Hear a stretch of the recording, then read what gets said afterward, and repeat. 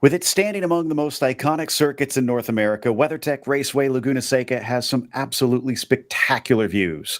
To match that, we have some beautiful machinery to race around it because it's time for Orange Cup qualifying in the Porsche Owners Club. I'm Joe Peak, and with me in the booth is former racer Joey Atterbury. Joey, with the corkscrew on display here, we know where we are. Yeah, it's going to be a fantastic day of racing. And like you said, the corkscrew, one of the most famous sections of racetrack in all of planet Earth out here. If you don't know about the corkscrew, well, you are going to learn about it here this weekend. We're going to be watching Porsches both today and tomorrow tackle this, call it Central California racetrack. Absolutely. And as we said, it is qualifying up first. The Orange Cup is going to be taking to the track, and they're going to split it into two halves. So they'll try to get everybody some space out on the track here, as it's not the longest of laps, and you definitely don't want to be held up with how technical this circuit is. Frankly, I have to imagine that qualifying going to be a bit important at this circuit, Joey. I think that qualifying is always important no matter what circuit you're at. But yeah, Laguna Seca being a little bit shorter in nature, you definitely want to start towards the front of these fields. So that really puts kind of qualifying in the focus.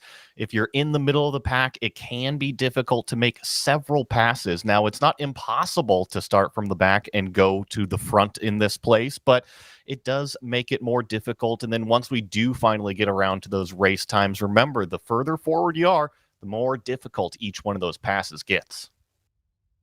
Getting a few of the shots of the places around here. That's technically turn one right there, coming down into what we saw prior, which was Andretti Hairpin. There's that entry to Andretti Hairpin. Probably going to be one of the best places to try and make those overtakes. But it is still difficult as we get ready for the cars to hit the track here shortly. We'll have plenty of racing. And as we can see at the bottom of the screen, this is a big year for both the POC and the PCA. Porsche Owners Club celebrating their 70th anniversary. It has been around for a long, long time. Some of the drivers have been here for just as long. Yeah, well, I'd love to meet them as well. So it's going to, like I said, be a fantastic weekend of racing. I mean, look at the weather that we've got out here. Beautiful blue sky day at Laguna Seca, which, Joe, as you know, isn't always that common. Exactly. And sometimes it can be a little bit more misty and a little bit more gray. It can also be quite cold, but we're in the middle of the summer, so looks like conditions are pretty decent out here as we have cars out on the pre-grid getting ready to take off on our first qualifying session of the day. Have a couple of those, then we'll get to the racing a little bit on later on this afternoon. I love this, the 253. I have not seen this car yet, Joey. A Herbie the Love Bug tribute.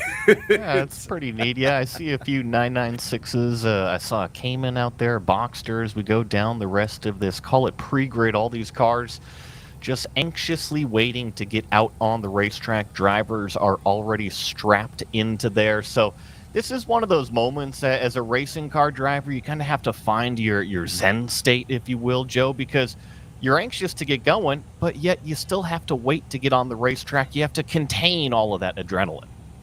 Exactly. Now, while we wait for that, there are a couple classes even within this Orange Cup. There will be the Boxster Spec class. There will be the GT5s, and then there will be the Spec 2.7 and GT6 and GT7 that will be racing out there. I know there's all kinds of stuff that they've got that equate who goes into what. From what I understand, it is mostly a power to weight ratio thing. So I'll let you kind of sort some of that out, Joe, if you want to get into the weeds on each of the classes. But that's the main thing I was told that they go by here is just the power to weight, so that everybody within the class should be on relatively equal footing. And if you look, we got 1 minute here, so the driver's going to be firing up those engines and getting out there on track for this qualifying effort. And when you talk about kind of the power to weight ratio, now Throughout racing, there is tons of different rule sets. And I think probably in the last decade, maybe last 15 years or so, this power to weight formula has kind of risen to the top because there are so many different cars out there now. It really is an easy, simplified way to get them all on the same playground together. And allows a lot of different cars to show up and go racing, because not everybody can coordinate to all buy the same thing and then expect to go out and be an even machinery. And Porsche Owners Club, there's a lot of Porsches that you can go and grab and go racing with, as many have over the years. Seen some drivers now getting onto the track. I see Steve Town has entered there. We saw Dwayne Dement. We'll be talking about him a lot today, as he is running a very special livery that we'll talk about a little bit later on. Rob Walker, that's a name that we've talked a lot about in Porsches before. Sagar Dhawan, also one of those that we've seen on the sim racing world. POC, of course, something Joey and I have been calling on the sim side for many years, but really cool to see now a lot of these same drivers get into their real cars and take to the actual track. And what better place to do it than this fantastic venue in California? It is such a picturesque racetrack, and it's a beautiful place to go to, whether you're driving, whether you're a fan, or even just going out and visit. You can just cruise up Highway 1 from Southern California and eventually get up here to Monterey, where the Porsches kind of live freely. You see a lot of them up in this neck of the woods out here. So excited to call this one. And Joe, while I do have plenty of Porsche seat time, I do see a lone Miata out there. That one takes me back to my original racing days. Exactly. I figured it would.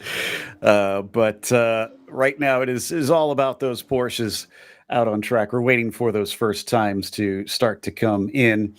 Alan Stad looks like he is taken to the track. Larry Haas is out there. Paul Filsinger as well. But let's see what kind of times we have put down as they head up into the very iconic corkscrew. You can see a few of them maybe giving that curbing just a little bit of a wide berth, because I'm sure there's going to be a fair bit of bottoming out if you're really pushing it through that turn. And remember, this is still the outlap, right? These cars are not fully up to speed yet, so they're just kind of feeling everything out. And also, where the corkscrew is, call it about 2/3 of the way through the lap. So let's say if you've got 3 or 4 cars lined up in front of you, it definitely provides an opportunity on the racetrack to kind of slow things down, get that spacing as we start to head down the hill here. And I think that's kind of what a lot of these cars are doing, kind of using the corkscrew section as that final little slowdown, getting their spacing that they want in order to set up their qualifying run. Yeah, definitely a few that are just kind of easing up, giving themselves a gap, as we do have it separated into the two different groups. So there should be plenty out there as we hop on board with Phil Town here. This is down into turn 5, coming up to that braking of the uphill. Recent repave and a little bit of widening of the track, helping them carry some speed. It was done a couple years back, and thankfully now the concrete or the asphalt or whatever you want to call it, the track surface, should fully be cured up. So it's a beautiful, smooth surface that these drivers have here at Laguna Seca. So this is coming up the hill to that famous section that we're going to be talking so much about today and tomorrow, the corkscrew. Make sure you keep the car drivers right and then really aim at those trees. You got to pick out a tree for that second apex as you start to charge down the hill. And really, it doesn't stop going downhill until about turn number 11. Yeah, that's a good point. It's a pretty long drop, even though it evens out a little bit at this stage. Phil, coming not just with experience here in POC, where he's won races, but he competes in World Racing League in the GTO class. So definitely gets around, gets some experience on the track. Experience on this circuit probably going to pay big dividends from what you've told me in the past, Joey. I think that track experience always pays big dividends. It doesn't matter if you're here at Laguna Seca, if you're over at Virginia International Raceway. when you come to a racetrack the first time, you have to learn those brake markers. Now, you mentioned sim racing. I think that a lot of these drivers now have the capability of being able to prep on the sim before actually going out to the real world racetrack. So that's nice to get into the rhythm of things, kind of learn what gears you need to be in. But still, there's no substitute for when you actually go out on the track for the first time, figure out where those braking markers are.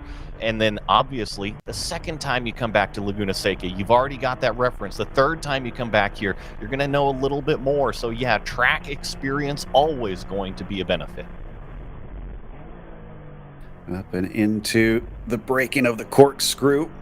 Believe we've switched over to Momire, if I heard correctly. Steve Town, excuse me, who we're watching now at this stage, down and into turn 10. And Steve, obviously, here with Phil, and he is another driver with a bit of POC experience over in the GT4 side, but has race wins in GT3 and GT5 classes. Also runs in WRL, but he's pretty involved in the club itself. He's a POC board member, and he's the sponsorship director. Definitely a guy you want to get cozy with, I suppose. Well, not only that, but he's actually sitting currently P1 provisional on the board right now with a 138.287. So he's kind of leading the charge in this first half of this orange group right here. So you mentioned everything that he was doing off of the racetrack. He's doing the right stuff on the racetrack, too. Looks like this is going to be a qualifying cool-down lap here. He just put in that flyer on what was, call it, lap number 2 for him, and then he simply got out of the way of a competitor going up towards what was that turn number 4 there. So that's always nice to see, is that not only is he fast out there, but he's aware of others. You don't want to mess up somebody else's weekend. He's got about 2/10 over Dwayne Dement, so not huge, but enough that he is still ahead. That Dwayne has to make some good inroads on a couple corners to try and overtake him in qualifying. Rob Walker is just behind the pair of them, but he is in Boxster spec, we should point out. Those top two in the GT5 class right now. But we'll see if that switches around. A couple other GT5s in below, splitting some more of those Boxster spec cars out. In fact, Boxster spec, easily one of the most popular classes here in Porsche Owners Club. Sees plenty of drivers come on out and try to put down their hot lap. Somebody is happy with their qualifying, though, and heads on in. That may have been Steve's car, actually. Yeah, I didn't quite catch the number on the side of it, but a lot of times here at this racetrack, the drivers have the ability to exit via, call it, before turn number 10 off to driver's left-hand side. Just kind of gets them off of the racetrack and directly into the paddock without actually having to go into pit lane. So if you don't have any crew up on the wall, you might as well just pull it off on this section of the racetrack, bring it right back to your trailer. We'll be back with the orange first half qualifying. We'll have a few ads, and then we'll return to the racing on the circuit.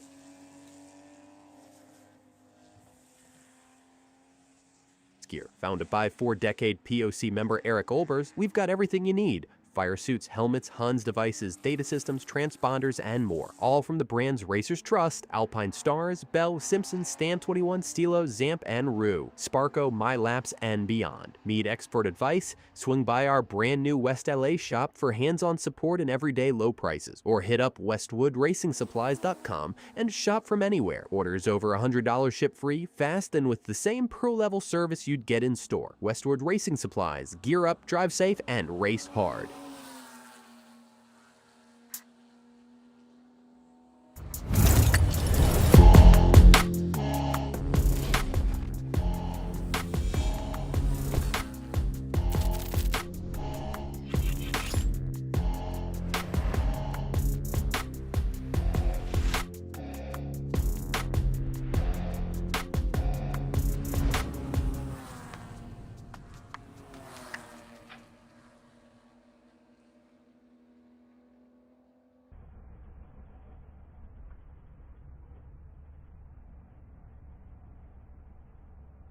We're back with qualifying. Just a few minutes to go. Looks like a little less than 10 minutes left in our first of two halves of qualifying here for the Orange Cup.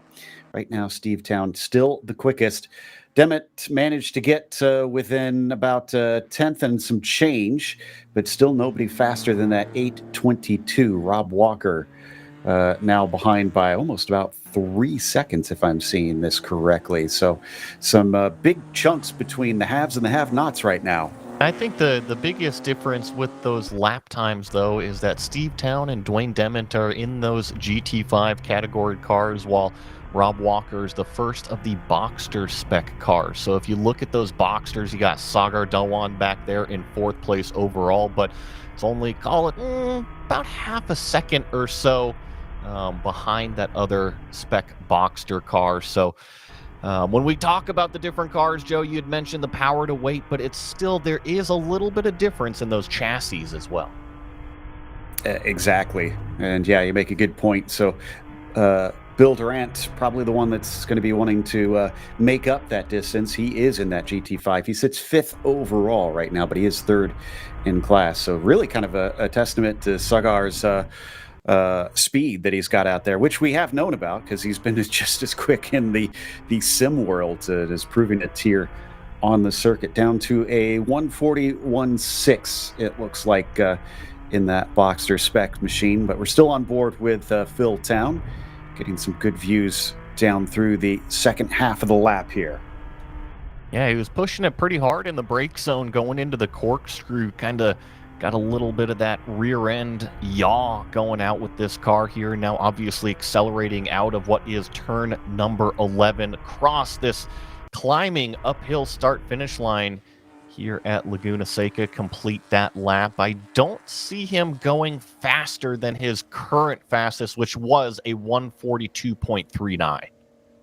He sits 4th in that GT5 category currently. We mentioned Sagar is the quickest in the Boxster spec.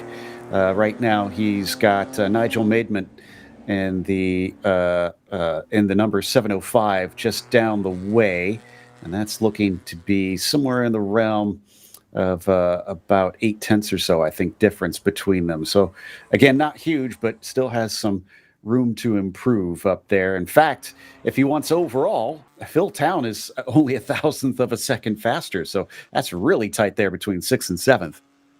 When we talk about these tight lap times, too, we also just have to remember the weekend as a whole. This is the first qualifying session that we've got out here on a Saturday morning.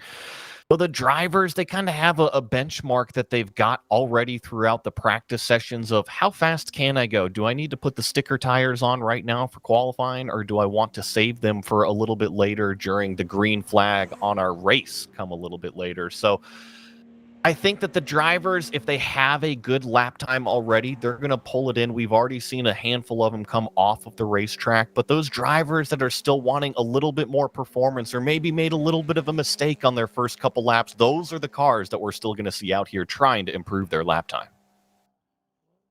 It's only, I believe, 15 minutes for this session. Yeah, 15 minutes that they've got, and as they are into minute 13, and it's just about time that we're going to see drivers start that final push, that final flyer to try and make up. 20 cars taking part in this first half of the 2 halves of Orange Cup qualifying. Couple more are ducking in and taking themselves back to the garage. So looks like we might have just a tiny few continuing on, although we're not seeing anybody out on track right now. We'll see if anybody flashes past us soon. Oh, no, looks like we're getting word they've all headed in. So that is it. Session has completed. So first one done and accomplished here at this phenomenal circuit. A little bit of a quiet session, but that's exactly what we want here in qualifying. No cars off the racetrack. Everybody's still happy, and now they get to look forward to the rest of the day. So we'll get just a little bit of a break here on the second half of the Orange Cup. Then we'll come back with some PCA racing as well that we have with POC here, sharing the track. 2 great Porsche organizations. And honestly, it just, it really, I think, tells you just how popular Porsche cars are. It's 70 years and still how healthy are both of these series that we see so many drivers. It looks like we've got second half already out on the track and going. Yeah, I already have a handful of cars crossing that start-finish line, and I see them still exiting out of that pre-grid area. So all of these cars now are starting, like you said, that second half of this orange qualifying session. Everybody's got to get up to speed here on this outlap. Remember, all those cars that we were watching already had accomplished this first lap, but these drivers have to get everything up to temperature before they can go rock out. Momeyer's another one that's been involved in this league for a while, and he's actually the current POC president and competition director. He's, interestingly enough, the guy that I've known the longest of the POC group, because he first reached out to me years ago for coverage on the Sim series, which the league got into during COVID. And many, of course, on-track racing series kind of took escape into the sim racing world, and I think they've taken quite a shine to it. We're now, I think, something on 5 years into covering their sim racing. The sim stuff is always fun, and I had mentioned that it's a great way to train. Now, back when I was still inside of a race car, you can't use the sim to say, all right, this is exactly how you drive the racetrack in terms of the brake markers and the shift points and everything. But what it is fantastic at is getting into the rhythm of a racetrack.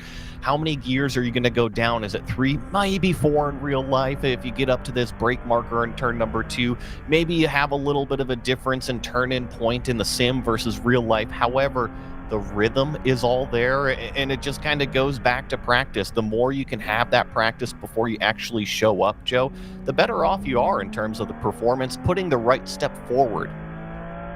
Yeah, I'm sure there's a lot of information that can be garnered the more laps that you put in the sim, especially with how realistic it's gotten, and the fact that a lot of the major sims now laser scan, so you know that track is accurate right down to the smallest of measurements.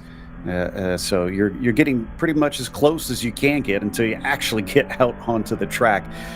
John, has he set a time? I see a 1:56. I think this is not a flying lap, though, that we've got for him. I think they're just starting their first flyers now. One of the drivers popping out of the way between turns 3 and 4 as John takes through that pretty swift right-hand kink.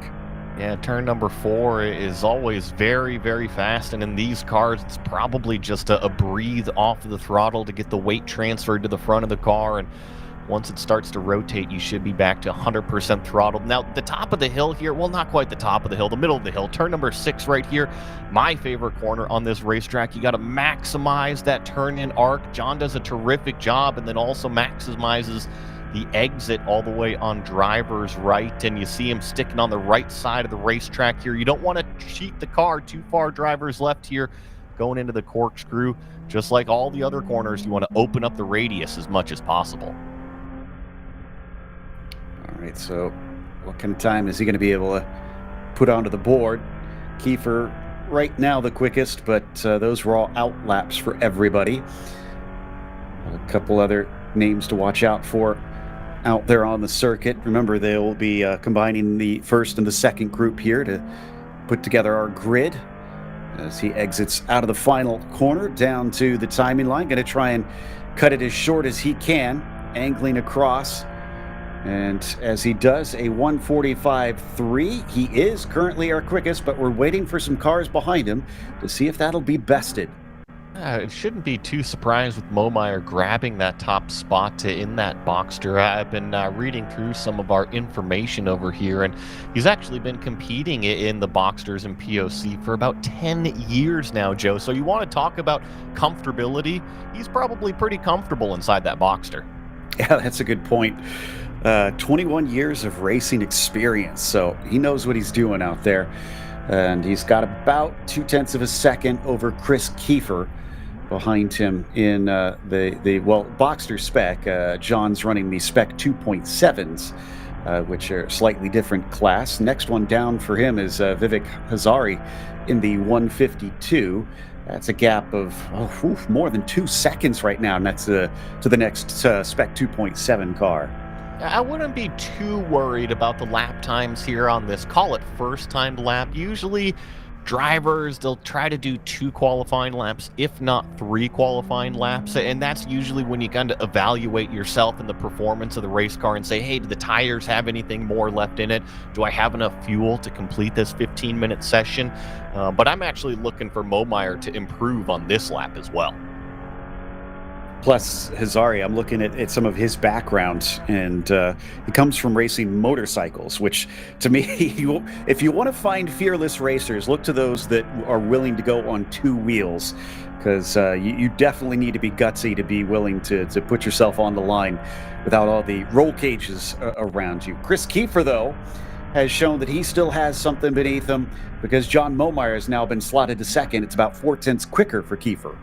Yeah, and that Boxster spec number 997 for Kiefer. That last lap time, a 1:43.8, so about a half second faster than this spec 2.7 car of John Momeyer that we're riding on board with here. Actually catching up to a little bit of traffic. Now, as a driver in qualifying, that is the last thing you want to see. Are they going to be slow at an apex? Are they going to be slow at a break point? Is it going to hold me up in my qualifying effort? You never want something out the windshield, but you can always navigate around it. The smart drivers can. So, as we wait for our drivers to continue around here, I had myself confused, apologies, as it was Matt Hollander that I was thinking of that I first had contact with. Momeyer, though, a current director, we'd have talked to him quite a bit over the years in his direction of the series. I had a bit of a scare because Matt Hollander just contacted me suddenly about his lap times, and I said, "Wait, aren't you in the car?" He's like, "No, that's I was in the first session. I realized what I was thinking of out there." So John Momeyer, he and Hollander getting a little bit mixed up in my head. Even still, impressive from John, as Alistair Belton currently the fastest now, and Boxster spec over John Krylo. John Krylo now has overtaken Chris Kiefer for that P2. Yeah, that's so we got 2 new names up at the top, the number 206 car as well as the number 383, like you just heard Joe Peak mentioning, and down to a 1:42.150 is that new provisional fastest lap time in the second half of this orange group of qualifying. Got a lot of these spec Boxsters out here. Got a lot of the spec 2.7 Boxsters as well. I noticed in that first half of qualifying, we had a lot more of, call it the GT5 classed cars out there as well. A little bit faster in terms of the overall pace, but gotta love to see these convertibles with hard tops on them. Yeah, I agree. And I know there's a lot of people that do love convertibles, but I don't know. Give me a hard top on that car. Well, they make the Cayman now, which is pretty much the same thing. But Yeah. I think that these Boxsters, so for everybody who hasn't driven a mid-engine car, there's something about them that if you know vehicle dynamics, or if you've ever ridden listened to anybody talk about vehicle dynamics or how to drive a car, a mid-engine car, especially a Boxster, performs exactly how like you would think about it. You transfer the weight to the front end of the car, all of a sudden you got a little bit of rotation. You step on the gas, you put the weight to the back end of the car, kind of straightens itself out. It really does drive like a book. And as far as the popularity of this Boxster spec class, it's so popular. Apparently, it's getting hard to come by parts, which is why we have the 2 different spec classes. The 2.7 was developed kind of in response, and some drivers were having difficulty getting hold of what they need out there. But the 97 to 99 Boxsters, I understand, is what is really the most difficult range of years that drivers are looking for those parts. In the meantime, we've got Krylo, of course, sitting in P3, trying to make up for that pole on Kiefer. That gap at less than 1/10 of a second for the fastest of those Boxster specs. No, I take that back. Belton is also in that Boxster spec class, and that's a 1.5 seconds. Yeah, Boxster spec 123 right now on that live timing with about a 1.5 second gap between first and second. That was pretty large compared to what we saw in the first half of qualifying, but I will tell you this about racers. Some of them qualify well, some of them don't qualify well. It's definitely an art form that you have to be able to go out there and wrangle the most out of your car. When we get to the race, racecraft is totally different than qualifying, so don't count out some of these drivers that may be sitting 4th, 5th, 6th, or 7th. Yeah, that's an excellent point.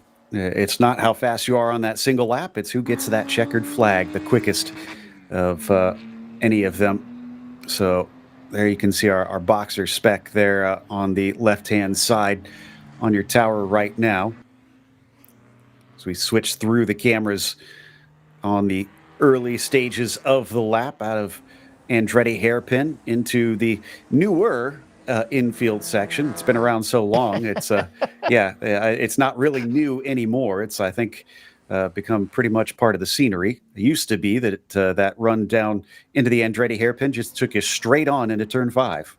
Joe, I think that more people know about this layout than Yeah. the old layout. But you're right. This racetrack has a ton of history, and right where we see this at turn 5 right here would pretty much be the connection between where the Andretti hairpin is now to that fast sweeping turn number 5. So we've been talking about the sim racing world. I know that you and I talk about it all the time. I would love to see some of these, call it vintage recreations of the old school layouts put in the sim nowadays. Oh, me too. I would absolutely love that. Certainly some very strange and also some very scary versions. This track was so fast during that era. Lap times had to have been just utterly ridiculous, the way that they would get through here so quickly. Not seeing much in the differences now out there on the timing sheets, as drivers seem to have gotten the best out of it. These 15 minutes just about up. We got 2 minutes and some change to go. You know, there is one difference on the timing board, and that is Belton, the number 206 car, improved that lap time, now a Oh. 141.78. So it was a 142, now gone even faster for that number 206 car. Tried to see if I could find some info on Alistair, but has not given us any tidbits. So he remains a bit of a mystery, but obviously very quick. And everybody is left chasing with very little time to try and make up in this qualifying session. It would be a massive jump for anybody, even Chris Kiefer there in P2, be able to take that top spot away, especially this suddenly at the end of qualifying. Of course, this is the end of the Orange Cup qualifying. We will have Red Cup a little bit later today. Before we get to that, it's off to PCA. So the other club will get some time on track, and then we'll hopefully get our first racing when we get to the afternoon out here in Laguna Seca. PCA will give us POC will give us our first race at 1:25 Pacific time for that Orange Cup. So look forward to that. And with that, we are going to take a small break. Let's step away for just a moment here at Laguna Seca as we are just about done with POC Orange Cup qualifying. Racing Supplies is SoCal's home base for serious driver safety and performance gear. Founded by 4-decade POC member Eric Olbers, we've got everything you need. Fire suits, helmets, Huns devices, data systems, transponders, and more. All from the brands racers trust: Alpine Stars, Bell, Simpson, Stan 21, Stilo, Zamp, and Rue. Sparco, MyLaps, and beyond. Need expert advice? Swing by our brand new West LA shop for hands-on support and everyday low prices. Or hit up westwoodracingsupplies.com and shop from anywhere. Service you'd get in store. Westwood Racing Supplies. Gear up, drive safe, and race hard.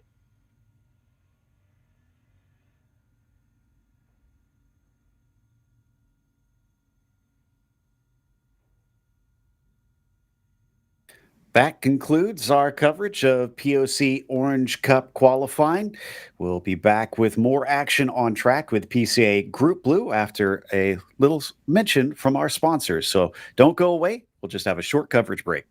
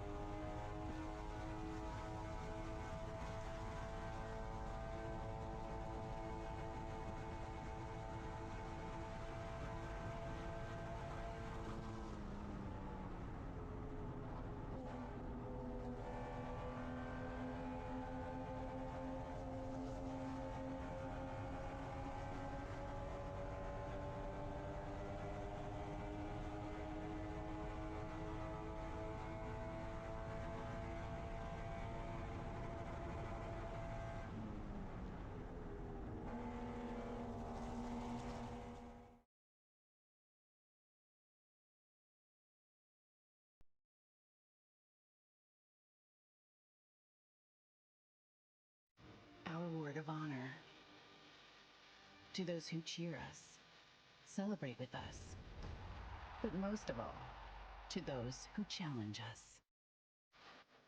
The greatest of all compliments. To the ones who cherish an original and then turn it into an icon. To those who put it on the streets. And to those who put it on canvas and carpets. Because wow, that's pretty cool. To those who bring their dreams out into daylight. To the pinnacle, to tame elements. You made us who we are, and you always will. It's been said before, and it remains our promise to you.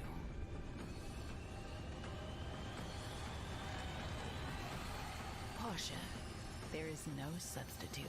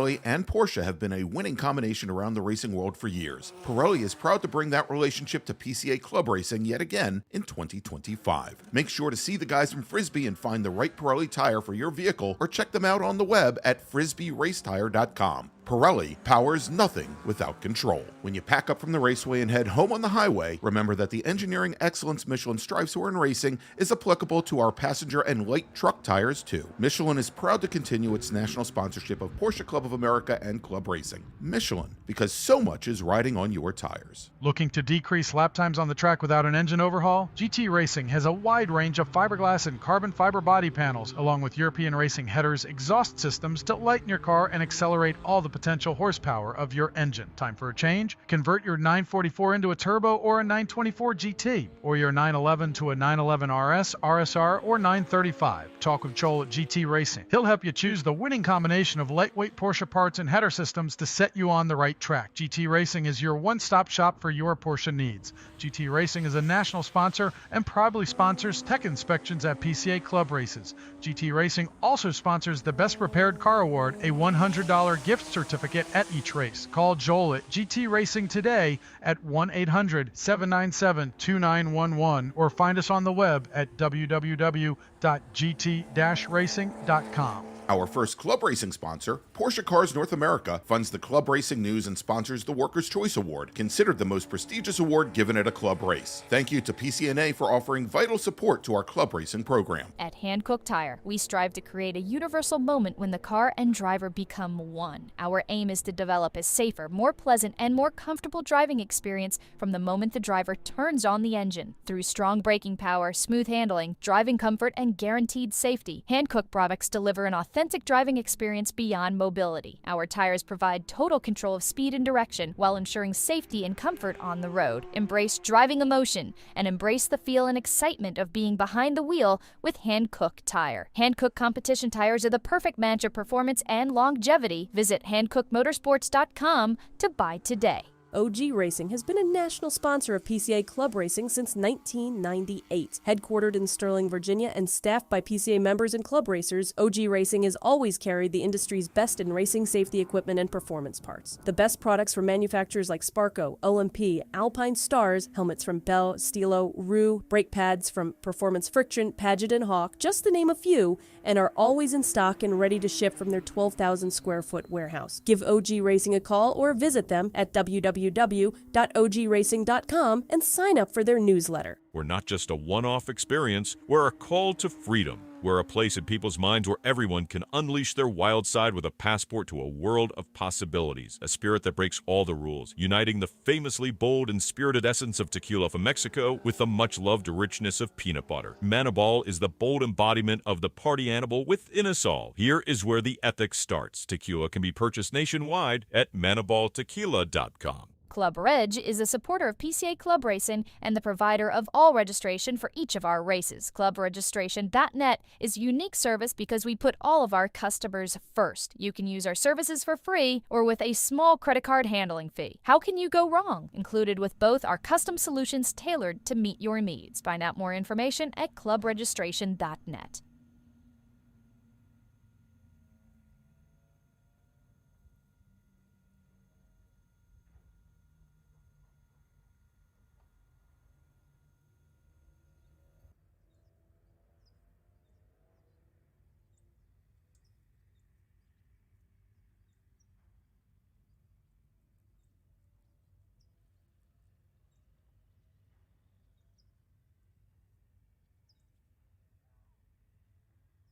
Well, we finished up qualifying for POC. Now we switch gears over to PCA Group 1 Blue. It is time for Race 1. And of course, Race 1 is presented by Fred's Place. In the heart of Mountain View, California, Fred's Place is a corner bar that's been bringing folks together for generations. Voted the best dive bar by the Peninsula News for 3 years in a row, Fred's is a neighborhood sports bar that is authentic, unfiltered, and full of character. Located just 1 mile off of Highway 101 in Mountain View, Fred's Place boasts not only a charming bar, but also a lively atmosphere that beckons weary travelers and locals seeking a place to unwind. Big thank you to them. I'm Joe Peak, here to bring you the action with former racer Joey Atterbury alongside. And our grid for this first race sees Bob Mueller next to Tim Salveson to his outside.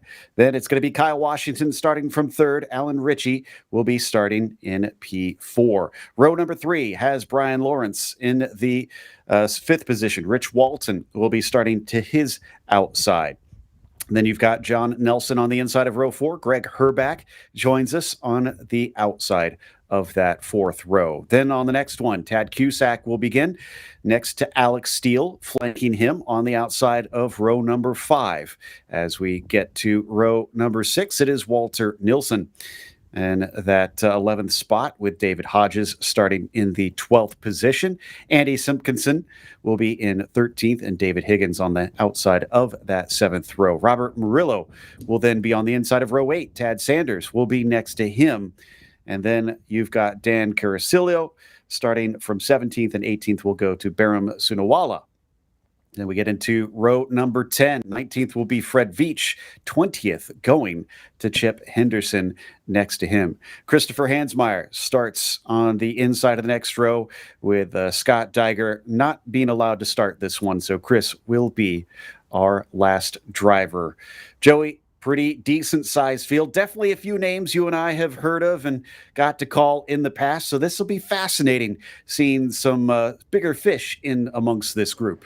It's going to be a fantastic way to kick off racing here on a Saturday brunch time here in Central California. So we see the cars leaving pre-grid right now, go out on their pace lap, and then we should be getting a green flag here relatively shortly. I'll talk a little bit about the racetrack here while the drivers are getting everything up to temperature here on this pace lap. I think your best passing opportunity is always turn number 2, known as the Andretti hairpin here at Laguna Seca. You've got the big brake zone off of the front straightaway. Here's a great shot of the entry of that corner, but the only tricky part that's super confusing, it is downhill here. So if you get too deep on the brakes, it can definitely carry the car outside to driver's right, and that's where you don't want to be on this racetrack. A couple of other key points. Turn number 5, always fast around here. Turn number 6, a doozy of a corner. You got to keep it on the racetrack as it leads you up into that corkscrew section. And speaking of the corkscrew, Joe, that is one of the most famous pieces of racetrack that we've got here. I think that everybody knows about it from playing in video games or even seeing video of it in real life. It is going to be a talking point all day long. And then, of course, after the corkscrew, it's downhill for about 3 more corners to finish out the lap here at Laguna. Yeah, definitely some spots that most people will recognize, but then trying to tackle it and be quick through it is going to be its own kettle of fish for sure. As to be fast, you'll have to be brave. See the drivers continuing to weave to warm up the tires out there, get themselves ready. Like you said, still slightly in the morning. We're getting close to that afternoon time here as the sun continues to rise, but thankfully still very bright blue and sunny out on the track to help get those tires up to temperature as they pace behind the safety car. Wait to get them all gridded up double file. Then we'll get going racing here for 35 minutes on this first race event of the weekend. You see them all starting to get stacked up here behind that safety car. Going to form rows of 2 by 2 like you read out. About 20 plus cars here to kick off the first race on a Saturday. And now they're looking at turn number 11. That pace car will be pulling off driver's left, and it is all in the hands of our pole sitter. Love the columns that we're seeing. This looks like a good start as long as everybody's nice and patient coming off that final corner. So they look for the call from the flag stand. It is a little ways down to that start-finish straight, that start-finish line. And it looks like they've got it. Green flag is out as they accelerate away towards 1 and look for the braking down into turn 2 at the Andretti hairpin. And as they break into that first corner, it looks like a bit of 3 wide at the back, but it shuffles down to 2 wide for most of them, some even single file at the front. That looks nice and orderly, although we got a little bit of a challenge. Washington trying to duck up the inside at turn 3, unsuccessfully though. Yeah, we've got these cup cars, call it a handful of cup cars out there leading the way as the rest of the field streams through what is turn number 3 and turn number 4 for the first time. A little bit of a threat from the lead there in turn number 3, but has since kind of settled down, and now we see that second place car, a little bit of a wiggle going through turn number 5. That's going to cost them a little bit of momentum. Looks like that is Bob Mueller leading the way, with Washington giving chase in behind up the hill. Salveson trying to take a look to see if he can get a run on him. Some of the cars having much better acceleration out of that turn 6. That is a definite difference maker coming out of that turn onto the back straight. Now in anger for the first time down through the corkscrew. So far, so good. Everybody managing to navigate without heading off into the gravel. And you see some of these drivers a little bit more timid on this opening lap, some of them more aggressive with how much they are cutting these apex curbs as they go down the hill for the first time through what is turn number 9 and 10 at this racetrack. Our leaders already out on the front straight, completing their first lap. So Ritchie holds onto that 4th spot, Walton in 5th. Cusack jumps up into P6 on that first lap, crossing the line, seeing some big gaps from those top few, as it seems like there is a bit of a breakaway amongst maybe the top 7 or 8 drivers in this group. Coming down to the braking of the Andretti hairpin once again, and a few drivers having to go defensive into that one, trying to square it off on the exit, looking for the best run down to 3. It is such a technical racetrack that we've got here in California. You really have to be able to maximize the track width from the beginning of the race all the way to the end. And of course, that takes the mental brain power. The driver's got to be on top of it every single corner out here at Laguna Seca in order to extract that lap time that they need. There's a lot of different classes, as you can see, cycling through a number of them on our tower, but we'll keep you abreast on the overall as well. But Bob Mueller is the quickest in that GTA 3. Still being chased by Alan Ritchie behind, and Tim Salveson. They are 3rd and 2nd respectively, or 4th and 3rd respectively overall. So they need to get by Kyle Washington, who has been a bit of the thorn in the side of that 128 since the beginning of the race. Kyle using his countless experience just about everywhere I look. He is racing in a Porsche pretty much everywhere you turn around. He's got a lot of seat time, especially in these, call it newer cup cars, newer GT3 based cars. And that's exactly what we've got in terms of our top 4 breakaway. So they're exiting out of what is the Andretti hairpin, going towards turn number 3. Our leader is Mueller in the number 128 car, followed up with Kyle Washington and Tim Salveson. Those are our top 3. And then that 4th car, the caboose on the train, that's Alan Ritchie, desperately trying to hang on as these front 3 are starting to eke it out just a little bit away from that number 131 car. Yeah, Ritchie having trouble trying to keep up with him, and there's still a lot of racing left to go. But as we were talking about earlier when we were covering POC qualifying, it's not just about that one-lap pace. Maybe he's saving his stuff a little bit for this 35-minute event. There is your overall. You can see the different color codes for all the various classes that we have out here. Down through the corkscrew once again, our leader Mueller actually is kind of interesting. He owns a tequila company and has created the world's first peanut butter tequila. I'm very curious how that tastes. Yeah, I'm curious about that as well. I could certainly go for a margarita or 2 after a couple of these races. So yeah, maybe we should get to know him a little bit. Possibly, but for now, it'll be a little bit too fast to catch up with for us. He is running away from Washington and Salveson. Salveson starting to put the screws to Kyle here. Remember, that is not for class position. That is just for overall. And coming down into the braking zone, not going to be able to make the pass quite yet between the pair of them. But he is forcing a bit of a defense from the 132. Now, I say this all the time when we talk about driver classes. Yes, they do separate the field in terms of those championship points. However, if you talk to a driver, they always want to be the fastest. It doesn't matter what class they're in. So when we talk about that battle between second and third place, yeah, it's a slightly different class between these cars. However, they all want to be on the top. And if you ask them, whoever's P1, that's where they want to be. It's quite a great pedigree on this car as well. We should mention it's been raced in World Challenge, and the names that have sat behind the wheel: Matthew Jaminet, Wolf Hensler, Alec Udell. I mean, that's pretty stacked.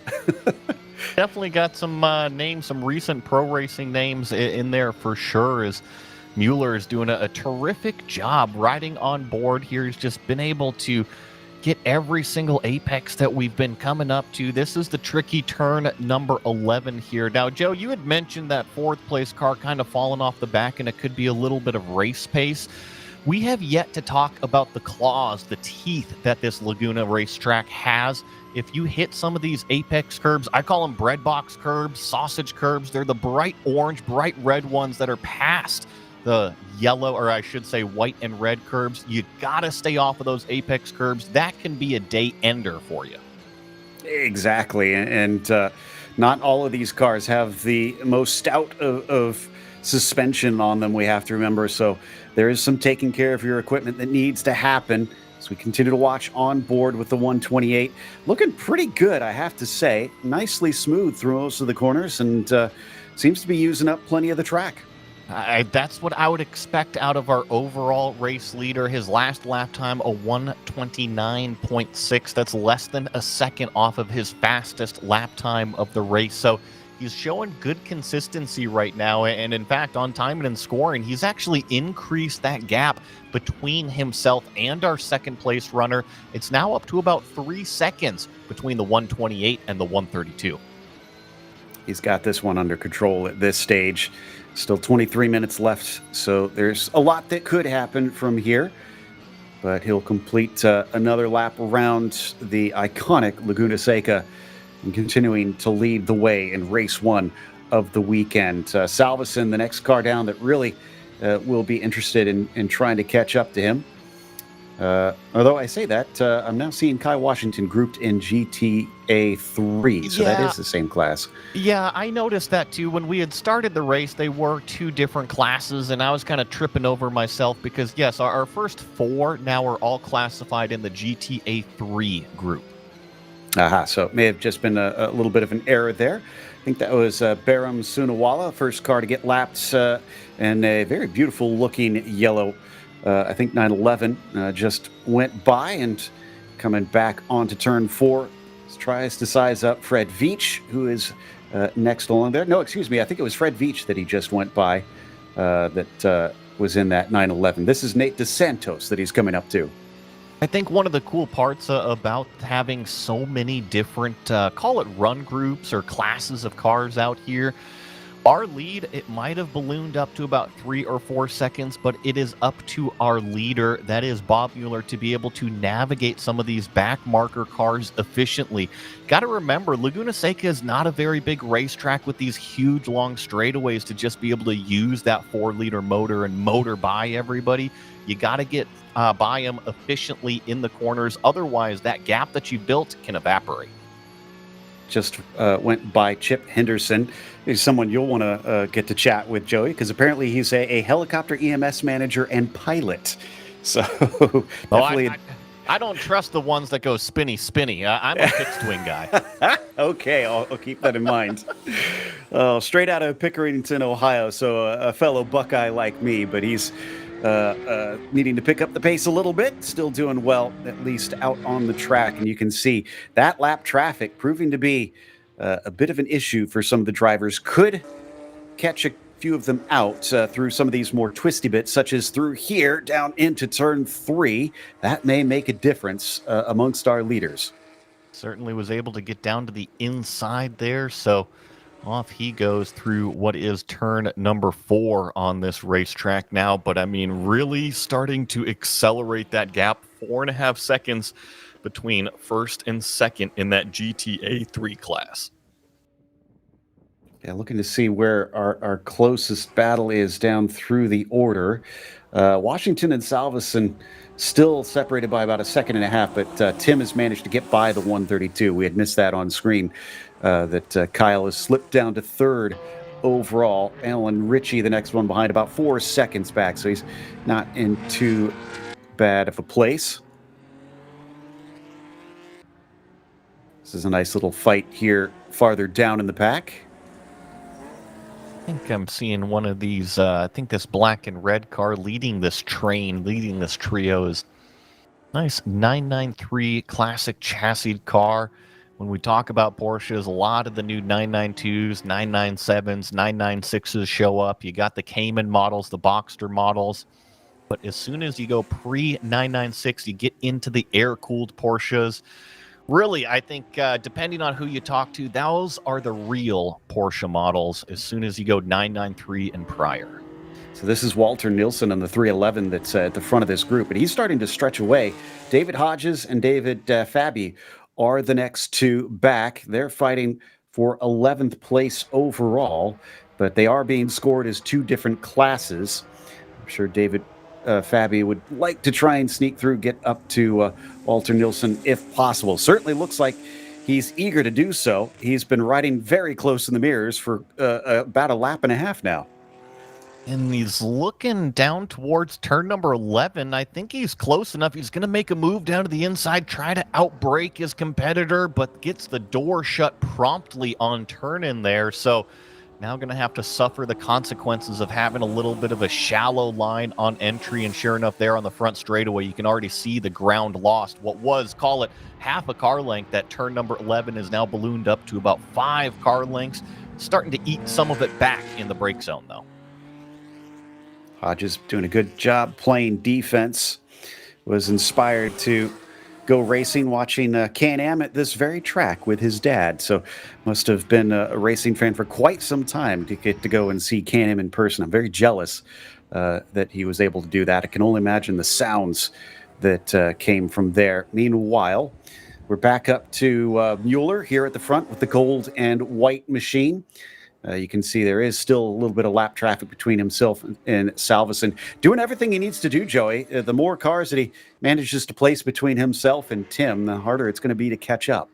Correct. But the only caveat is that our second place car that we just saw maybe get held up a little bit there in turn number 4 was actually over half a second faster that previous lap time. So we'll have to see what this lap will kind of bring us as we're approaching halfway. But is Tim Salveson in that white number 79 finally freed up with a little bit of racetrack to go hunt down our overall leader, who has held that position since the initial drop of the green flag? And Tim's one with some experience that you wouldn't want to hold against him. He's got podiums in Porsche Sprint Challenge, which is a step above here than what we've got in Porsche Club of America. So when you're starting to get that serious, you've got some speed and ability, and he's going to try and prove it as he attempts to run down Mueller, still sitting at about 3.7 seconds back. Let's see what the difference in lap times look like between them as they get ready to cross the line once again. Looks like a 28.7 for Bob, that's his best last time. His last one was a 129.8, and it was a 130.7. So Bob was still outpacing Tim by nearly a second. And I think we kind of saw the reason for that. Remember that number 79 car kind of got held up in this next corner the prior lap in turn number 4. When I think about this racetrack, there's a few really high-speed corners, and turn number 4 is definitely one of them. So if you get held up in this corner right here where we just saw him drive through, it can affect your lap time pretty heavily. I think that's one of the reasons why we saw it fluctuate so much. However, with the shoe on the other foot, Bob Mueller responded. Terrific job that last time, so he's doing what he needs to out front. Tim racing for one of my favorite teams of Porsche runners, Black Sheep Racing. They're a really fun bunch, and I've got to know them well over at Sprint Challenge. But we're now hopping on board with Bob Mueller. Yet more traffic just in front of him. 15 minutes still left to go on the clock as he goes down through Rainy Curve. And I think this is coming up to that battle we were watching before. It is indeed. Those are the two that were fighting, Fabi and Hodges. And at least Fabi is going to pull off to the side. Hodges still in front as they weave around the final turn onto the main straight. He is going to be able to sneak by and leave them to their own devices now. Mueller is definitely thanking his lucky stars that he had a 4.5 second gap between himself and second place, because that definitely ate up some of it. And in fact, you see Salveson there in the Andretti hairpin, so just a little bit faster, a 29.6 compared to a 30.4. So it's going to be this seesaw battle, right, Joe? Is that which car is able to navigate through that lap traffic more efficiently? Sometimes you catch them at a great spot, sometimes maybe not so much. Whoa, such is right there down into turn 5. Not sure who that was, but was definitely a scary moment. I think it was, that was Fred Veach again. So he's putting another lap on him, but Fred managed to just give him enough space at the apex and thankfully saw the car in time. And here comes the rest of that traffic up behind Fred here, approaching the corkscrew, but it seems like that yellow Porsche has been able to let those faster cars get through nice and cleanly. Oh, there's a move to the inside. It's Kyle Washington, I believe, or Tim Salveson getting down to the inside in between himself and one of those 993s. Yeah, Washington is still catching up behind. He could probably use some of the help from this traffic himself. He's still working on Veach. Veach gets out of the way, but he's not nearly close enough to Tim down into the final turn to try and capitalize on that. Still down to about 13 minutes left on the clock, and sprint race number 1 sees Mueller continue to lead. Worth noting that Rich Walton leading the GT4s, first of the non-GTA 3 cars that is leading out there in the field. Rich, though, is actually, am I seeing that right? That Rich has already been put a lap down by our leader. So that tells you the pace of those top runners. Holy cow. Yeah, it's pretty impressive. And when you're gone, call it 4 to 5 seconds a lap faster, it definitely does not take very long to catch up to, call it the front end of the field again, as it's busy down here going into turn number 5. Lots of camber built into the racetrack right there, so you can really drive it hard into the corner. However, this next turn number 6, you better be single file. Lots of times accidents can happen if drivers do not get themselves sorted by the time they reach apex.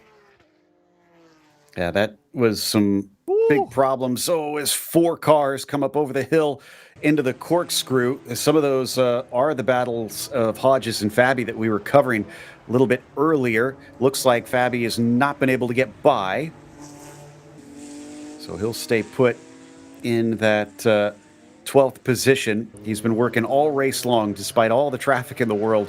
Still not enough to try and find an opening past that orange, black, and white car. Although is he defending, or is he I think there was a car lapping him through and just was trying to stay his best to be out of the way. And that will now separate the pair of them by a second or so as they cross the line.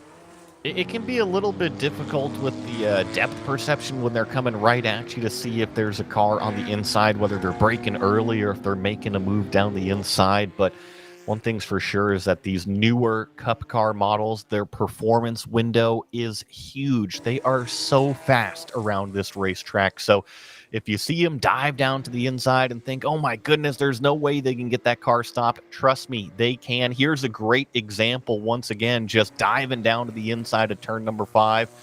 They just have so much grip, and then they still have that 4-liter in the back to pull them out of the corners. A phenomenal race car. We're going to take a short break. We'll be back before the race is over, though. Stick around. More coverage of Sprint Race 1 to come. On racing, TFB Performance offers a full range of racing services that includes vehicle prep, logistics, track support, and driver coaching. Whether you're just starting out in your on-track career or a well-seasoned racer, TFB is able to service the needs surrounding this incredible sport, from street cars to full-spec race cars. TFB's services are custom-tailored for you and can range from an arrive-and-drive program to a full season of pro racing support. Track time is precious, so making it as productive as possible will steepen your learning curve and save costly mistakes. Tim Barber, the owner, is available to personally coach you and is taking customers to wins and championships in SCCA, Massa, SRO, Trans Am, USAC, and PCA. Visit www.tfbperformance.com to learn more and contact the TFB. The Chicago Region Porsche Club is excited to host the 33rd Annual Club Race and the 59th Driver Education Event at the National Park of Speed, Road America in Elkhart Lake, Wisconsin. All Sunday and Monday races at the Road America Challenge will earn points towards the 2025 Club Sport Triple Trofeo and PCA National Championship Series. In addition, this event features a Porsche parade using the original Road America race circuit, car show, and gourmet dinner banquet in beautiful downtown Elkhart Lake on Saturday evening, which is fun for the whole family plus friends. Register today at clubregistration.net. Golden Gate Region will be hosting the third Thunderhill race of the season on September 13th and 14th. This event will include 3 sprint races on the 3-mile East course. Thunderhill Raceway provides some of the best racing around and is where many pro teams come to practice due to the many diverse corners around the track. After the summer heat, the weather in September should be perfect. This event will be a points race for the West Coast Series and the 911 Cup Trophy, along with standard points for the National Championship. The event is just for racers, though. There will also be run groups for HPDE and time trials. Visit clubregistration.net for more details and to register.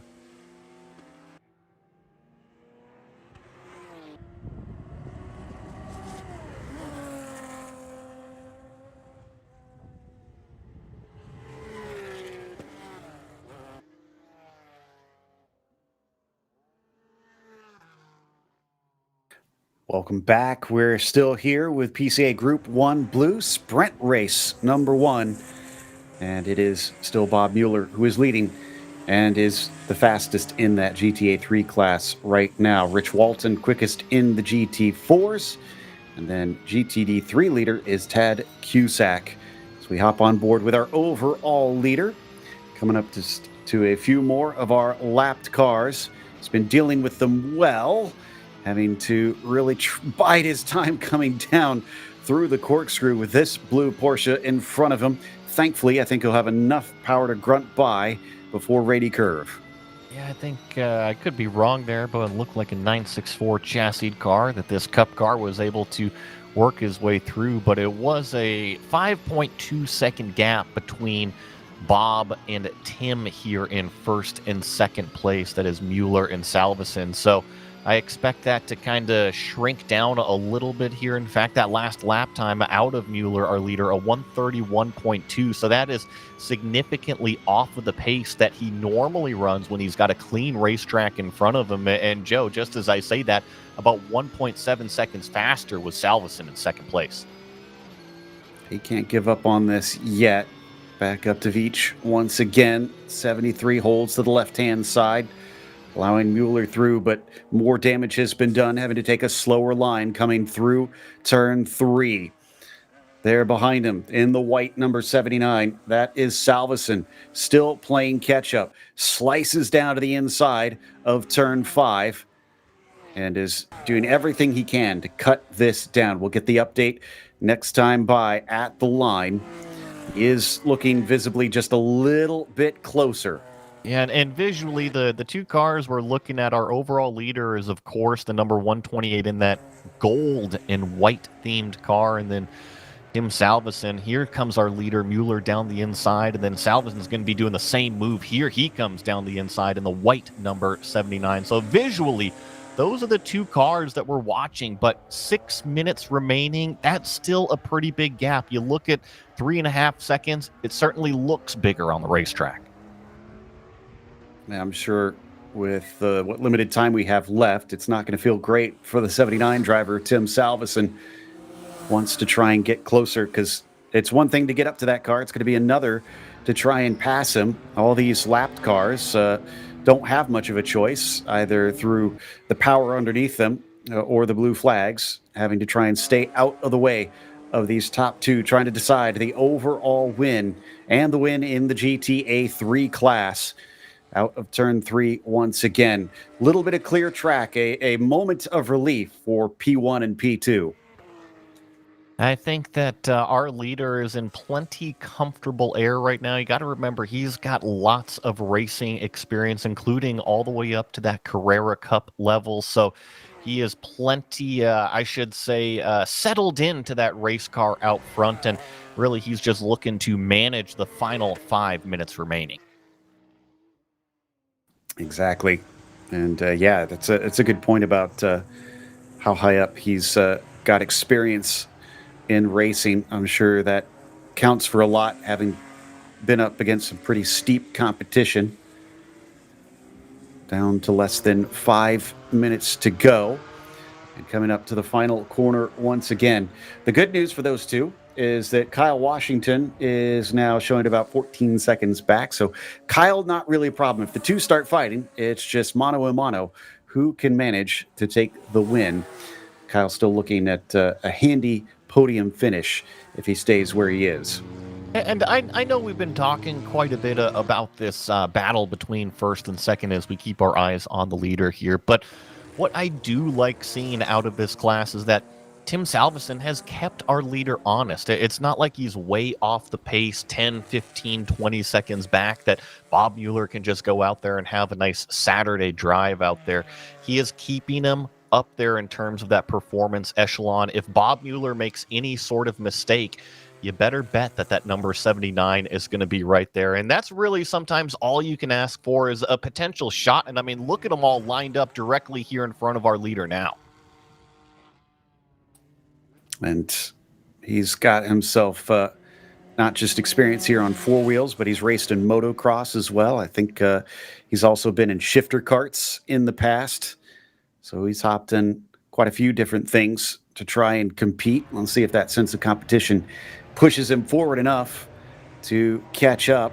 It looks like this traffic is proving difficult for both of them. And despite slowing up Mueller, the distance does look a little bit bigger between the pair of them down to the inside of turn 10. And that is going to be another awkward line for Tim Salveson, especially now that Mueller has been freed up. Coming to the line once again, we look to see what the gap is between the pair of them. And it's about 3.7 seconds. So you're right, Salveson's still just keeping them honest, but can't seem to do much more than that.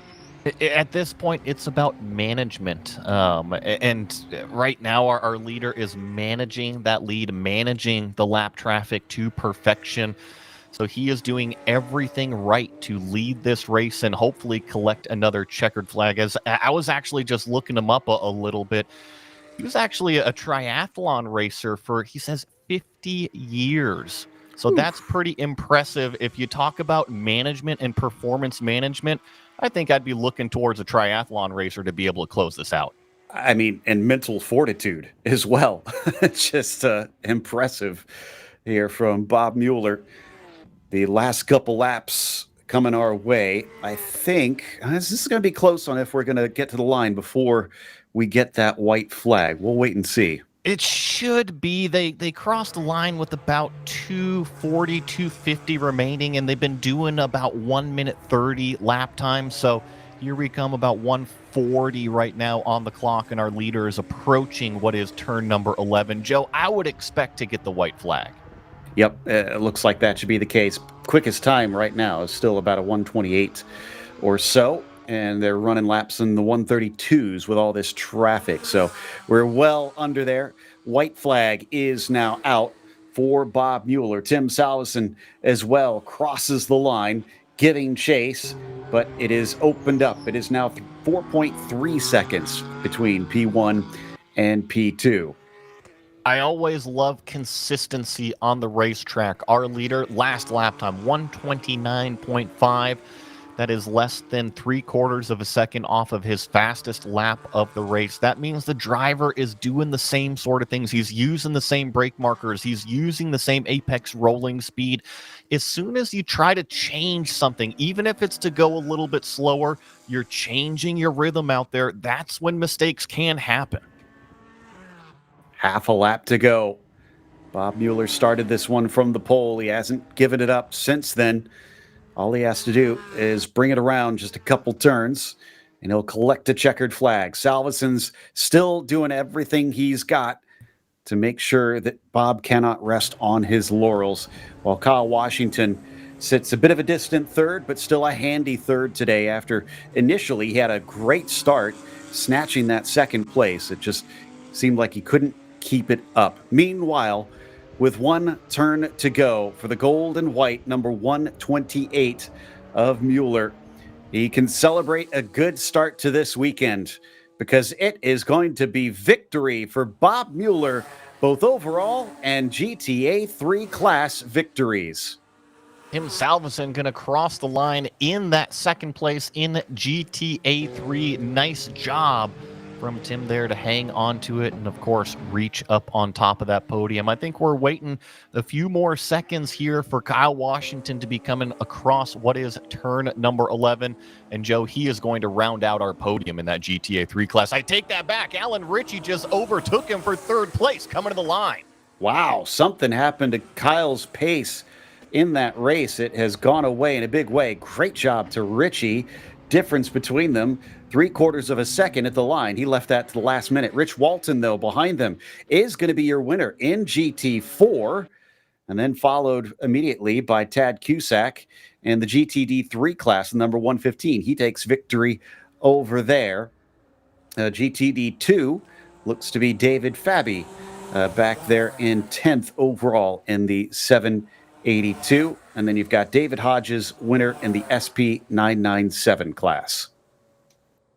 That was a good way to kick off a Saturday of racing as we watch the rest of these Porsches come across this turn number 11 and rocket their way down this start-finish straightaway here, complete the first of several races that we've got today and tomorrow.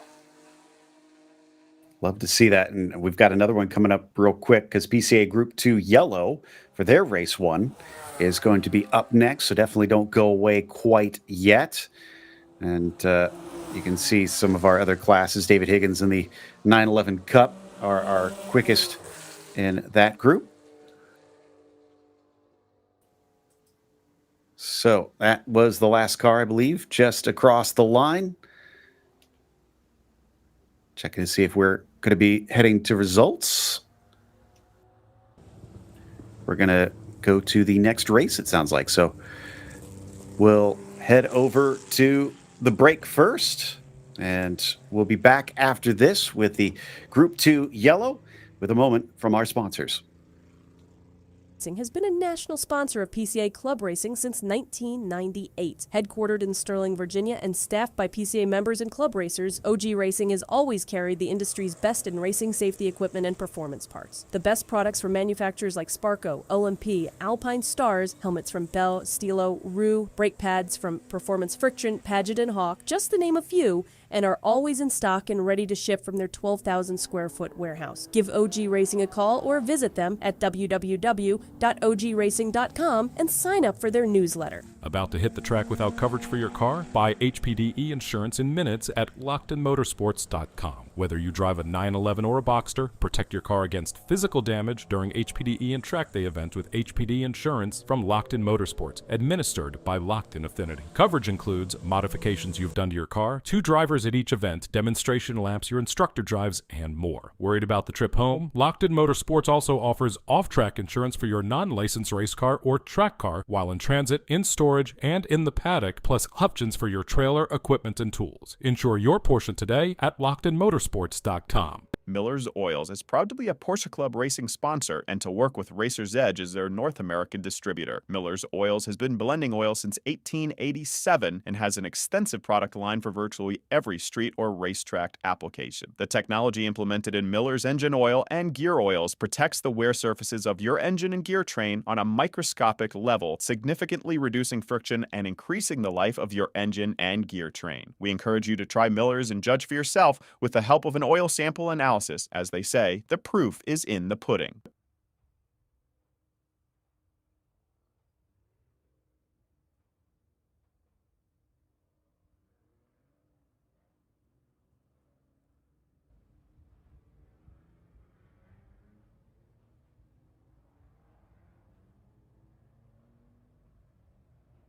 An awesome first sprint race of the day, but we're not done with them because Group 2 Yellow is coming up in just a moment with the Spec Boxsters. Looking forward to those cars getting out onto the track. But I think the big talking point in that first race that we'll definitely want to watch out for this next time, Joey, is the traffic management. That seemed to play a key factor. Laguna is a relatively short racetrack, and when you have a big performance window between the fastest race cars in the class and the slowest race cars, we are going to be talking about that traffic all weekend long. Got our grid ready, and Alistair Belton is going to be starting out on the top. Rob Walker will be the next one in P2. Then third goes to Joseph Koo, along with Hunter Allen to the outside. Fifth place goes to Stephen Watkins with Dallas Carroll starting from 6. Doug Baccignone will be in P7. Chris McDuff then starts from the 8th position. After that is John Haas in 9th, and 10th goes to Bruce Toes. Then we get to row 6. It is Howard Robertson starting in 11th. Trygve Isaacson starts in 12th, with 13th going to Alberto Abreu, along with Earl Harrington on row 7. From there, Mark Boschert starts on row 8 with John Seidel alongside of him.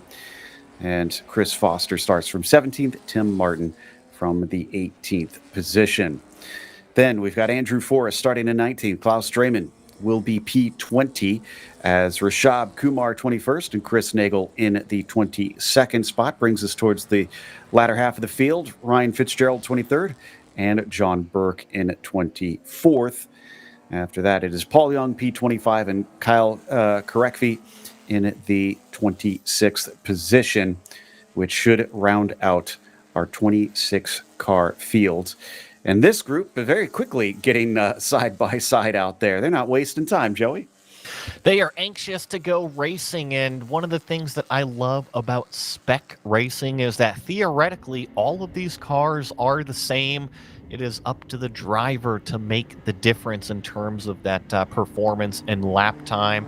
It's kind of where I cut my teeth in terms of a driving career is spec racing, so you got to love to see it, and you got to love to see, would you say 26 spec Boxsters is what we've got out on the racetrack right now?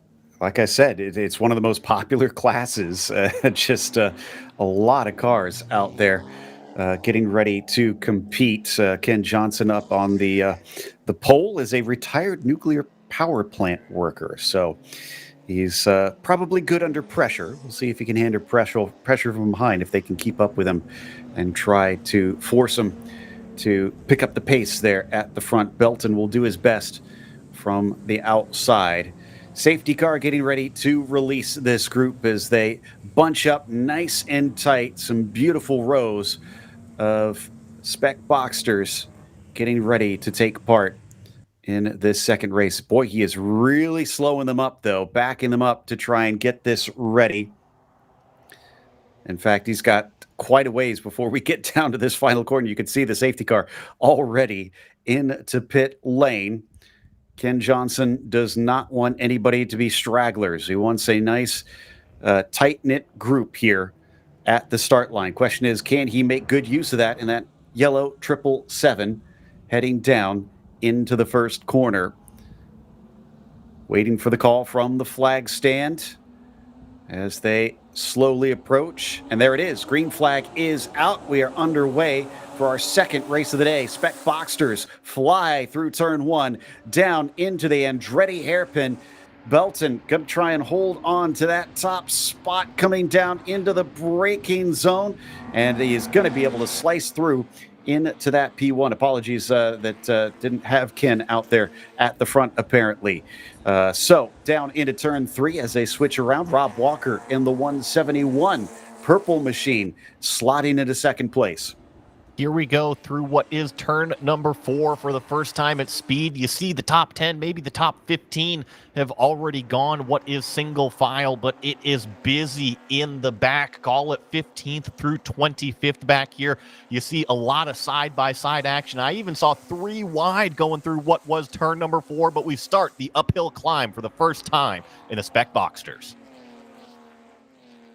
Seeing a lot more single file now. Definitely don't want to be racing side by side through turn 6. Joseph Koo and the white and blue number 6 machine still running in third behind the pair of them. And then we've got the green 111 of Hunter Allen following into the corkscrew. What's it going to look like when they cross the timing line as they head down the hill once again? Belton holding just a couple car lengths, but not much ahead of Walker. It was a great shot, call it, of the exit of the corkscrew. Really see those cars squat down into the ground as soon as they hit that compression and pretty much just launch out of that corner. But you see our leaders already rounding turn number 11, completing the first lap that we've got here of this, call it 30-minute race that we've got for the Spec Boxsters. It is the number 206. That's Alistair Belton leading our first circuit around. Back into the braking of the Andretti hairpin. There's a big look up the inside from Koo, but isn't quite able to make it stick. McDuff as well, also trying to get his nose in on Dallas Carroll. That's for 6th position. That one doesn't come out. Already drivers that are eager, feeling like maybe they're a little bit quicker than that car ahead of them. You always want to grab that track position. If it's the first lap, if it's the last lap, if you can get a little bit of a cleaner windshield, go ahead and go for it.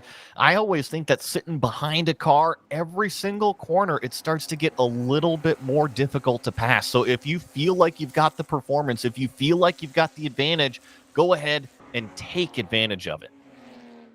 Early in the race, it's going to be a lot easier to try to make those passes. Ooh, a little bit of side-by-side between Isaacson and Haas there. That's for 9th position.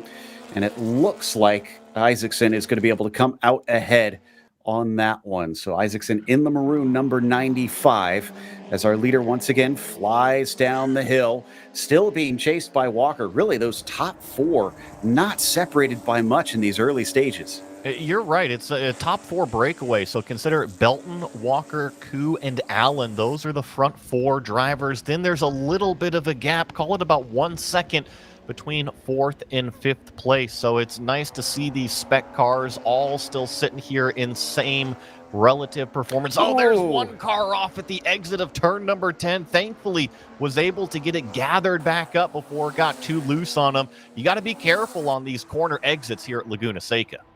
I'm trying to make out who exactly that was. I think it may have been Bruce Toes that just slipped off a little bit. Apologies if I did get that wrong. It was hard to make out in the heat of the moment. Now Koo has gone from attack to defense. Hunter Allen is all over the back of him, trying to get onto the podium. We're getting pairs of cars. In fact, the duets include the first 2, the second 2, and the third 2. Spot on with that Hunter Allen trying to attack our 3rd place car, and I think it just opens up Rob Walker to go ahead and attack our leader, Alistair Benton. He's looking down the inside there at turn number 5. He was definitely close enough to poke the nose down the inside, but got the door shut by that yellow number 206 car. The nice part, though, with 3rd and 4th battling, that means Rob Walker can purely focus forward. If he makes one of those moves like we just saw in turn number 5, he doesn't immediately have to look in his mirror for worry that Joseph Koo is going to be creeping up along the backside. He can purely focus on attack. What amuses me about this is in the form and nature of spec racing, it does feel like that slipstream helps because while they aren't in huge groups, like I said, we've got these pairings that keep happening, and they separate in the more twisty sections, but they seem to come back together once they go down the straights. I think that was a ground squirrel we just saw going across the track just now. Thankfully, he was able to escape from driver's left to driver's right in between a pair of those spec Boxsters, so no harm, no foul out there with any wildlife out there on the racetrack. So Belton continues to lead out front. Rob Walker giving chase, a little bit of a gap between 2nd and 3rd place, but Rob is definitely starting to apply the pressure. Same thing with Hunter Allen. You see both of those cars, the 2nd place cars in their 2-pack, just trying to get that little bit of clean air on the nose, a little bit of clean visual clarity going into some of these apexes. Allen, definitely the more proactive of this group. He's been getting his nose down to the inside plenty of times and has been awful close to get next to the 6, but hasn't been able to get that overlap up to this point. He definitely seems the faster of the pair of them, at least at this stage. There's still a lot of racing left to go. Not sure we're going to see anything up to turn 6, but again, he is practically nose to tail with Joseph Koo. And I look at the lap times. In fact, all of our top 4, that last lap was their personal fastest lap, and they're all in the 142s. So if that doesn't say, oh yeah, there's a car that's slow in front of our leaders. Hopefully he stays off the racetrack, or at least off of the racing line. There you see him off driver's right. A little bit of a nervous moment, but looks like our top 4 will skate through. Oh, there is another car bottoming out. Very unfortunate, but he's trying his best to stay out of the way. Now he really needs to get to the left-hand side of the track because that's where the pit entry is. Maybe he's just going to go slow to try to let as many cars by as possible. Thankfully, there's a fair bit of pavement off the racing surface that he can just try and stay off of out of the way of so many drivers. But now, again, he needs some gap to try and get across the track here. And with 26 of these cars, it is not going to be easy to find that gap. He's doing a terrific job to stay patient right now. And you see the corner workers with those waving yellow flags and what is turn number 10, just letting everybody know that there's a slow car. And as they approach the exit, it is over there on driver's right. Joe, I wonder if he's actually come to a stop or if he can actually make it over to pit road. There we go. He grabs a gear and he's going to get across the racetrack.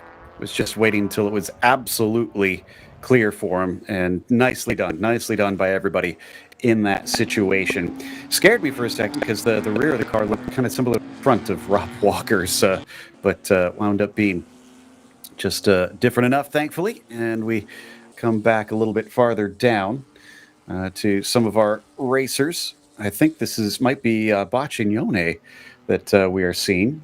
Racing with Isaacson, potentially. Let me see. No, that is not him. Trying to find who we've got here. I think this might be 9th and 10th place back here. Maybe just a little bit further back. It might even be 12th and 13th as these cars go through what is turn number 5 on this racetrack. Lots of elevation here at Laguna Seca. Obviously, the corkscrew, we talk about it a ton, but as you exit out of turn number 5, you've got this big uphill climb towards turn number 6. A little bit of a plateau at the apex of 6, but then it continues this steep uphill climb. And for anybody that's actually been to this venue out here in Central California, you know how steep it is, even just to go up there and watch from the corkscrew, that hill climb is. Yeah, for sure. I think that may have been Draymond and Martin that we were seeing racing, but we're back up with the top 4. And not only are 3rd and 4th still fighting pretty hard here, but I find it interesting that they haven't fallen back from Walker and Belton yet. They're keeping the pace up. Spec racing at its finest. It usually means that the cars stay grouped together. I'm sorry, I can't spit my words out apparently.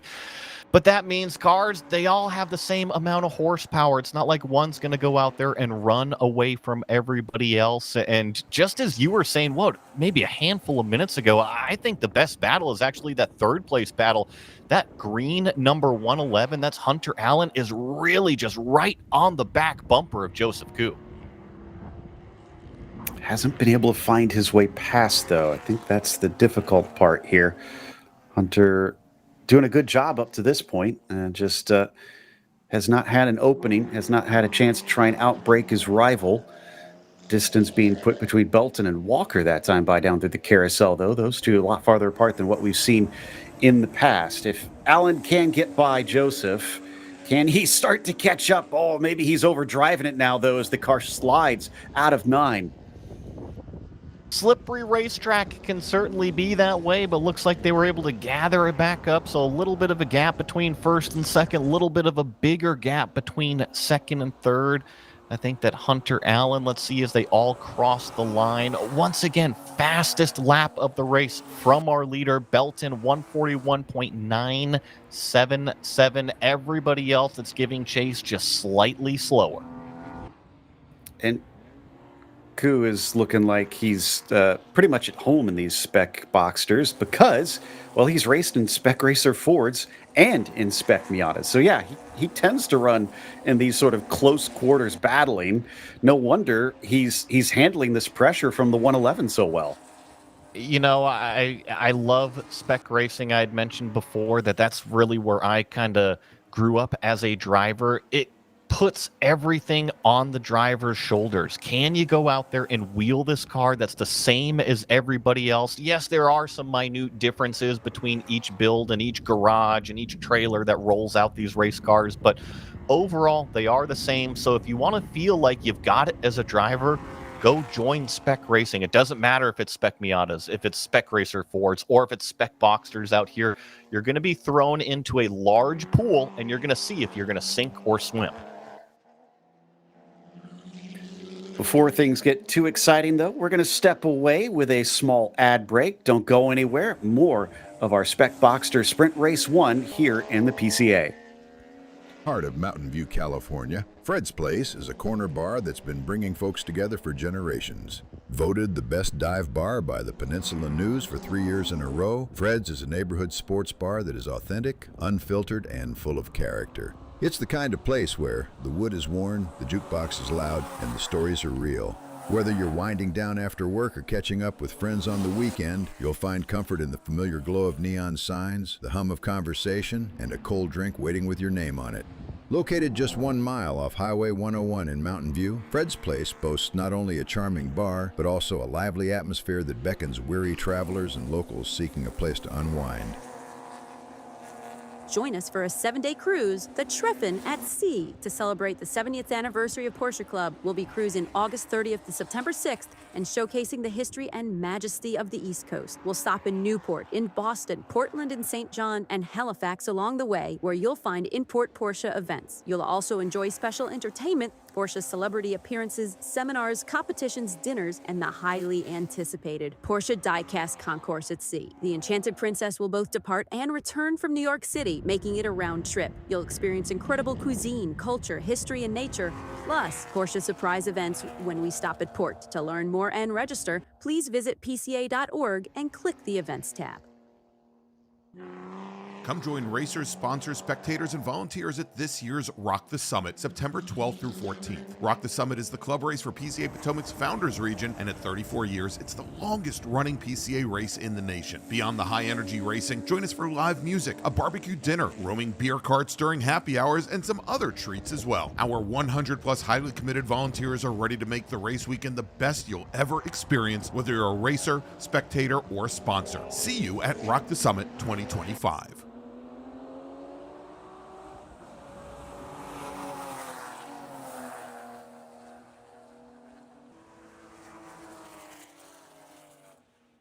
Welcome back. We've only got about 16 minutes left on the clock for Sprint Race 1 in our Spec Boxsters for PCA.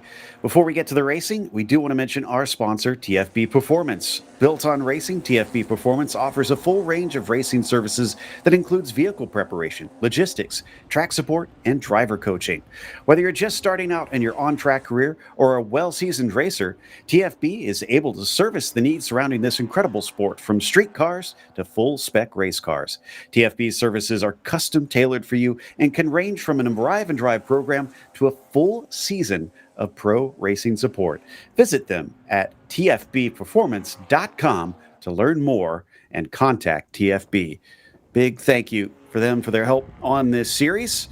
Right now, there needs to be a little bit of help, though, for Joe Koo and Hunter Allen, who have dropped back significantly compared to before, where we saw them hanging on maybe by less than a second to our top two. Now they're really falling behind. If there was urgency before for Hunter Allen, there's even more now that he knows that he's losing that gap to the front. I wonder if they just kind of got caught up in their own little scrap, and that can certainly take away lap time, because I'm always a statistic guy over here. I'm hard about the analytics and the data.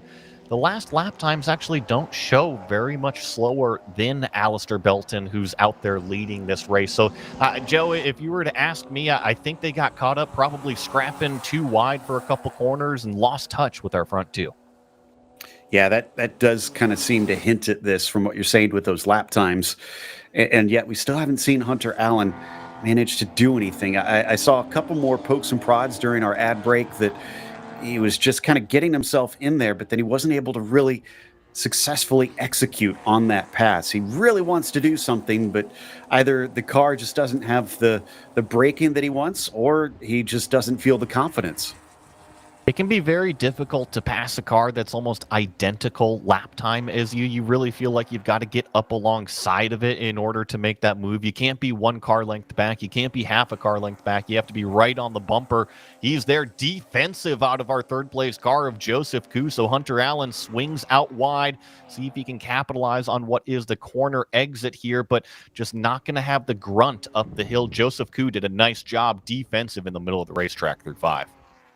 Placed it perfectly. Belton, though, as we can see there for a brief moment, was still running away from Walker. That is Dallas Carroll in the orange and blue 102 behind them, getting a nice top 5, but also not quite able to get where he wants to on them. I think he's been dropping a few tenths a lap himself from these two. So now we're starting to see them run away from that 102 machine. There's our top 2 once again. Out of the final turn, Walker on a bit of a yo-yo. At times he's right up on that yellow 206. At times it seems he is just falling back almost a full second behind him. Not sure what he is struggling with, but the consistency doesn't seem as good as Alistair's. Let's analyze them through the Andretti hairpin here. It seemed like our leader was swinging out maybe a little bit wider on the entry to turn number 2. That can pay positive dividends on at least the first apex, as long as you can capitalize on that late apex as well. Here's that 3rd and 4th place battle. Once again, in the middle of the road from Joseph Koo in that white and blue themed car. So that's going to compromise him on exit. It's just going to bring Hunter Allen even closer. And Joe, we've seen this section of the racetrack be faster for that green number 111. And it's probably about 8 laps left to go here for these two. So if he's having to defend in many corners, that's not a good sign for Joe Koo. He's he's obviously on the back foot. He doesn't look like he did earlier in the race, and is starting to think he's going to have to throw some blocks on Hunter Allen here. So Hunter could use that to his advantage if he can get him off the racing line enough and pull the over-under. But we'll have to watch and see. Top 2 continuing to become more and more of a flash on our screens as we switch cameras to follow this battle. They're getting much farther away just by those reference markers we can see on our cuts here. So, but they do have traffic coming up, and that could play a bit of a difference. Leader's going to be able to go on by, and I think he's got that pass done. Yeah, it seemed like Rob Walker was also able to get by that lapped car crucially before apex. He kind of threw the car down into turn number 11, kind of made his urgency known that he does not want to let this number 206 leader run away at all. I'm actually going to put on my tinfoil hat over here, Joe. You know I always like to be a little bit skeptical. I'm actually looking at our 5th place car, Dallas Carroll. We haven't mentioned him at all. However, the last couple lap times have actually been faster than our 3rd and 4th place car. I wonder if Dallas Carroll might be able to close that gap. It's a pretty big gap, but if Joseph Koo and Hunter Allen continue to scrap, it could bring that number 102 into the mix. That's a good point, yeah. Maybe he was playing possum, just kind of holding onto the tires, and now that we're late into the race, starting to turn up the wick, knowing that he's going to have a stronger car here at the end. But nose to tail between P1, P2, and P3 and P4. Watch them coming out of turn 6 once again. Walker in a very similar situation. Like we said, at times he's about as close as you can get, but at other times he seems to fall back, and still we have not seen him sneak by. They've got more lap traffic in front of him. I think that is Paul Young, the next one up the road in the 17. You had mentioned a talking point about the multi-class traffic, especially in the previous race. I actually think it's more important in this spec racing to be able to navigate through some of this traffic. Here goes Joseph Koo down to the inside. That was a crucial pass. This is what I'm talking about. In these spec cars, you don't have the big horsepower, the big motors to kind of evaporate any gaps that grow or accordion out. So you need to get through that traffic efficiently. If you're in a battle and one car gets through and the other doesn't, it can be tough to make up that difference. Had a little bit of an off for somebody on the circuit, sounds like, but they made it back onto the track. Another big defense. Look at that, all the way down to the middle of the circuit there for the white and blue of Joe Koo. But Hunter Allen is stuck. He continues to try and weave back and forth, take different lines, see if he can shake them. But so far, just steely nerves out of the number 6 driver. If I'm on the radio to that green number 111, sometimes it's just pull out and present the car in a different spot. Actually, a really poor run out of the corner from Joe Koo, and now he's going to go way defensive on the inside.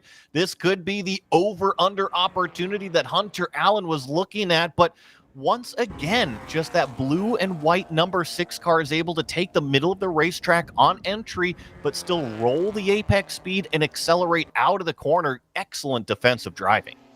I have to remember, this is for the last step on the podium. This is definitely an important spot here, at least for pride, I can imagine, between these two. What's the lap traffic going to be like for the pair of them? Because we've already seen the top 2 go through the car of Paul Young. Next up going to be P3 and P4.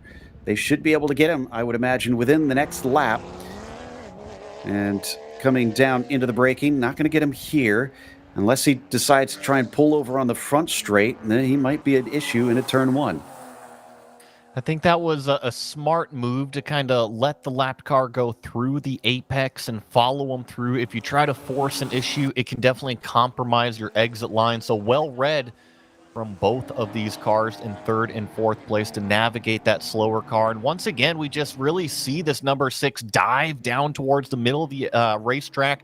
A little bit more of the defensive compromising lines on the beginning half of the corner, but he's just doing a terrific job to manage that rolling speed. That's the most difficult part when you compromise the beginning half. It can obviously compromise the back half of the corner, but Joe doing a terrific job. Down to turn 5 once again. Not going to get the same sort of heroics this time, as there was a much better exit from the blue and white number 6. So, I mean, we saw that mistake there. Is there any other places that you've seen Koo maybe just kind of leave the door open a little bit for Hunter? I mean, what would you do if you were behind the wheel? So getting back to my point, I think that you just need to present the car in different areas of the racetrack. Even if you're not trying to pass that 3rd place car, sometimes it's just taking that drivers off of their brake point and looking at the mirror. All of a sudden, they're 5 feet too deep into the brake zone. They may get crossed up, and that might be your opportunity. So if I'm Hunter Allen trying to pass this car for the last 25 minutes, I just want to present my car in different areas, see if I can force that leader of this group to kind of make a little bit of a mistake. A little bit wide there coming out of the final turn from Walker that time. Didn't seem to slow him down too greatly. You can get away with clipping the gravel on corner exit of 11. So no harm, no foul for the 171. And man, look at the gap between them now at this stage. It is, 9 seconds between P2 and P3. Have just continued to stretch it bit by bit, lap by lap, as now we actually have a car off. And he's going to be pulling back on. Thankfully, there's about a 10-second gap now between what was 2nd and 3rd place. But this might be a little bit of a momentum change. Looks like he's going to be able to clear the corner of turn number 4 before Koo and Allen get there. So, yes, he was off the racetrack on driver's left. Maybe brought a little bit of dirt back onto the asphalt, but no damage out there. Trying to figure out if that was Seidel or Fitzgerald that we saw there a moment ago, but we'll try and track that down a little bit later. Yeah, turn 3. I mean, we even saw when IndyCar was here little bit earlier with Indy Next. That is a very difficult turn, that turn 3. It collected a lot of cars over the course of that weekend. It's a bit unassuming, but it'll suck you in on corner exit with that tightening apex at the end of it. This, I think, actually gave the 6 car just a little bit of breathing room, at least compared to what we've been seeing for much of this race. Yeah, and just as you say that, it was actually a mistake out of Hunter Allen. He was way drivers left on the entry to turn number 10. You always want to maximize the track width that you've got here at Laguna Seca. However, if you overstep the limit, it can still be slippery. More lap traffic now for P1 and P2. Belton gets by, Walker gets by. Doesn't harm the running order. Walker was hoping for some of that lap traffic to help him out, and so far that really hasn't come to fruition. And 3.5 minutes left, 4 minutes left, really, on the clock for these drivers. He's only got just a couple laps if he wants to steal the win from Belton. But he's actually the closest he's ever been. You see our leader moving defensive now. Usually that's what we saw out of our 3rd and 4th place battle. So this time it is Belton in the middle of the racetrack. Rob Walker giving chase, and actually a terrific run from that purple number 171 up the hill, single file through turn number 6. Let's see if he can get the run, maybe make a move into the corkscrew. He'll have to be brave if he wants that to stick, though. We watch them disappear over the crest here. Another defensive move from Belton. He is feeling under threat. They'll swish down the hill through the chicane, and it looks like Belton will hold on to that spot. Again, Walker taking your advice, just kind of putting himself in position at a few more unusual places. He's actually really starting to apply the pressure. He has just kind of hung out for the first 25, 27 minutes of this race. And you see him firmly on the racing line, while that yellow number 206, our overall leader, starting to notice that car, that purple car, a little bit more in the mirror, and already on the front straightaway, fully drivers left. He feels like he got a poor exit. 2 to go, that time by. He knows the opportunities are dwindling. He's going to fake him out, leave him the door open as Belton cannot contain him this time, and Walker manages to send one through. We have a new leader for the first time this race. A great move going down into what was turn number 2. You saw him kind of out on the right side, feinting that he was going to be on the racing line, and then at the last second dove up the inside, clobbered the apex curb, but kept it on the racing line. No contact between the two, and now we see, does Alistair Benton have a response for our leader? That's the big question, because he's not fallen off super quickly. It seems like he is still pretty evenly paced with the 171. He could try and fight back, especially if he catches Rob napping at some point on the final lap. They'll head up again into the corkscrew once more. Still can't even see the battle behind for P3 and P4. That's how far back they've fallen off of these leaders. So down through the hill, he's still with them. I think Belton could be a real problem for Rob. 100%. And I think the only thing that's going against that yellow car is the speed out of Rob Walker. The last handful of laps has been the fastest race car on the racetrack. So if he keeps it up for one more circuit around this place, he will collect a checkered flag. But it is going to be a difficult one, Joe. I see the white flag, but I also see 2 lap cars on the horizon. You are correct. It's about to get spicy out there. How much do the lap cars cooperate? How can they cooperate? Because if they get caught in the wrong spot, there might be no place to try and get out of the way of those 2. They're already starting to approach. I think that might be Chris Nagel a little up the road. I was trying to identify them. There might be Tim Martin, who is the next one in front of him, out of turn 3 and into 4. Haven't caught them yet, but the gap is looking wider. We asked whether or not Walker could keep Alistair at bay, and Belton has suddenly fallen about 3 or 4 car lengths behind. Talk about putting your foot down when the time counts. That last lap out of Rob Walker in the 141s. Out of the number 206 was a 143.0. So that purple number 171, our overall race leader, has come alive here in the closing stages of this race. And even in the first half of this final lap, has grown that gap. He's going to have to navigate his way around this lap car, going down through the corkscrew to see if he clears them before the corner. No, it's going to be down to what is turn number 10. But critically, he got himself some room. Now he's continuing to be held up here. The lapped car not leaping out of the way. They finally sees him, pulls off to the side, but it's going to be in a very difficult place for Belton. Belton now the one that gets held up. So it goes back and forth between them on who gets the advantage in the traffic. The answer this time, neither. But it's all a bit meaningless if you are Rob Walker, because he made the pass exactly when he needed to. He got the lead, and he takes the win here in race 1 for Spec Boxster and PCA. Alistair Belton crosses the line in what is second place in that Spec Boxster. And here comes our final podium finisher, Joseph Koo, in that number 6 car. An excellent podium. Hunter Allen just could not seem to get by. It was 0.7 of a second at the line, but I think it was closer than that for most of the race on average. Carroll as well, collecting a nice top 5 finish in that 102. We wait for the others behind getting ready to finish. It looks like Baccignone might have a close fight on his hands with McDuff, but he can't quite get there. No, and I think he's going to finish in 8th. Isaacson 9th. Earl Harrington is going to round out the top 10 here in the Spec Boxster race.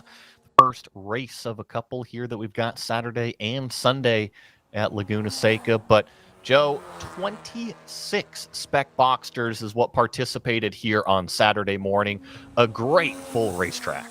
And 26, I think, have got to see the finish. No, excuse me, 25, possibly 24. Kumar, I think, is one of the ones that we saw have issues and had to pull off.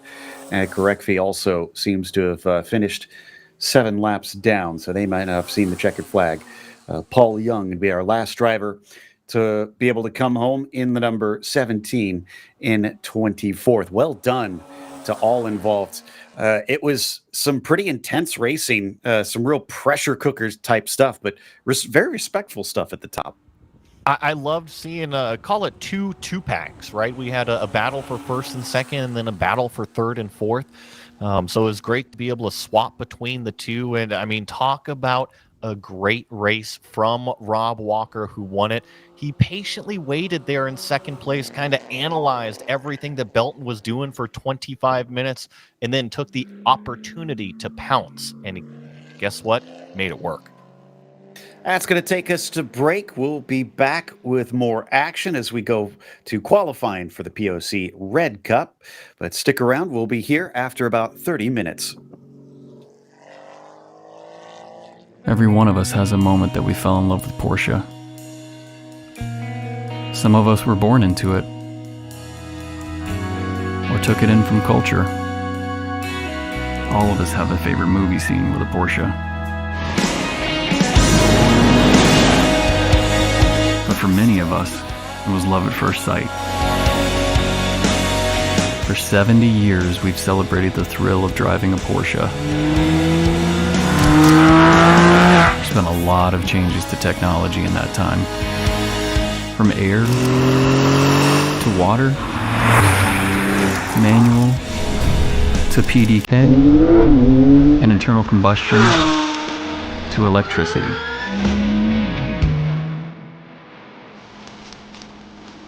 It's not just the cars, it's the people. This club is a community.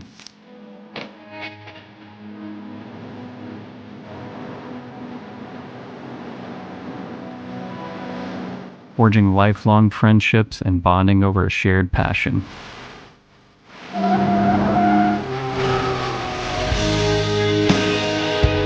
Whether it be on the track,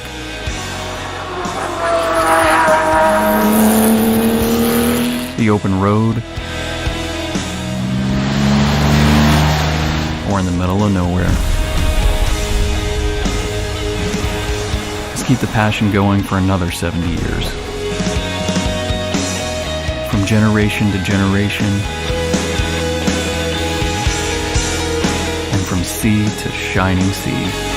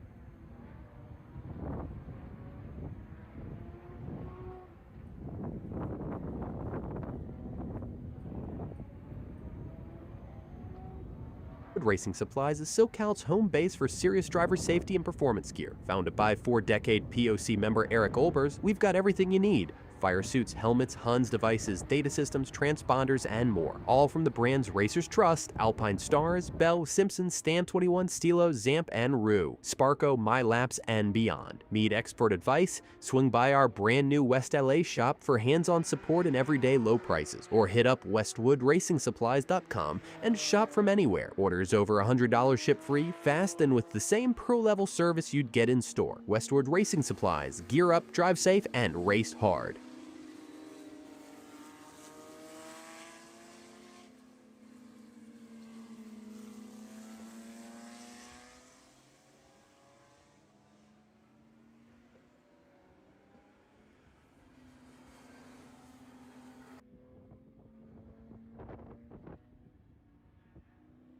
Welcome back. We return once again, this time for qualifying and POC Red Cup. This will be the first half of their qualifying. And then, of course, these cars will duck back in. We'll go to the second half of their qualifying. I'm Joe Peak once again with Joey Atterbury behind the mic with me here in the booth. Joey, I think we got a little bit of a sense with the PCA races of how important that track position is. There were some drivers, especially in spec Boxsters, that looked like it was quite difficult to make some overtakes.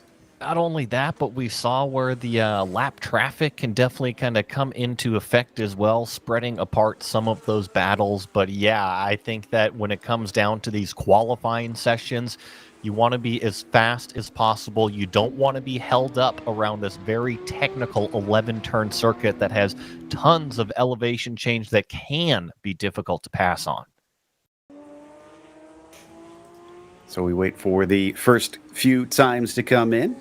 If you've just joined us, we're here at Laguna Seca. This 11-turn course is obviously very iconic, but we got a car slow off to the side there. Not sure if they're just trying to make some space, get themselves some room, but looks like they're getting at least back somewhat up to speed, maybe just trying to give themselves a little bit of wiggle room here in the qualifying. Like we said, drivers trying to set their quickest lap now.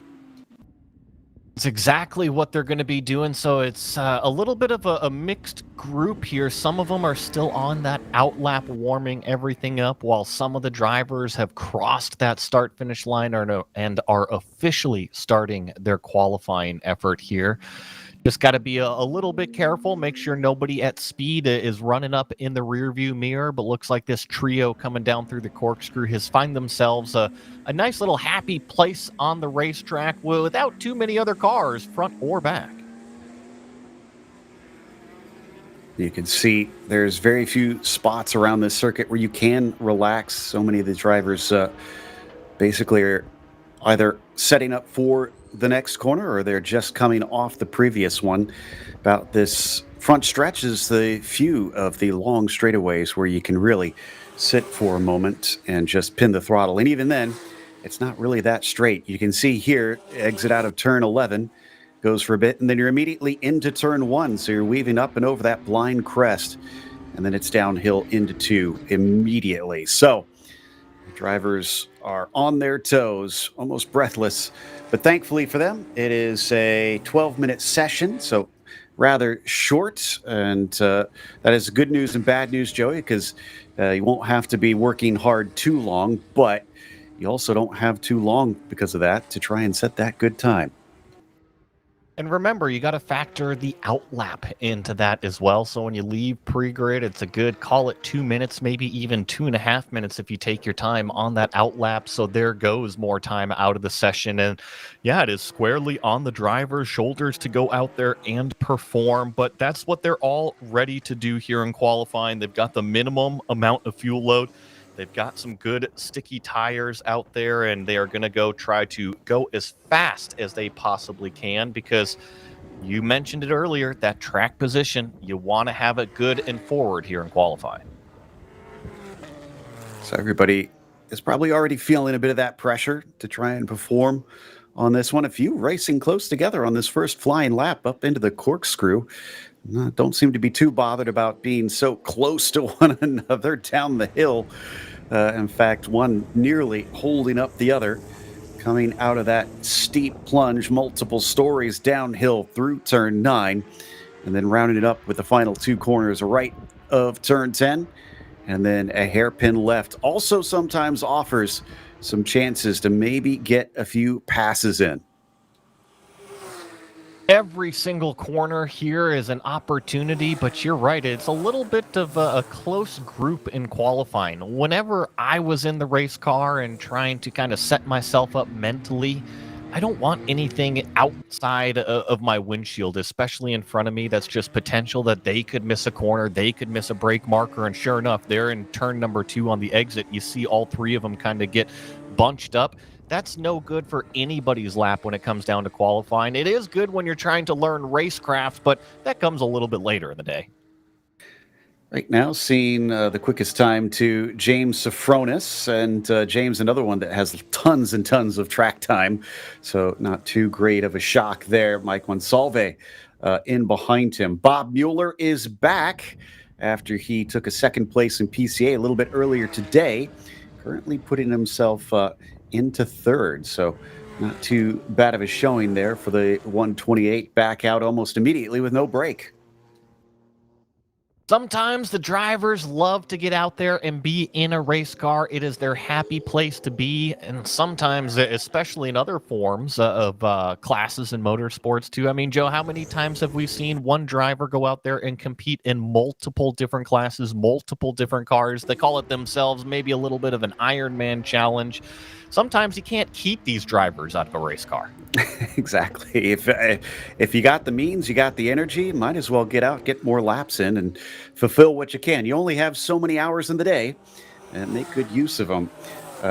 So Sofronis still our quickest so far of what we've seen of cars going by. We do have a weird glitch, I think, showing Rob Tchaikovsky at the fastest time, but I don't think anybody's sitting a Porsche around here in 38 seconds, so we're going to disregard that as not being accurate. Well, hang on, you know. not quite sure yet. I mean, it is possible. It's on the board, but no, you're right. Definitely a timing and scoring glitch.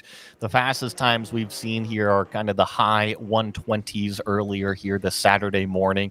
The spec Boxsters kind of getting up there more in the mid 135s to 140s. So, yeah, I would call a 38.3 maybe a little bit of a timing and scoring error. Meanwhile, Monsalve in second has multiple championships in the GT2 class. In fact, from what I understand, 5 years in a row. 7-time overall winner in the tribute to Le Mans race that they run in this series, 24-hour race, and has racked up quite a few accolades in his time. So he's trying to add to them with a pole position trophy here, if he can manage to cut down about 1.2 seconds on Sofronis on that 127.4. So far, no luck, and we are down to about, it looks like 3 minutes left to go. And Joe, you'll have to see if you can grab the car number here on this orange slant nose, one of the more vintage cars out there, but definitely extremely fast as he comes up and over the hill here at what is turn number 1. He's actually down already in the turn number 2 Andretti hairpin. When you talk about vintage Porsches, and especially vintage race car Porsches, those slant nose cars always draw my eye. I see, is that the 667 potentially? Let's see if he's out there. Yes, that might be Tom Mueller that we've got out on the track. And yeah, I noticed that immediately as well. Very cool. And even classic livery on it, really showing himself to be quite the connoisseur of Porsche classic race cars. Be familiar with anybody who watched German racing back in the day, because I think it was there that we saw that bright orange livery tend to show up racing and various German series, but he's brought it over here, is going to try and see if he can hold on to some spots. Where is he currently actually right now? 9th place, it looks like he has put in, and that he is in spec 991.2.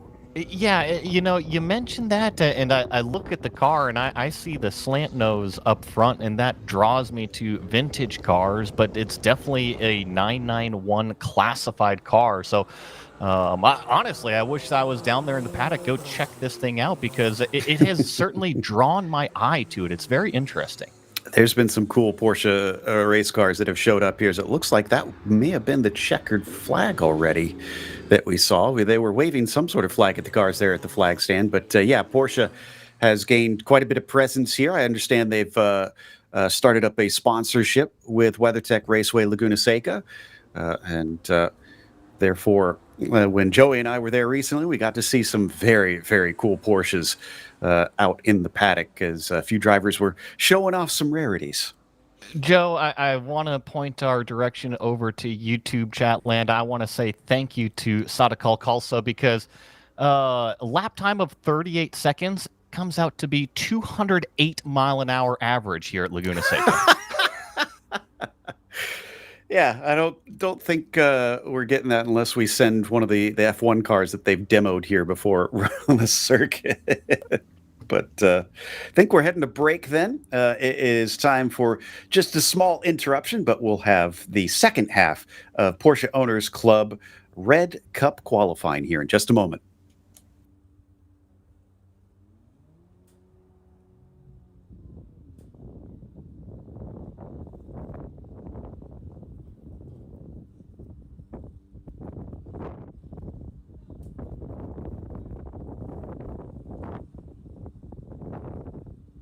Racing Supplies is SoCal's home base for serious driver safety and performance gear. Founded by 4-decade POC member Eric Olbers, we've got everything you need. Fire suits, helmets, Huns devices, data systems, transponders, and more. All from the brands racers trust: Alpine Stars, Bell, Simpson, Stam 21, Stilo, Zamp, and Rue. Sparco, MyLaps, and beyond. Need expert advice? Swing by our brand new West LA shop for hands-on support and everyday low prices. Or hit up westwoodracingsupplies.com and shop from anywhere. Orders over $100 ship free, fast, and with the same pro-level service you'd get in store. Westwood Racing Supplies. Gear up, drive safe, and race hard.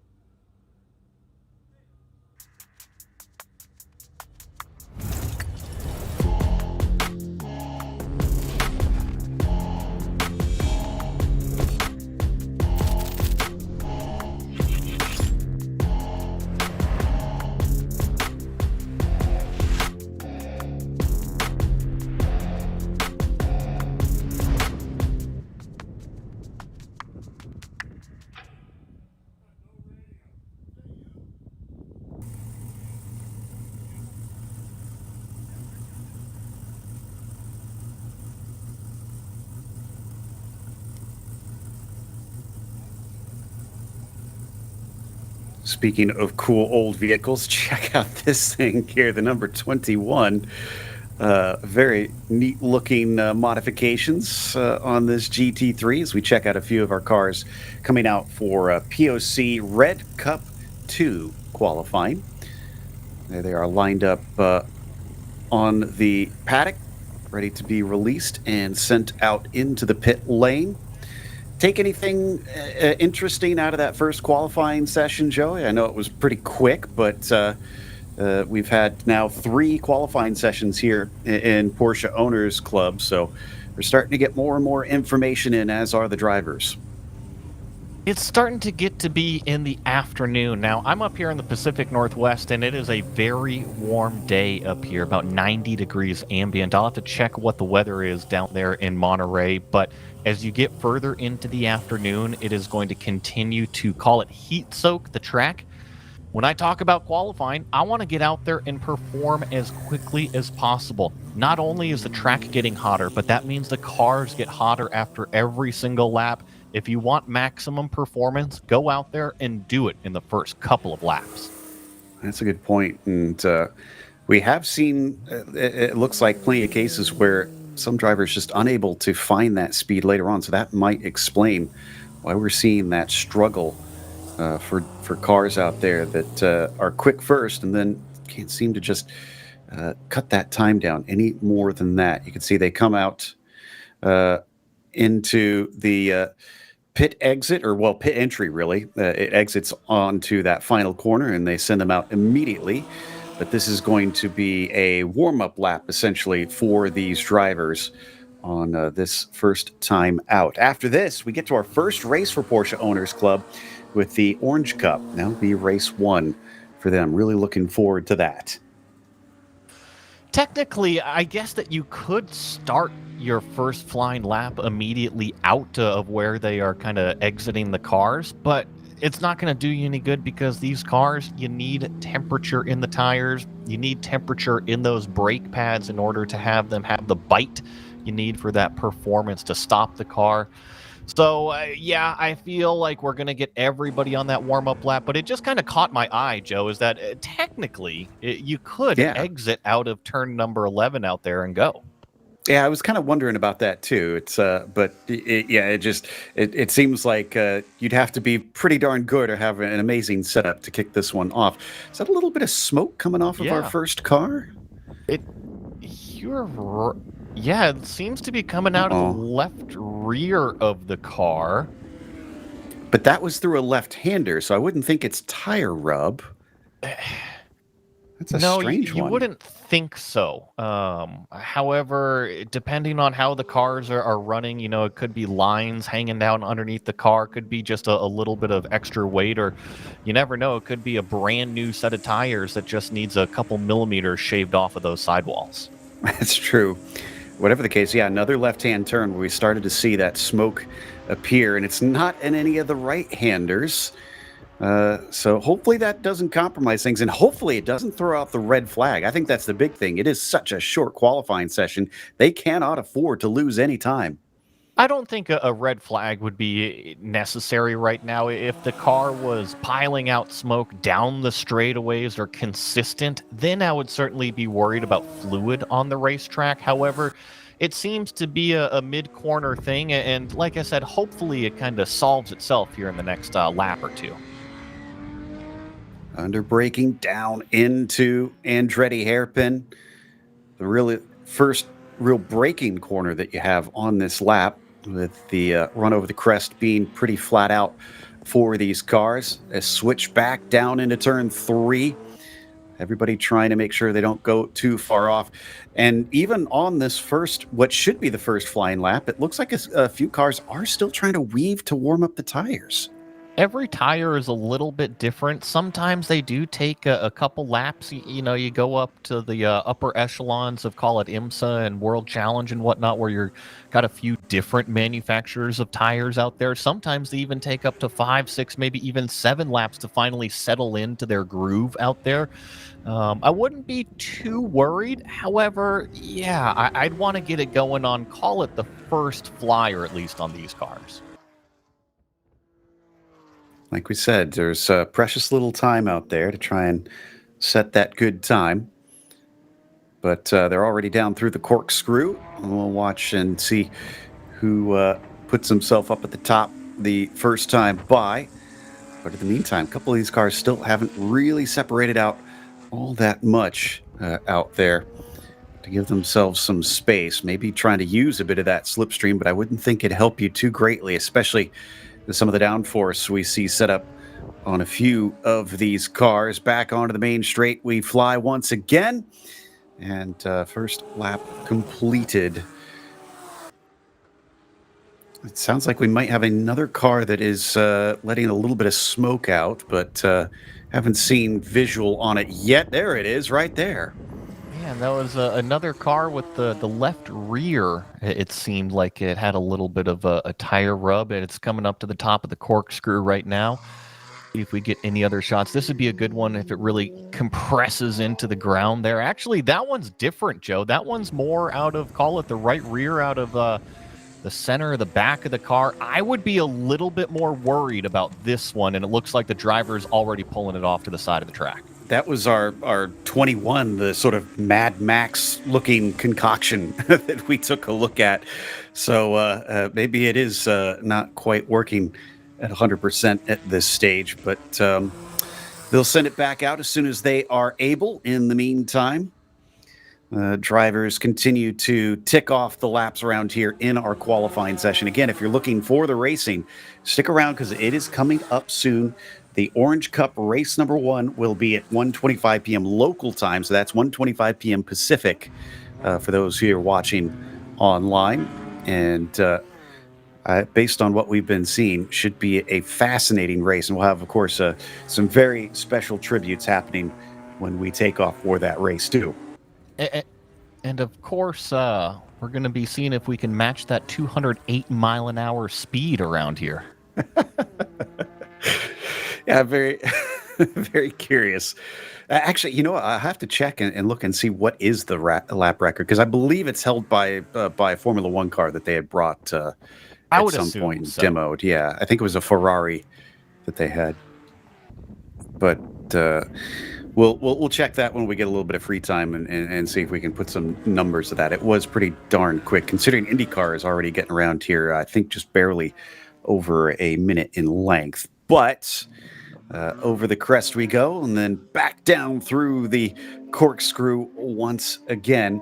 So far, so good, despite a few scares from a couple cars that were maybe unleashing the magic smoke from the rear. I think we're getting some info from behind the scenes from Ryan here. I think it's an F2007 Ferrari that's got the overall track record. And now what I'm really curious about, is that the same car that went around Road Atlanta for the track record? Because I know that's a pretty infamous one where they rolled out that Ferrari F1 car and set that overall record.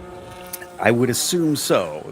I can't imagine there's too many old F1 Ferrari cars that are just kind of kicking around in North America and setting record times. I got one in my garage, Joe. Oh, really? Okay. I'm coming over to visit, by the way. Yeah, this is why on the computer. Yeah. That's touche. It's Mark Jean, by the way, and an F2003, we understand, and it was a 105.79. That is very fast. So I don't think that we're going to see any production cars even come close to touching that. Like I said, the fastest times we've seen have kind of been in the mid 120s out here with those GT3 Cup cars, those 991 Cup cars, and then it just kind of progressively gets a little bit slower throughout the classes from there. But like you heard Joe say, we are in the second half of this qualifying session out here, just setting the grids for our races a little bit later. With some absolutely beautiful skies above us. You can see a few clouds off into the distance over the bay, probably somewhere around Monterey, but it's up here in the hills where this track is. Just incredibly wonderful weather for us. I did see during our break, I was kind of looking at the cameras, and it seemed some of them were picking up quite a bit of heat haze off the track. So you mentioned earlier the sun just increasing the temperatures. And yeah, this is a good one right here where you can kind of see in spots. It looks like it is kicking up a notch as we get more cars going off into the pit lane with the paddock exit, having completed and being happy with their qualifying times. I'm actually looking it up right now. Man, it is a beautiful day that we've got here in Monterey. 65 degrees ambient air temperature right now, and it's actually at the peak of our heat in the middle of the day out on the West Coast. So, I mean, talk about a beautiful blue sky California day to go race some Porsches at Laguna Seca. These drivers have it. So it looks like they have combined our times of the two qualifying sessions, which is actually helpful. We just didn't realize it a little bit earlier. And I think the quickest of this session might be Greg Gorski. I don't have notes on who was in that last session, so I'm taking a stab at it here. It is still Bob Mueller in second with Sofronis in first. They were definitely in that first session with 1:27.4 being our marker time. And we do have those four, call it GT3 Cup cars of James Sofronis, Bob Mueller, Mike Monsalve, as well as Greg Gorski. Those are the top four. And then it comes up to a GT3 class car, the number 380 of Rob Tuchovsky out there. So going to be a good race here a little bit later as these cars are starting to wind down their qualifying efforts. I see quite a few of them, like you said, had already pulled it off of the racetrack just before what is turn number 10 out there. But we do still have a good amount trying to improve their lap time, trying to move their way up the grid. You know, I went to try and find some information about some of our front runners on these qualifying times, and I'm coming up with a whole lot of blanks. So I guess this is why they're fast. They're too busy on the track and not busy giving us the information behind the scenes. But I won't complain too much about that because really impressive to see what they've been able to put down. Looks like they might be mostly done because more and more cars have been calling it a day. Not too surprised to see them just kind of trundle off their way into the paddock there. Actually, that second car may be a little bit late decision, but I think that only leaves us with a handful more here to wrap up this qualifying session. Fastest time on the board is that 2:14, a 1:27.4. Yeah, that is a pretty good time based on what we've been seeing. Looks like qualifying is done, though, so I think that car we saw crossing the line might have been our last one, and that sets the grid for our red race. So that means it's time to head off to another little break. We'll be back. This time, though, it's not going to be qualifying. The POC Orange Cup goes for race 1 here at 1:25 p.m. Pacific. Westwood Racing Supplies is SoCal's home base for serious driver safety and performance gear. Founded by 4-decade POC member Eric Olbers, we've got everything you need. Fire suits, helmets, Huns devices, data systems, transponders, and more. All from the brands Racers Trust, Alpine Stars, Bell, Simpson, Stam 21, Stilo, Zamp, and Rue. Sparco, MyLaps, and beyond. Need expert advice? Swing by our brand new West LA shop for hands-on support and everyday low prices. Or hit up westwoodracingsupplies.com and shop from anywhere. Orders over $100 ship free, fast, and with the same pro-level service you'd get in store. Westwood Racing Supplies. Gear up, drive safe, and race hard.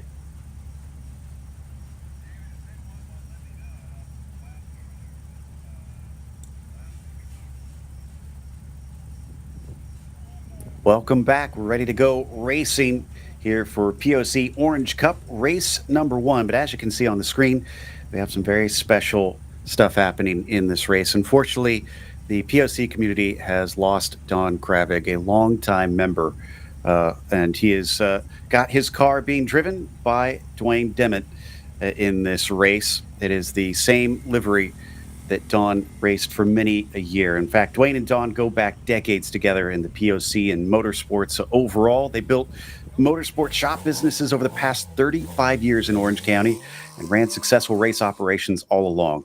In some ways, they have both been the POC flag bearers of the best amateur club racing in the West. Don was a pillar representing the gentleman amateur racing customer, and Dwayne has carried that banner as well for some many drivers.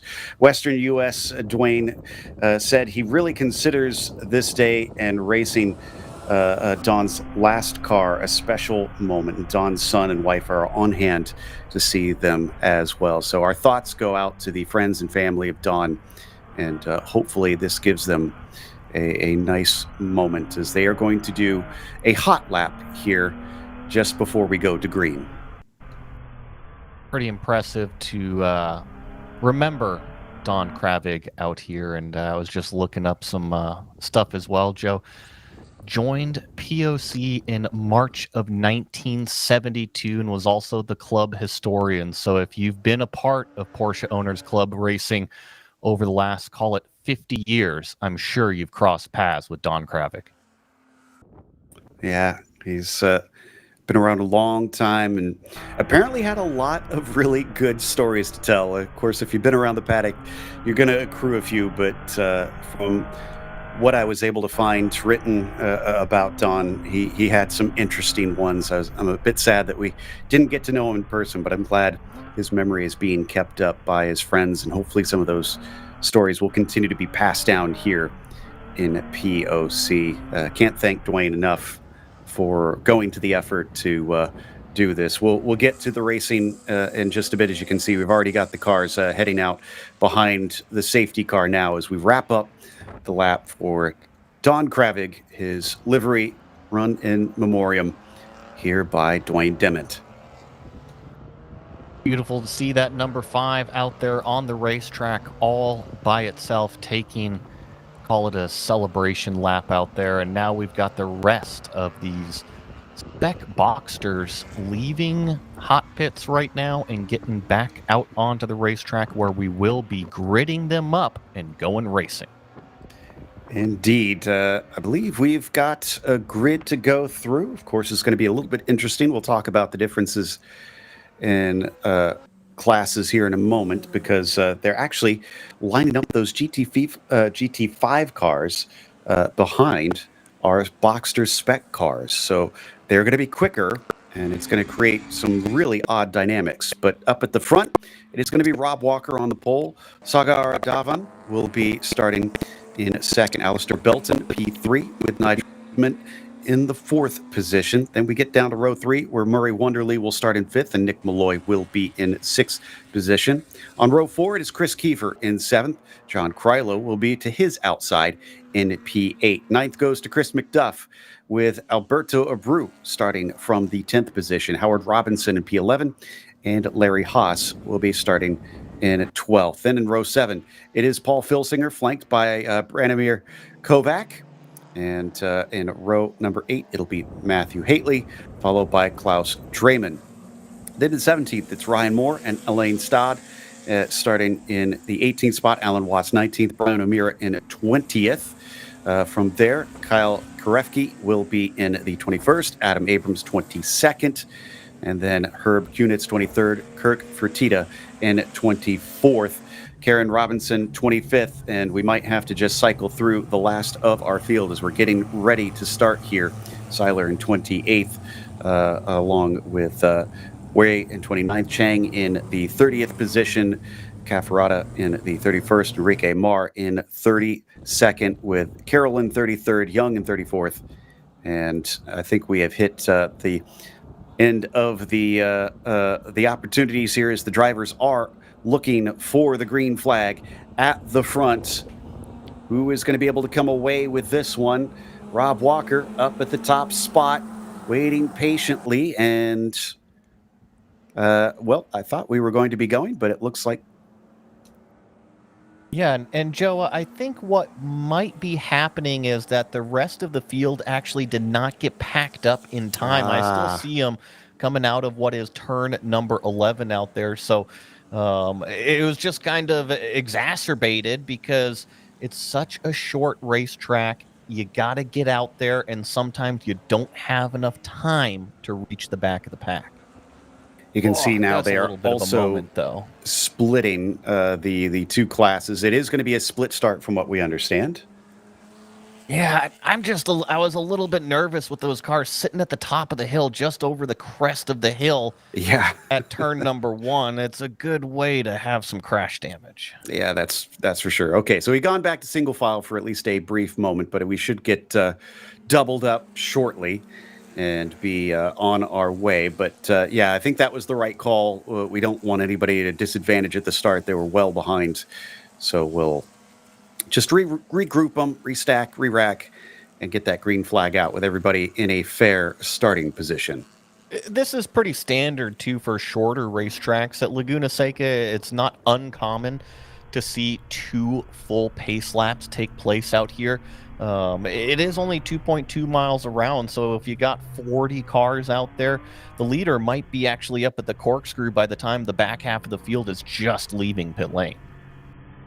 Right on board with Phil Town up towards the front of the field as well. Yeah, they're still catching up. They still got a ways to go to catch up to the back of the field again. Excuse me. I think this might be the GT5. So I think this is the front of the back half, if we can put it that way. Yeah. So this is the cars that are going to have to be slicing their way through the slower class. It's a bit of a different way to do things, but I have to admit, Joey, I'm looking forward to what is essentially going to be very early traffic for this class.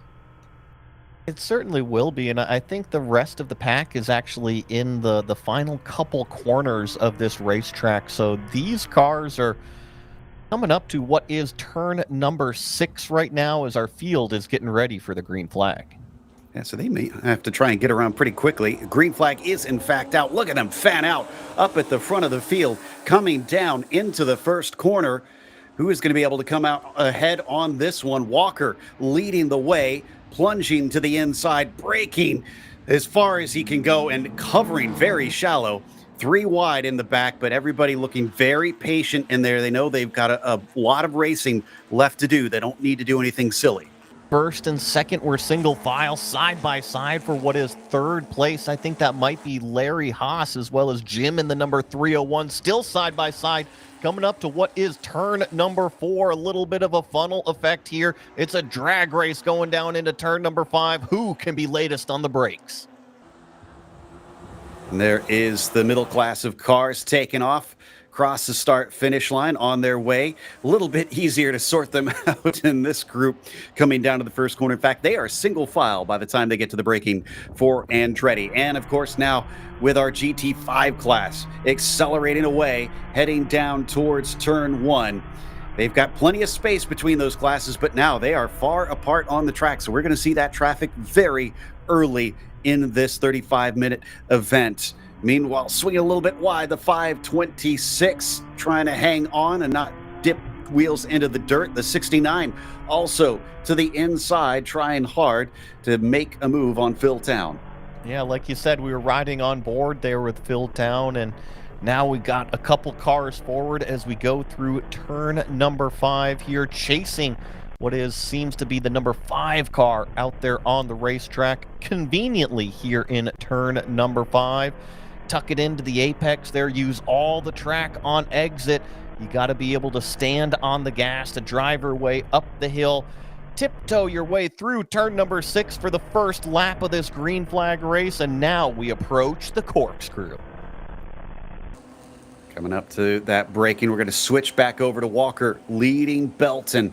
Murray Wonderly in behind them. Sagar Davin is sitting in the 4th spot. Meanwhile, Chris Kiefer keeping him company there in P5 of the 997. Still got drivers that are trying to find some track space. As you can see, lots of side-by-side racing at the back of this spec Boxster field.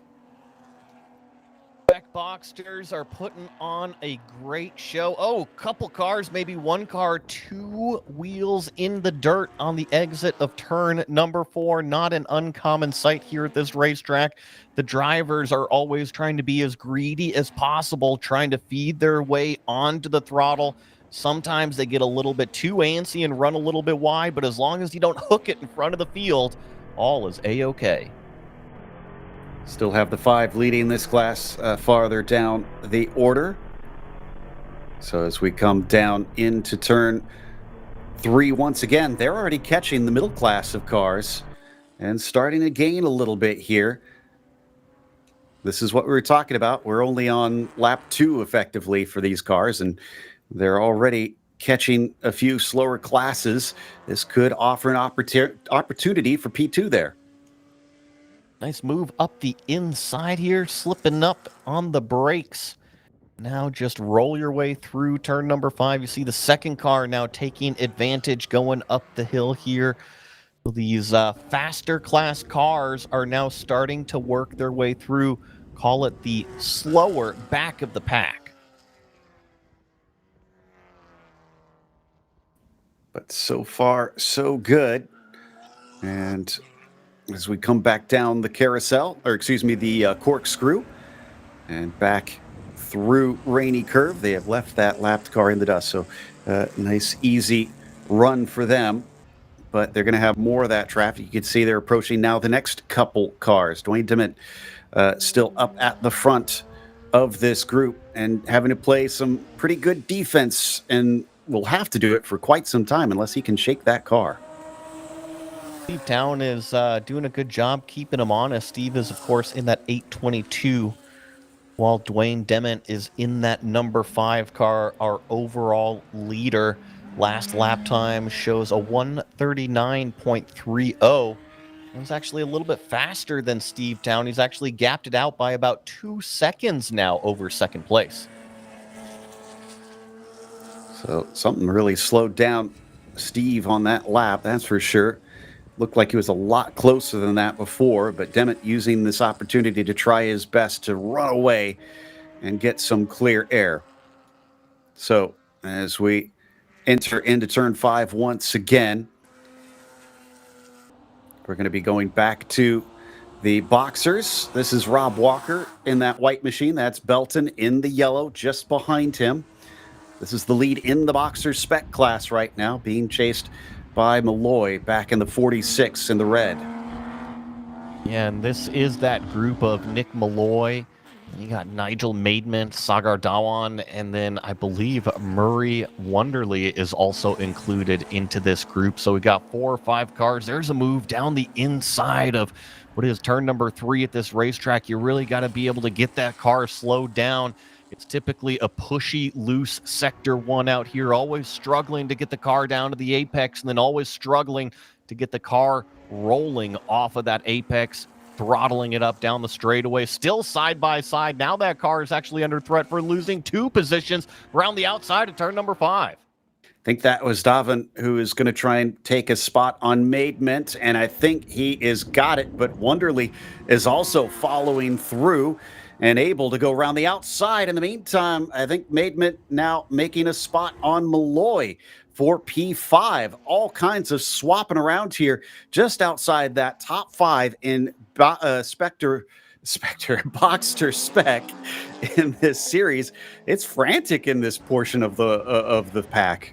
Yeah, it could be James Bond out there in a Spectre machine. You never know. But yeah, it is a Spec Boxster racer. I shouldn't even say a Spec Boxster race because we've got those GT5 cars out there. We've got a couple of different classes, but I think call it the meat and potatoes is definitely this Boxster Spec class is still kind of, I shouldn't call it too wide, but maybe an alternate line going through turn number 11. And what was a 4-pack of racing is actually about to become a 5-pack. So the order in that group now is Malloy, Maidment, Davin, and Wonderly. So Malloy in 5th in that group. Up at the top in the darker red and green machine. Coming back around the Andretti hairpin leads an absolute quartet of fighters there. They are not afraid to try and get side by side in some of the trickier corners around this track. We've seen them side by side in turn 6. We've seen them in the corkscrew. And again, that is both dangerous spots to try and go wheel to wheel with your competitors. But Porsche Owners Club has a lot of drivers that are very comfortable with one another and have a lot of experience with their rivals. So I would assume there's a lot of trust there. I believe we're riding on board now with Steve Town here in the 822 going around the outside of one of the lapped cars, and this is of course one of those GT5 classed cars, so he's going to be working his way through that lap traffic. And now we're going to check on the other member of the Town family, Phil Town, on the brakes going down here into turn number 2. Oh, that 996 car getting out a little bit wide there in front of him. That's the 525, but he's able to recover on that corner exit. Yeah, that's Bill Durant in that 526 machine that managed to sneak by, but that is 2 GT5 cars fighting for position, what I believe is P3 in that class. So that's onto the podium for Bill. And he immediately runs away. He wastes no time. He must have been working on that for a while. Definitely got some horsepower underneath the boot lid of that 996 car as we still continue to ride on board with this number 948. Phil Town behind the wheel here just went by a slower car, so kind of was in the middle of the racetrack there into turn number 6, but does a nice job navigating. You can actually see out the rear view mirror on some of these shots here. See if there's any pressure coming up the backside. Yeah, this is Steve Town chasing on Dement. And Dement is having to slalom through these Boxster cars just as much as Steve is. Decisive move right there. Nicely done down the inside of turn 11. That keeps him within range, but he had to compromise his exit. And you can see that because Dement is running away again. I am always a fan of watching the driver and watch their hands. If they're doing some extracurricular activity with their hands, waving them all around, it usually means that they got a frustrated driver inside the cockpit of that car. And I think that's exactly what we saw out of Steve here. He was just a little bit frustrated getting through the traffic, but it's actually going to be his competitor now getting the frustration. Steve is going to make up a little bit of ground here in turn number 4. Oh, through turn 4, he left just enough room to the outside for that poor Boxster that did a great job allowing the leaders. That's got to be nerve-wracking if you're made aware that there was a lapping car fighting for the lead. We had someone off in a big way through turn 5, dragging all kinds of dirt and gunk back onto the circuit. Turn 5 is another one of those high-speed, high-commitment corners, and actually Dwayne DeMint was a little bit wide there on the exit of turn number 6, didn't really get that acceleration phase, so here comes the 822 on the brake, starting to get a little bit of that accordion effect, and you saw the number 5 kind of have a wiggle. He got checked up from this lap car, but now we go down to the inside of turn number 9. Seems like Steve is going to follow his way through exactly what he needs to do, attach himself to the bumper of this number 5 car, who's actually going to get checked up. This is a run coming from second place. Does he dare try and split the difference? No, that was a lift. You could tell he was tempted to try, but decided at the last moment, I better not try and go 3 wide, still with plenty of minutes left to go on the clock. And especially because he seems very good in traffic, does Steve Town. He's been making some impressive moves. Well, I think, correct me if I'm wrong here, we've got about a 13-lap race, and we are just completing, I believe, lap number 7. So I think we're just past halfway through. These things really are sprint races. Yeah, 6 laps to go on the ticker here. You got to get up on the wheel and after immediately. Absolutely. You really don't have too many opportunities, but the mixed up traffic that we've got here really does open up more doors. It's just we haven't seen any change between Demet and Town since we've been joining this battle, and they're well ahead of the next one back of the GT5s, which currently is Bill Durant, who has been trying to play catch-up, has been separated a whole lot. It's about 3.5 seconds to get to them. So not impossible, but it is going to be a little bit difficult, especially with how many other lapped cars are nearby. Meanwhile, up the hill, we continue to watch Demet in his GT5 machinery. And his gap last time at the line was only 0.3 of a second. It might still be that same unless this lapped car checks up the 5. I see that our top 3 in our Boxster spec class are extremely close together. That's the number 206, the 253, and the 501. Just on timing and scoring, those 3 cars only separated by what is 0.3 of a second. And here's some action on the front straightaway, side by side. Oh, a little bit of door banging going down into the brake zone of turn number 2. Drivers starting to get their elbows out. Not something you're going to see a whole lot of in the POC. Tends to be some respectful driving, especially considering these are cars that a lot of these drivers own and maintain themselves. So they want to baby these things and be able to get them to the finish without having too big of a repair bill. Steve Town, I think, did he just set the fastest lap of the race that last time? Certainly seems like it. Purple 138.77 from that number 822. The nervous part, though, still only 0.1 of a second ahead of the number 5. And on board with Steve Town, for some reason he scored ahead of Demet, even though as we ride on board, we can clearly see that Demet is ahead. So a little bit of a problem there on our timing and scoring. He'll go by the bright blue Boxster, pulls off to the side. And yeah, you can see the frustration banging the wheel. He knows that he's losing opportunities. Remember, it was only a few laps ago that he was directly on the bumper of that number 5 car. So yeah, definitely a little bit of frustration being shown by the driver here, but rightfully so. You know, he's done all this hard work to go up there and try to fight for a race win. It is not the other car's fault that they're on the racetrack, but just sometimes you catch them in the wrong place. Like we often hear, they can't just disappear. It's their race too. Yeah. So they have right to be out on the circuit to try and run their own race. Meanwhile, look at the Boxsters still. My goodness, This is a fun little class, these cars, based on what we've seen in the PCA. Now here in the POC, it is just constant action. Side by side once again going. Oh, there's a spin in turn number 2. I believe that was a green and yellow themed car, just kind of too wide, got out into the dirty stuff. Joe, I didn't see any contact there, but I didn't get the best look at it. And even if there was, it was very small. Yeah, it didn't look like a real heavy hit. Here comes our overall leaders in through this pack now. I mean, pick a side. It's just as dangerous whichever way you go.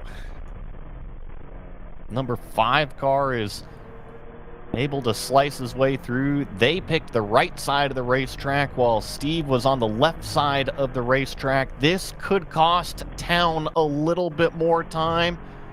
I think that was a smart move, just being patient on the entry to turn number 6. Focus on that apex and on the exit, because I see in front of our leader there's several more slower cars, and coming up to sector 3 where there's plenty of passing opportunity. Here's the thing though, Joey.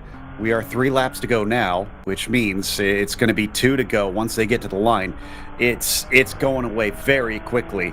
Steve Town, I can tell he wants this one, but he's trying to be smart about it. I just wonder if there's going to be an opportunity like right here. Slowed up through turn 10 by the Boxsters, by Dwayne Demmett, and Steve takes a big look up the inside. Can't quite get there. They're still racing with those Boxsters as we jump back to Steve Town once again. And that car, that 5 car, has the legs down the straightaway. Look at that. He's pulling on him. It has got some good handling down the straightaways with Dwayne Dement right now, our overall leader. So was able to kind of get through that traffic coming out of turn number 11, accelerate down through the straightaway. But Steve Town, this is exactly what he wanted. He was shaking his fist in frustration just a lap ago, but later that traffic affected Dwayne. So here he is back in the fight for our overall win. Traffic giveth and traffic taketh. Question is, which are you going to get and which are you going to get more of over the course of a race like this where there is so many cars out on track at the same time. Good run by Dement. He's trying to complete the pass, though. I think he's going to be slightly compromised. Will he be slow enough that this gives a chance for Town with 2 laps to go? He gained some time, but it's not enough to get him fully next to the leader. So now I'm going to be checking in on this Boxster fight a little bit. That was our overall leader. That was the number 206 of Alistair Belton coming down here into what is the Andretti hairpin, followed by Rob Walker. That's that white 253. But talk about the race class win for GT5. We've also got one going on here in Boxster spec. And Alistair was behind Rob Walker when we last looked at this pair. So nicely done to get himself back into that top spot. Rob Walker now hot on his heels, doing what he can to try and take that class right back. Meanwhile, we switch back to Steve Town, and they're absolutely weaving through the Boxsters all the way up onto the inside curb for Steve Town. And that's going to slow him down greatly. Stuck behind the blue Boxster. Now the green and white machine.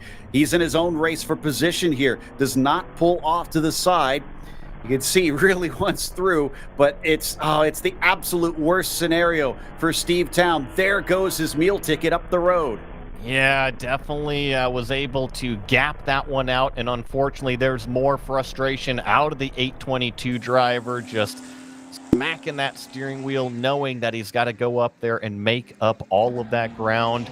Our Boxster spec leaders are going to be coming around the final corner here. I believe they're going to be getting 2 laps to go, but you saw Belton, once again, the defensive move going down into that turn number 11 brake zone, and I get the word we are getting the white flag.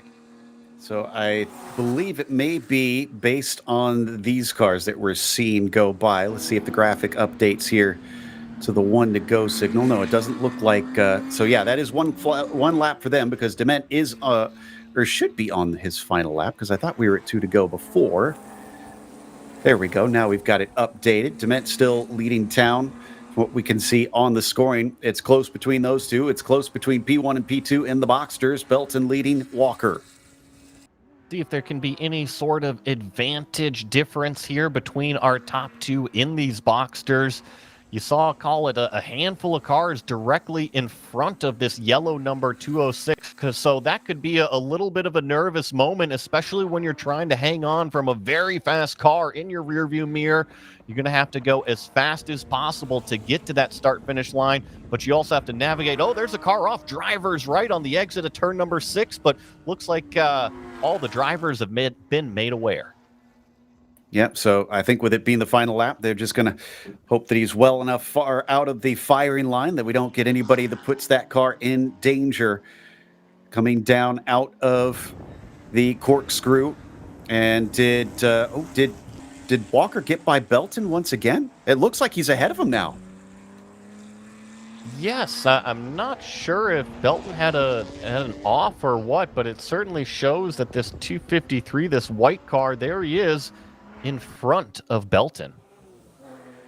So as they cross the line, I'm trying to figure out if this is... Oh, yes. And yeah, we're saying or hearing that Walker is ahead of Belton. Is that the checkered flag for these two? Has he taken the victory in the Boxsters? Yes, they did get the checkered flag in that Boxster class, so all of these cars coming across the start-finish line will be completing their race. It did seem like, at least on my screen, Rob Walker was able to narrowly edge out ahead of that 206 car. Wow, what a race for the finish. Dement also being scored as your winner. He crosses the line ahead of Steve Town. Victory for the number 5 on a very special day in memoriam of his friend. As the rest of them cross, it looks like Durant managed to get a podium in that GT5 class. And Sagar Dhawan, we saw him early on, but hadn't checked in quite some time. He's going to finish on the podium in Boxster Spec. Nicely done from that number 501 car. So the rest of these vehicles will be completing their cool down lap. We'll go get that stranded car on the exit of turn number 6. I'm not quite sure what happened there, Joe. I don't know if you were able to catch anything, but it's quite common to be used on the right side of the racetrack there, going up to turn number 6. Just curious to see it not even kind of turned in. Yeah, I wonder if they maybe had a mechanical issue and pulled to a halt. But I think we're going to go to a break with Orange Race 1 over here of the Porsche Owners Club. And then it is back for PCA Group 1 Blue Race 2. Oh, excuse me. We are going to have our post-race here for this series. So we'll get to cover the results for these drivers. Get to see some celebrations. So there's Rob Walker, our winner in the Boxster Spec class. And then the yellow machine of Alistair Benton in the number 206. It's, I got to chuckle to myself because I'm certain I called it a Miata a little bit earlier. And there's one of these cars out there that's got Mazda stickers on it, but it is definitely not a Mazda. See, they fooled you, so they were successful. It looks identical to a 99 plus Miata. It does. I mean, I do love McQueen. Yeah. The 507 out there doing a good job imitating some childhood heroes, but they're going to pull into post race. Yes. Part of being a racing car driver is looking the part, and Lightning McQueen does it. That's for sure. Rob Walker. This is not the only car that he's raced with this scheme on it. Ran in Porsche Sprint Challenge and the 253 a lot as well. And that was in the Cup class that he raced in. But almost always seems to rock up with these paint schemes on the car, and certainly something to behold with fantastic results in this race as the drivers hop out of the cars. No doubt really tired, really sweaty, but really happy. What I'm curious about here is what is the attitude between Rob Walker as well as Alistair Belton, because they just had one heck of a battle, and it seems like Belton, see, here they are always talking, smiling after these races. That is what I love about racing, Joe Peak. It doesn't matter if you're racing for the win, racing for 10th, racing for 20th. It is all smiles at the end of it because they both love doing it. Absolutely. So it sounds like we might get some chatter from the drivers here.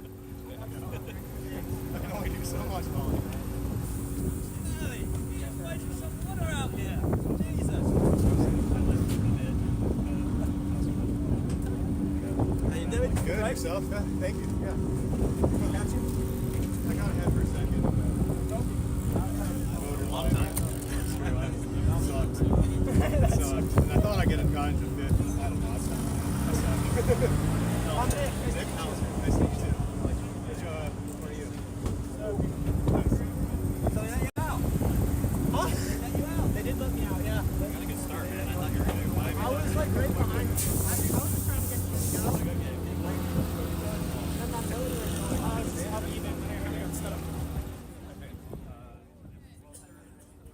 Now we're going to check out the GT5 finishers. See definite happy folks over here, with Dwayne taking the victory over Town. Some little bit of battle scars on the front there, Joey. It happens. It's a race car. Look, it doesn't matter how it looks. As long as it is parked in victory lane afterwards, it means it is fast. Here we've got Dwayne now in the blue and white. My one time was the master. Oh, yeah? All good. Well, All good. he's having a regular race with Dwayne. He made me enjoy. He made me nervous. I kept looking at my rearview mirror and I saw nothing but a big old vision sticker. He built the car. I better be able to be somewhere back there. Yeah. Good race. Oh, we're done.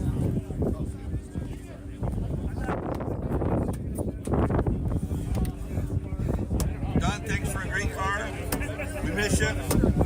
Wish you were here. A good race. Don obviously helping push them along to victory. And yeah, you were asking about the feelings between the drivers. I mean, this club very much looks like a family, Joey. And at the end of the day, they're just happy to get to go racing. Racing is one big family. It doesn't matter if you're in POC, PCA, SCCA, any one of these clubs, pro racing. We are all out at the racetrack because we love to go there. We love race cars. We love the sounds. We love the sights. And of course, it becomes one big happy family.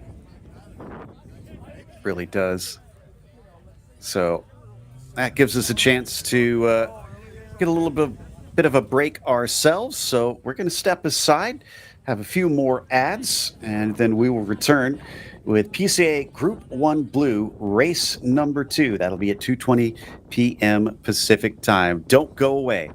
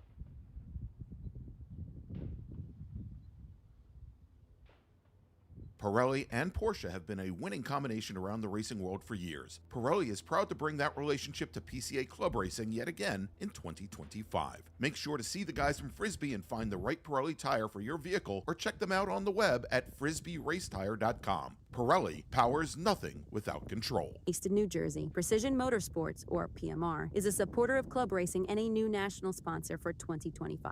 From the latest Cup cars to 944 racers, PMR has supported them all here at the track. True experts in their craft and dedicated to performance. Find them on Facebook at Precision Motorsports. New for 2025, Isringhausen will be sponsoring the GTD 1, 2, and 3 classes. Our group here at Club Racing are thrilled to have them on board. Over the past 30 years, Isringhausen has become synonymous with quality vehicles and superb service. The Isringhausen way of doing business has been one of offering excellent products at fair prices, coupled with service that goes above and beyond what anyone would expect from a typical car dealership. We believe that good service is comprised of 2 components: a willing and helpful attitude, accompanied by competency in your field. We try to support an environment where each person who works here strives to serve each customer as they wish to be served, with dignity and respect. Because of these core values, Isringhausen has become and will continue to be a leading example in the industry. One of our latest partners, Track Day Tire, is happy to be supporting Club Racing through their Toyo, Hoosier, and Michelin tires. Use the code PCACR for a discount at checkout. The TrackDayTire.com team is passionate about helping our customers extract the highest level of performance from their vehicles on the track. Decades of on-track experience has taught us purpose-designed track-use tires are arguably the single most important vehicle component that influences driver confidence to obtain maximum vehicle performance. Making it easier for our fellow track day enthusiasts to obtain confidence-inspiring tires is our goal. We look forward to providing you access to the best prices and customer support in the industry. A household name in U.S. road racing for nearly 25 years, Toyo Tires has forged a reputation for winning, performance, and consistency. From the company's legendary Proxys RA1 to the 2-groove Proxys RR, they have a history of getting drivers to the winner's circle. Their quality and performance extends beyond the track, offering owners a full line of premium tires for coupes to Cayennes. They are proud to build many of the tires right here in the United States at their state-of-the-art factory in Bartow County, Georgia. We thank them for their support of Porsche Club of America through Club Racing and the High Performance Driver Education Program. Be sure to check out their contingency program if you race SP1 or Spec Boxster. To learn more about the full line of Toyo tires, visit www.toyotires.com. Stable Energies takes pride in offering racers the very best in motorsport performance and safety equipment since 1978. Owner Bob Kikasik has been a PCA member for over 35 years and started club racing with PCA during its very first season. Located in northern New Jersey, Stable Energy stocks a wide variety of racing gear and motorsport products from top quality brands like O&P, Alpine Stars, Bell, Hans, Schroth, Paget, and Brake Rouse. Stable Energies is a master distributor for Recaro and the U.S. importer for safety devices roll cages, as well as the Eastern U.S. distributor for RSS Porsche Performance parts. You can shop with Stable Energies on their website, stableenergies.com.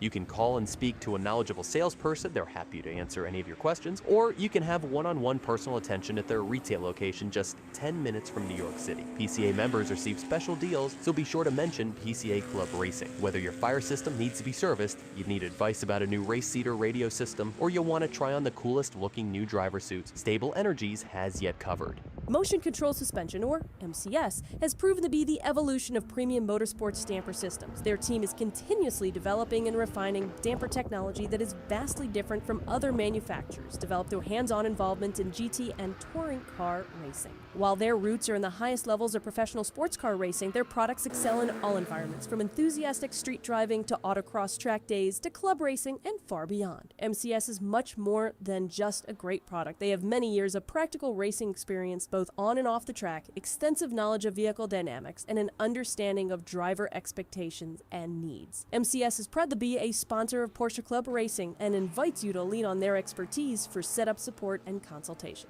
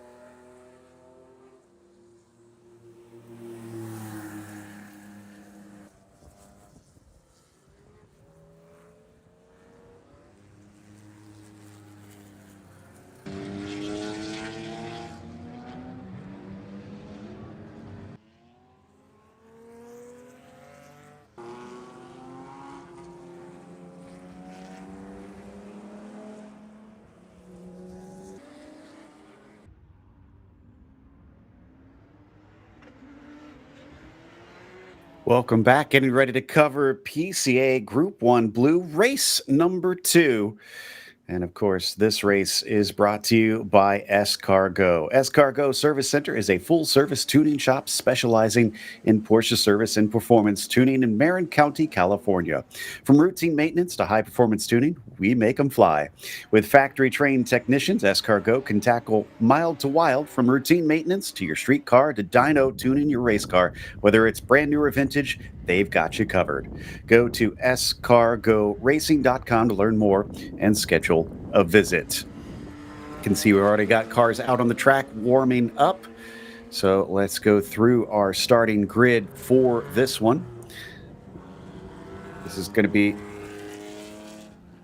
Bob Mueller who starts on the pole for this race. And of course, we've got Tim Salveson starting in second. Next to him, you've got Kyle Washington third and Alan Ritchie in P4. Then it's Scott Diger in the fifth position, Rich Walton in P6, and John Nelson in 7th. Tad Cusack will be P8 with Alex Steele 9th and David Fabi in 10th. David Hodges starts 11th today, Walter Nilsson 12th, and Dan Carasillo in 13th. Tad Standers 14th, and Andy Simpkinson in 15th. Robert Murillo will be P16 today, David Higgins in 17th, Nate Dos Santos in 18th, Chip Henderson 19th, Fred Veach 20th, and Baram Sunwala will round out our 21-car field. I'm Joe Peak with Joey Atterbury here to bring you the action.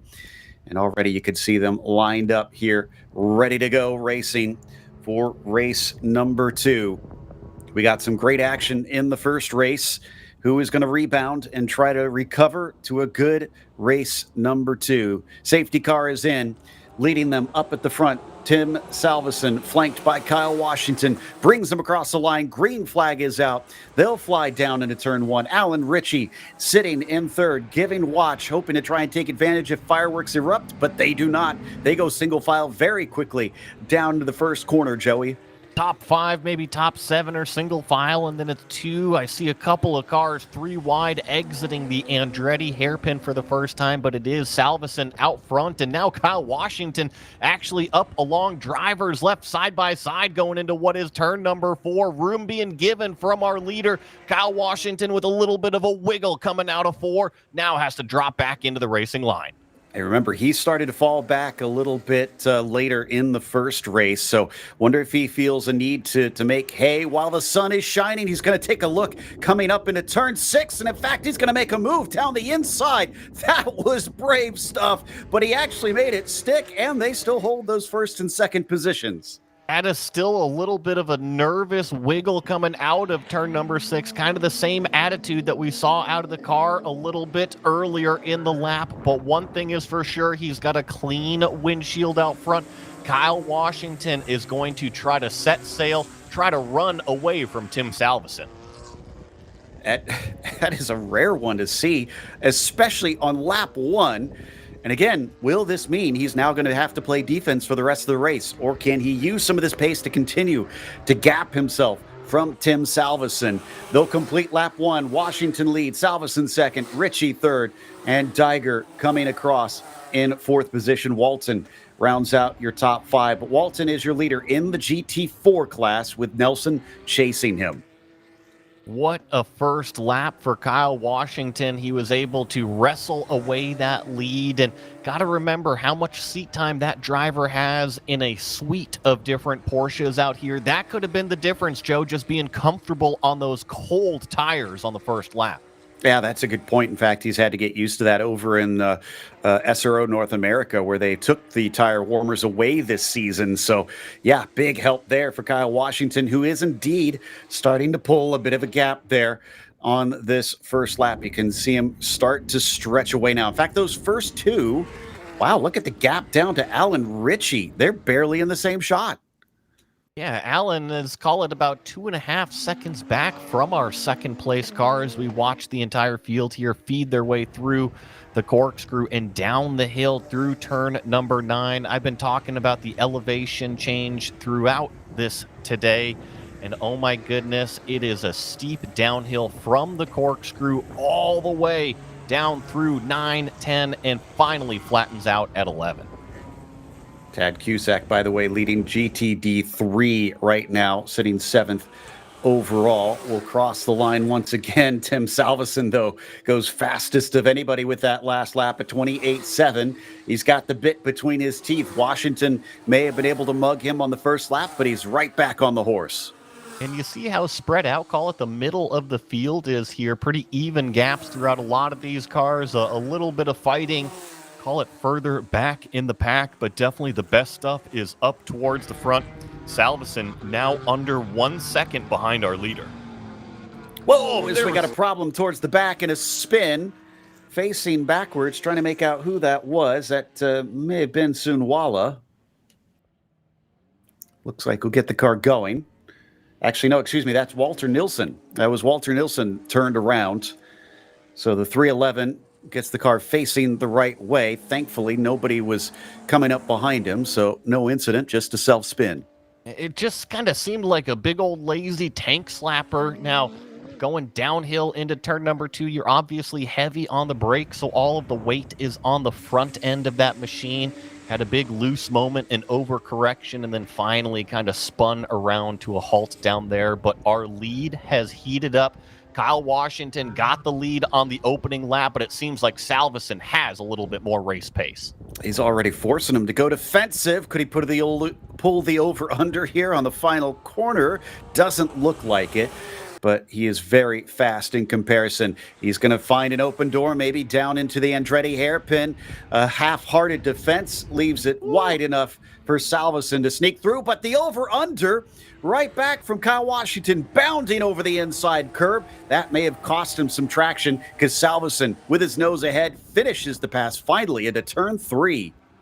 It seems like Kyle was a little bit nervous about his competitor coming back into that second apex of turn number 2. Definitely jumped over the curb, like you said, but I think this is a little bit more reminiscent of what we saw in qualifying, a little bit more reminiscent of what we saw earlier today in our first race where these cars were out there, these drivers were out here, where Tim was able to kind of run away with a little bit more race pace. And oh my goodness, Kyle Washington just threw it up the inside of turn number 6. The same move as lap number 1, and he takes the lead back again. Well, Tim's not going to let that happen a third time without a doubt. I can't believe he made that work twice. Brave stuff from the 132. And already Salveson's on the re-attack, trying to look to the inside down through Rainy Curve. That doesn't quite work. Maybe he'll do something here into the final corner as they start to head towards this left-hander. Already, Kyle just kind of hovering in the middle of the track, fading across to force a difficult pass for Salveson no matter where he tries to stick it. And they'll cross the line once again with Washington once more at the front. Now, last lap, this is where it kicked off, coming into Andretti. Is Salveson going to do the same thing? No, Kyle has learned his lesson, and he covers him off a lot more shallow. Yeah, it was much shallower on the entry. If anything, I think that the second-place car actually had to take a little bit of avoiding action not to run into the back of our leader. So was a nice job to avoid any sort of contact. And now you see, call it maybe 2 car lengths between our top 2. But I just want to give credit to Kyle Washington because turn number 6 is not a passing opportunity. You do not circle that turn number when you're looking at the track map and think, okay, this is where I'm going to set everybody up for the passes. But he's done it not once, but twice already this race. I was kind of wondering, watching to see if Salveson would try to pull the same move, but he wasn't close enough to execute. Washington definitely looks a bit better through that turn 6 section, as we had a little bit of something going on with the gravel there by our camera for a brief moment. Meanwhile, as we come back down out of the corkscrew, Salveson still has him under threat. Alan Ritchie, absolutely nowhere to be seen. Last time by was a full 9 seconds back from these two. Yeah, and we're actually running up on our first little group of lapped traffic out here. So these leaders should be able to kind of rocket past this older 911 on the front straightaway. So not going to be an issue for Washington or Salveson.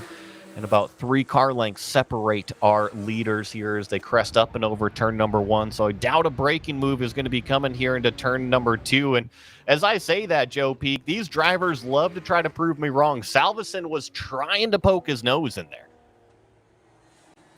he's got a real fight on his hands on this one. And like we said last time, as he gets his wheels into the dirt coming out of turn 3, that's not going to help his case.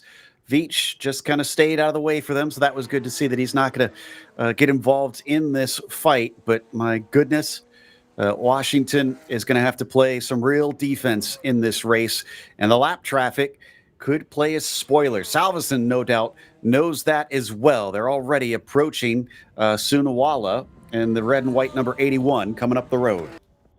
A big difference that I saw just kind of in driving line, the prior lap was coming up here in turn number 9. Now the lapped car might kind of affect this run down the hill. Kyle Washington to driver's right really opens up the radius at turn number 9 and capitalizes on the exit. While it seemed like Tim Salveston was kind of pushing out wide there in turn number 9 as we check in on another battle. This is battle for P2 in the 911 Cups. This is Simpkinson versus Higgins coming round 2 wide through the Andretti hairpin. I think they're going to be able to get out the other side. Simpkinson in the white machine and Higgins in the, it says the orange car, but I think that might... It looks like he is the last car in line. So that may have not been for position. That was the SP911 of Robert Murillo, I think, that was in this fight. Yes, he is in the gray machine. So just a slightly off-white there, just in front of the car of Simpkinson.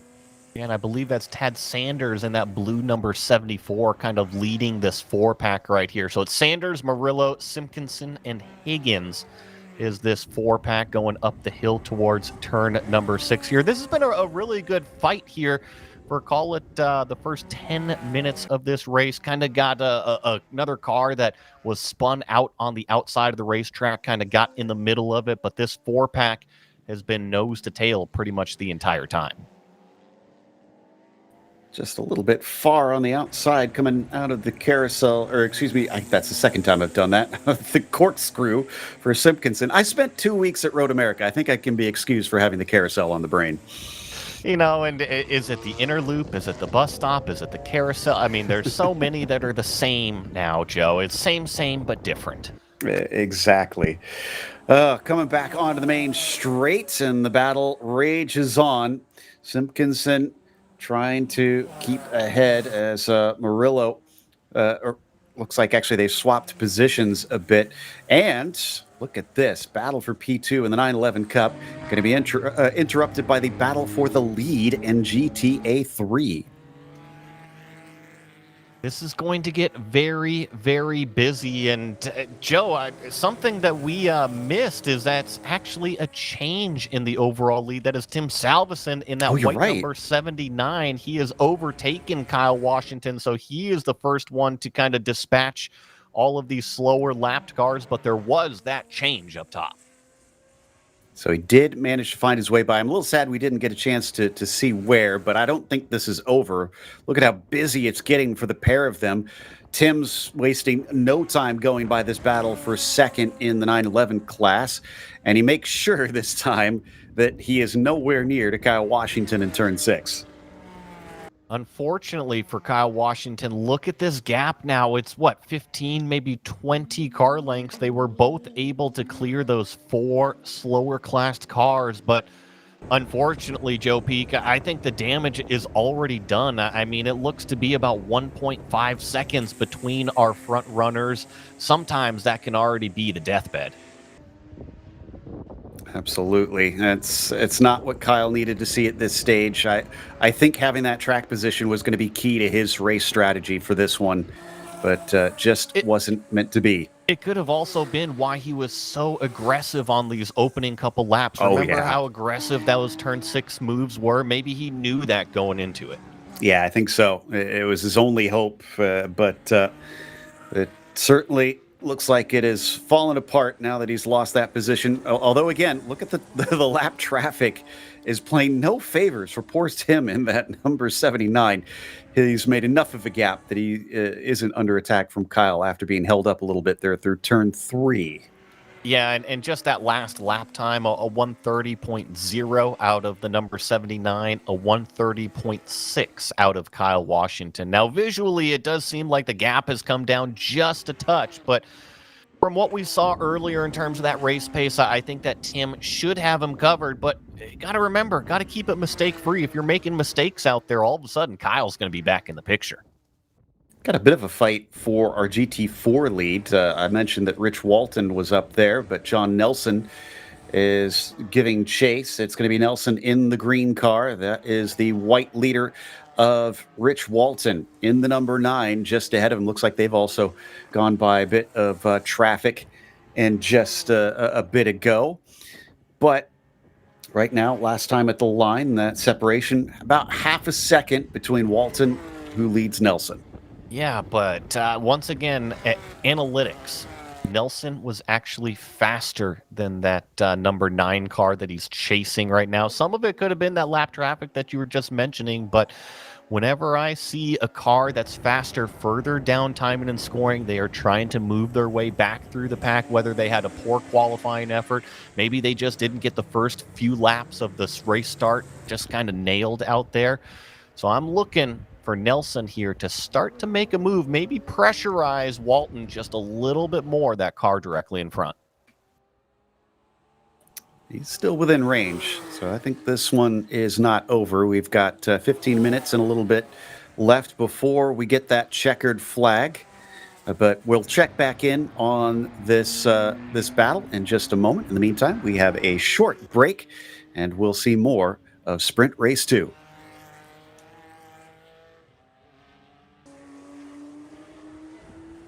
S-Car Go Service Center is a full-service tuning shop specializing in Porsche service and performance tuning in Marin County, California. From routine maintenance to high-performance tuning, we make them fly. With factory-trained technicians, S-Car Go can tackle mild to wild, from routine maintenance on your street car to dyno tuning your race car. Whether it's for a new or vintage, they've got you covered. Go to scargoracing.com to learn more and schedule a visit. Kansas City region is excited to host their second annual club race in the rolling hills of the Ozarks. The 2025 Race the Roller Coaster Club Race will be held on September 27th and 28th at Ozark International Raceway. The challenging 3.97-mile, 19-quarter course has almost 1,500 feet of combined elevation change per lap. The track is in Gravois Mills, Missouri, a few hours from Kansas City. There will be 3 sprint races, one on Saturday, followed by a happy hour with drinks and refreshments, and 2 on Sunday. Both days will have charity parade laps during lunch and give friends and family a taste of the roller coaster. The points races at this club race will earn points towards the 2025 Mid-America Series as well as the 2025 PCA National Championship Point Series. Register at clubregistration.net. Get ready for Rocky Mountain Thunder, the PCA race at High Plains Raceway in Colorado. Rocky Mountain region hosted the very first PCA Club race in 1992 at Second Creek Racetrack, and members of the Rocky Mountain region take pride in this historic event. The region has run the race at Second Creek, at Pueblo Motorsports Park, and now High Plains Raceway. This race will earn points towards the 2025 Mid-America Series, the 2025 West Coast Series, as well as the 2025 PCA National Championship Point Series. The race weekend will feature 2 30-minute sprint races on Saturday and a 65-minute enduro race on Sunday. Registration can be found at clubregistration.net.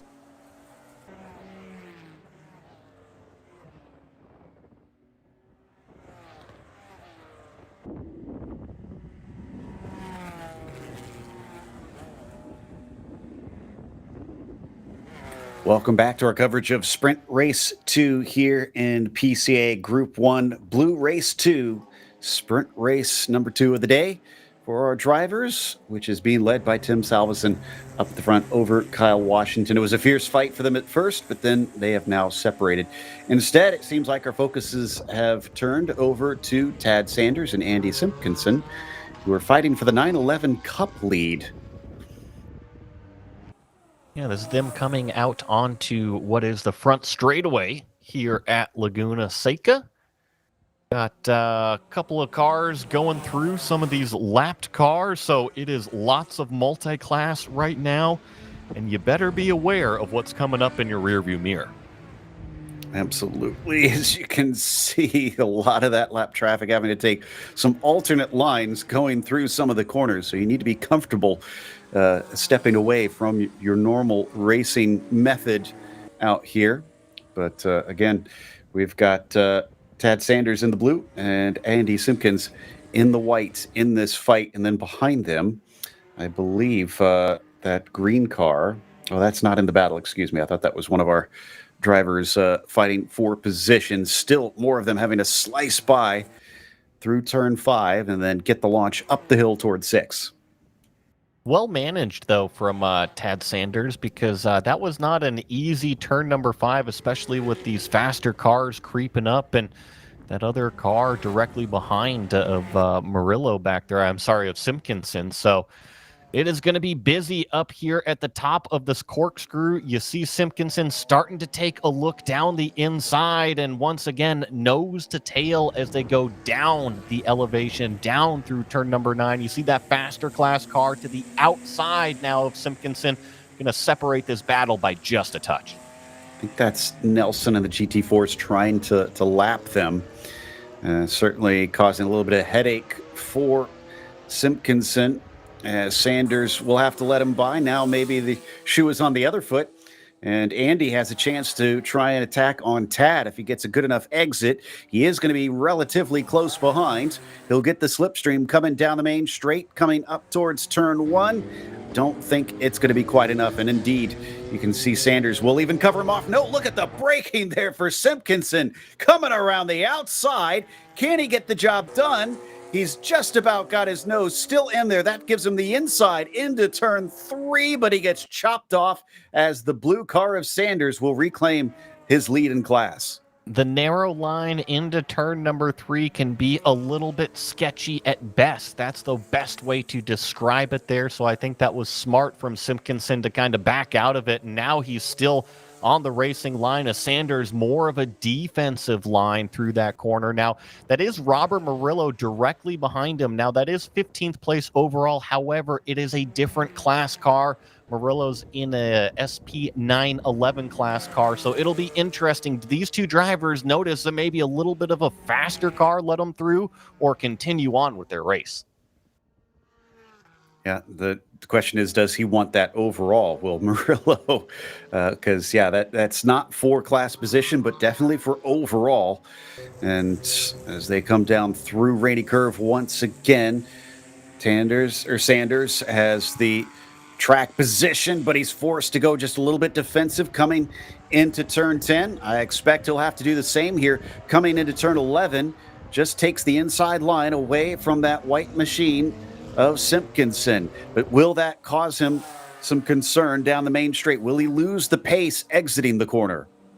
The last lap out of Sanders of 41.919. That was his fastest lap of the race. That's exactly what he needs to do to kind of hold off Simpkinson, as it's, call it 3 wide going into what is turn number 2 down there, navigating their way through a couple of slower class cars, got a couple of faster class cars coming up on the rear view mirror as well. But Tad Sanders continues to lead this 911 Cup class over Andy Simpkinson. He's holding on to it by the skin of his teeth, though. He's got to be careful here, because this could easily go away, especially with all the traffic that we've seen them dealing with, including right here, both from ahead and behind. He leaves space at the apex. That was very smart, because that could have been an accident. But again, that slows him up slightly. And now he's got to deal with, well, who goes through turn 6 first? Yeah, and that could definitely choke them up, but it seems like they were able to flow through that rolling apex speed nicely through turn number 6, which, of course, is the key to that corner. It is not a stop and start corner. It is about how much speed you roll through, and it seems like Tad Sanders let that faster car through and was able to get through turn number 6 very nicely. Again, this is a battle for class lead in the 911 Cup class, so definitely important amongst these drivers. With less than 8 minutes left to go, just a handful of times around the circuit before it is going to be over, and still defensive moves from the blue number 74, unwilling to give away that inside line. But I have to give him credit. He's been doing what he needs to do on the corner exits. I keep thinking it's going to slow him up, Joey, but he gets that throttle down well. Sometimes that, call it half-hearted defensive line like we see here in the middle of the road, is not necessarily to stop a competitor from throwing it down the inside, but it's more of trying to tell them, hey, I don't think that you're faster than me, or I don't think that you're close enough to me here at this break point to really make a huge charge into the zone. So I'm not surprised to see that car right smack in the middle of the racetrack. However, like you said, it can compromise those exits. You know, I'm taking a look at the last laps between Salveson and Washington. This may have been due to traffic, but it was about 0.6 of a second quicker for Kyle Washington. Is he suddenly back on the horse here?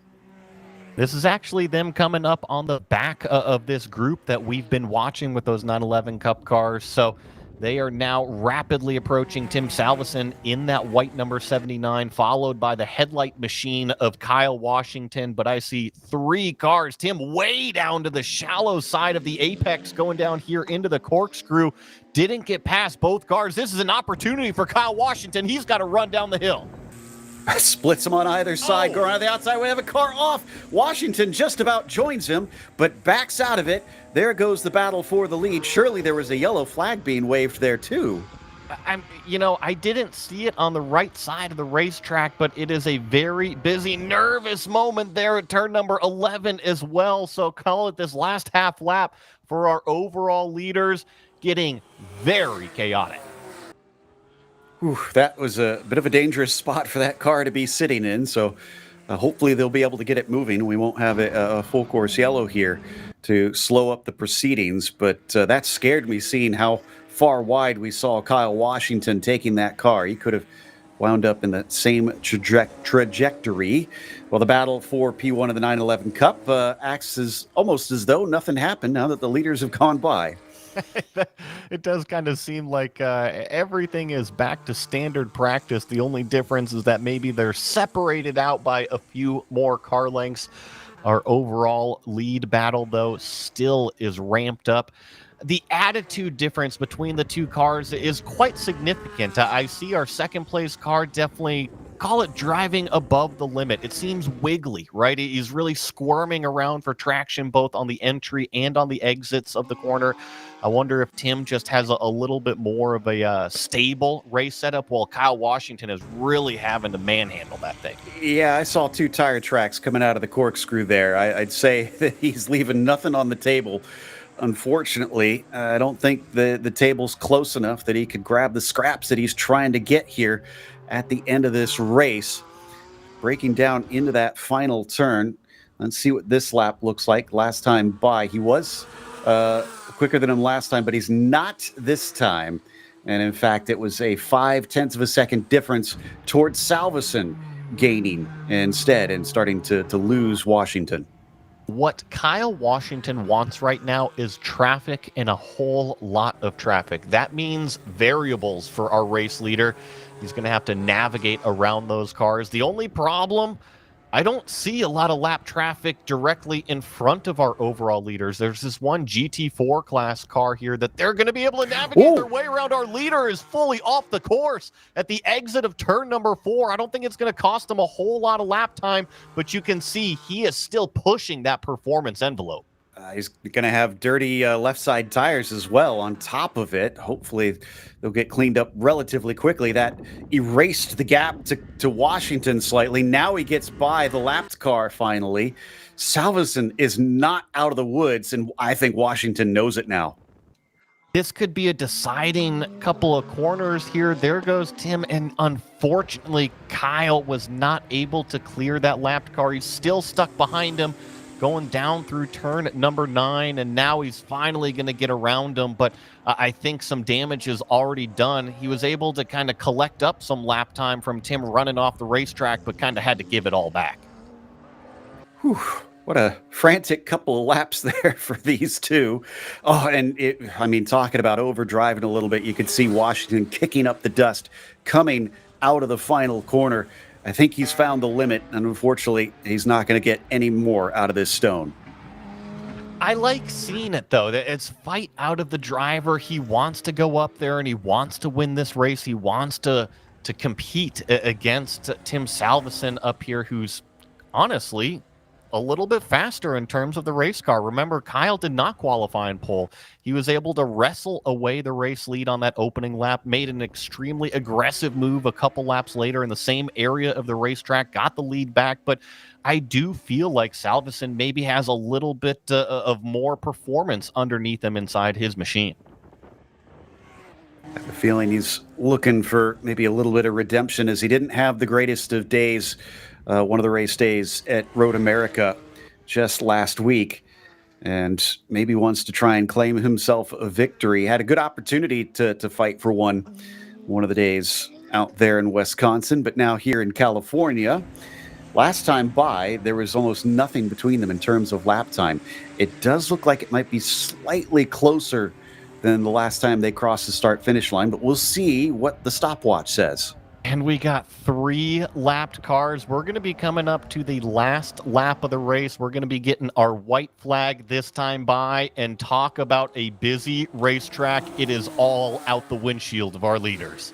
0.9 of a second faster. Kyle Washington picked up a ton that time. And speaking of picking up a ton, that was a late move, as I don't think the green machine saw that Salvesen was trying to lap him. That has now checked him up big time. Still looking for a way by, and that car's not moving out of the way. They're covering the very far inside. Yeah, that was a little bit interesting by the slower car, and now they finally both are able to navigate their way through. No, Kyle Washington's not able to. He was side by side through turn number 4, so that green lapped car cost both of our leaders a huge amount of track time, but guess what? It seemed pretty even. He's still wringing the neck of that car as he goes all the way out to the edge of turn 5, down through turn 6, once again trying to carry the speed. But I think Salvesen looking a little bit more collected through these high-speed corners. The car just not moving around nearly as much as the 132. What about here dropping down the hill? Oh, that was a good run from Washington this time. Yeah, and Kyle's been really good coming down the hill here. Salvesen a little bit wide on that exit. It is going to come down to the turn 11 brake zone. Can the white number 79 be far enough out in front? Defensive. Kyle Washington thought about it, thought twice about it, side by side at Apex. Who's going to win the drag race? Just a little bit too far outside. I don't think he's got it. Tim Salvesen, though, what a defense. He takes the win here for Sprint Race 2.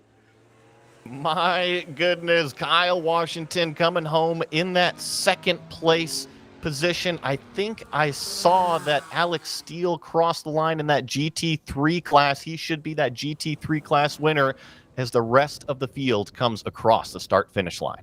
And Rich Walton looks like he's still leading down in the GT4s.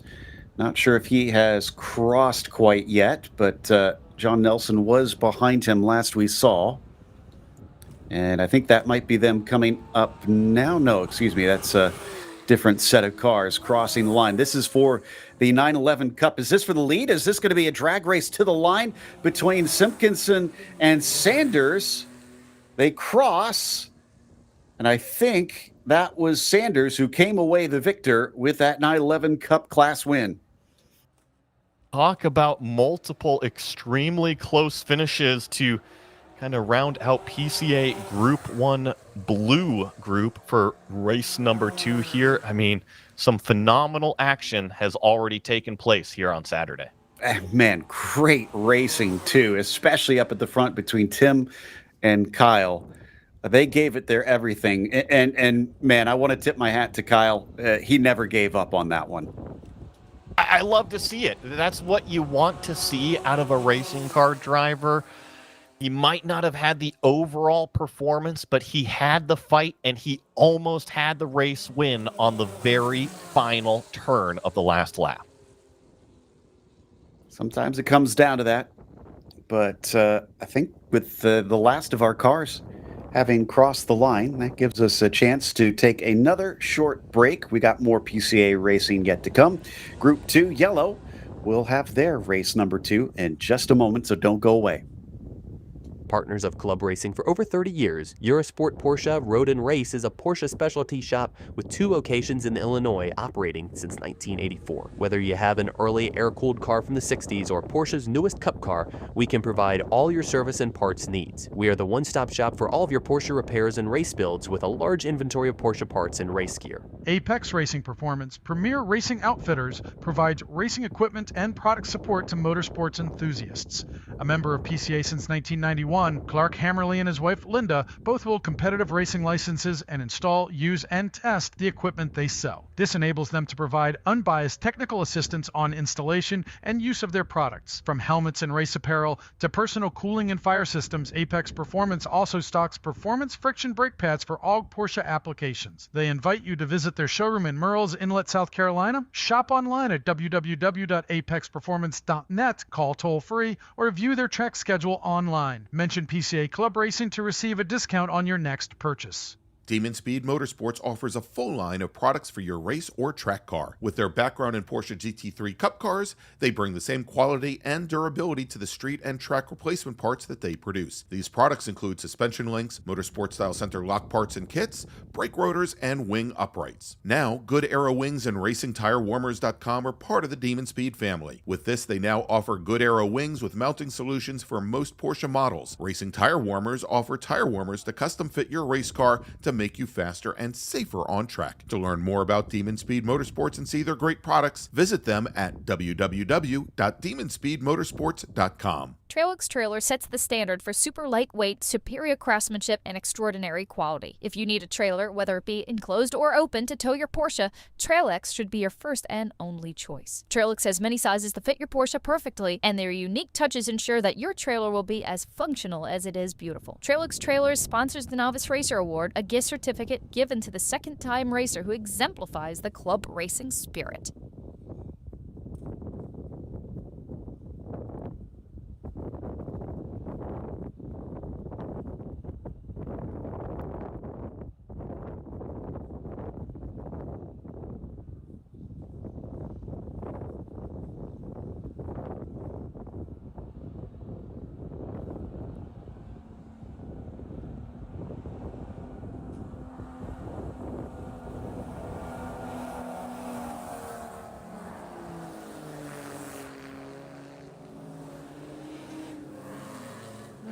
Welcome back to Laguna Seca. We're getting ready to watch PCA Group 2 Yellow, Race 2 with Fred's Place. We have our grid ready to go. Rob Walker is going to be on the pole for this one with Alistair Belton. Ready for round 2 with him to fight from second. Hunter Allen will be in third with Dallas Carroll in P4. Then it's Stephen Watkins in fifth and Ken Johnson on the outside of that third row. Bruce Toes starts from seventh. John Haas in the 8th position. Row 5 has Chris McDuff flanked by Earl Harrington. Then into row 6, Doug Baccignone will be starting from 11th. Trygve Isaacson will start from 12th. Howard Robinson in 13th and Alberto Abreu in the 14th spot. Klaus Drayman in 15th. Andrew Forrest in P16. Tim Martin will start from the 17th position, followed by Chris Foster in the 18th spot. John Seidel will start in 19th. Chris Nagel in 20th. Then we've got Ryan Fitzgerald on the outside of the top 20 in 21st. You've got John Burke next to him in 22nd. Row 12 has Kyle Karefke in 23rd and Rishab Kumar in 24th. From there, you've got the likes of Paul Young starting in 25th, and then Mark Boschert in 26th, and Joe Koo round out your 27 cars. Last time we saw Joe Koo, he was fighting up at the front and putting on quite a show up there with his defense. Will we get the opposite with him trying to come from behind? That's what I'm looking forward to, because we saw kind of the top two breakaway between Rob Walker and Alistair Belton, and they were kind of the class of the field. But then that third and fourth place battle involved Joseph Koo. So, yeah, I'm with you here. Does he become a madman and just get his way through the field? It'll be very interesting to watch him race this one. Without a doubt. But as I mentioned, it's hit the bell, because Walker and Belton up at the front, man, that was a great fight for the win. Will it be as it was last time, or will we see it swap around and Belton be able to get revenge? And the other thing is, remember, it was Hunter Allen that was trying to pass Joseph Koo that entire race number one, couldn't get by him, had to settle for fourth place. Could this be the opportunity that Hunter is looking for to attach himself to that top two? That's an excellent point. Yeah, the 111 has potentially been freed up. But first, we got to get through the first couple laps and see how they shake out on that one. Dallas Carroll also amongst there. He could maybe play the spoiler for the 111 car. Safety car is in. They wait patiently for the call from the flag stand here on the front straight. And there it is. Green flag is out. Everybody popping out, trying to find as much space as they can on this narrow front straightaway.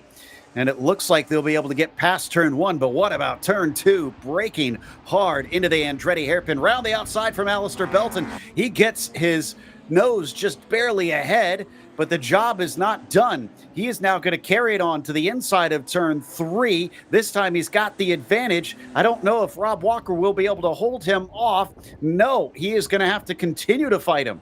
And this is going to be another tricky right-hander for Rob Walker. However, he's got half a car length ahead and rolls the speed through turn number four. Back to the lead is the purple number 171. Belton has to settle for what is second place. Hunter Allen slips into third as it looks like we have three wide a little bit further back going into turn five for the first time. Color me impressed with Rob Walker. I thought he was going to lose that spot for sure, but he did not give up on that one. So now Belton has a task in front of him, but he's also got to watch out. Allen is still back there. Oh, as we got a car off in the background, making it back on into turn six without major incident. That could have been a very, very close call. Usually when you're out there at the exit of turn number six, it can hook spin on you back to driver's left, but thankfully the driver was able to keep it under control, rejoin the racetrack. But look at Belton. He's already looking for a way by our race leader, was popping out drivers right, drivers left, trying to find some clean air, a little bit of clean visual cues that he needs on this racetrack.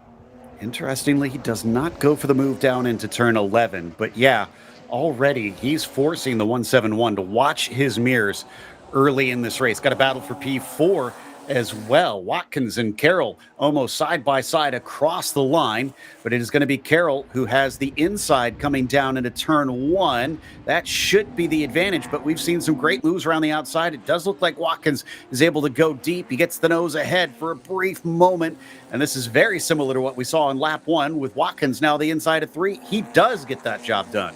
A nice move from that number 117 car. And you're right, Joe, that if you can hang out on the outside of turn number two, all of a sudden the tides flip and you're on the inside for turn number three. It can be very difficult to hang out all the way around the outside of that Andretti hairpin. However, it is a slower corner, and if you can pinch that car down to the inside, you might just be able to stand a chance going into turn number three.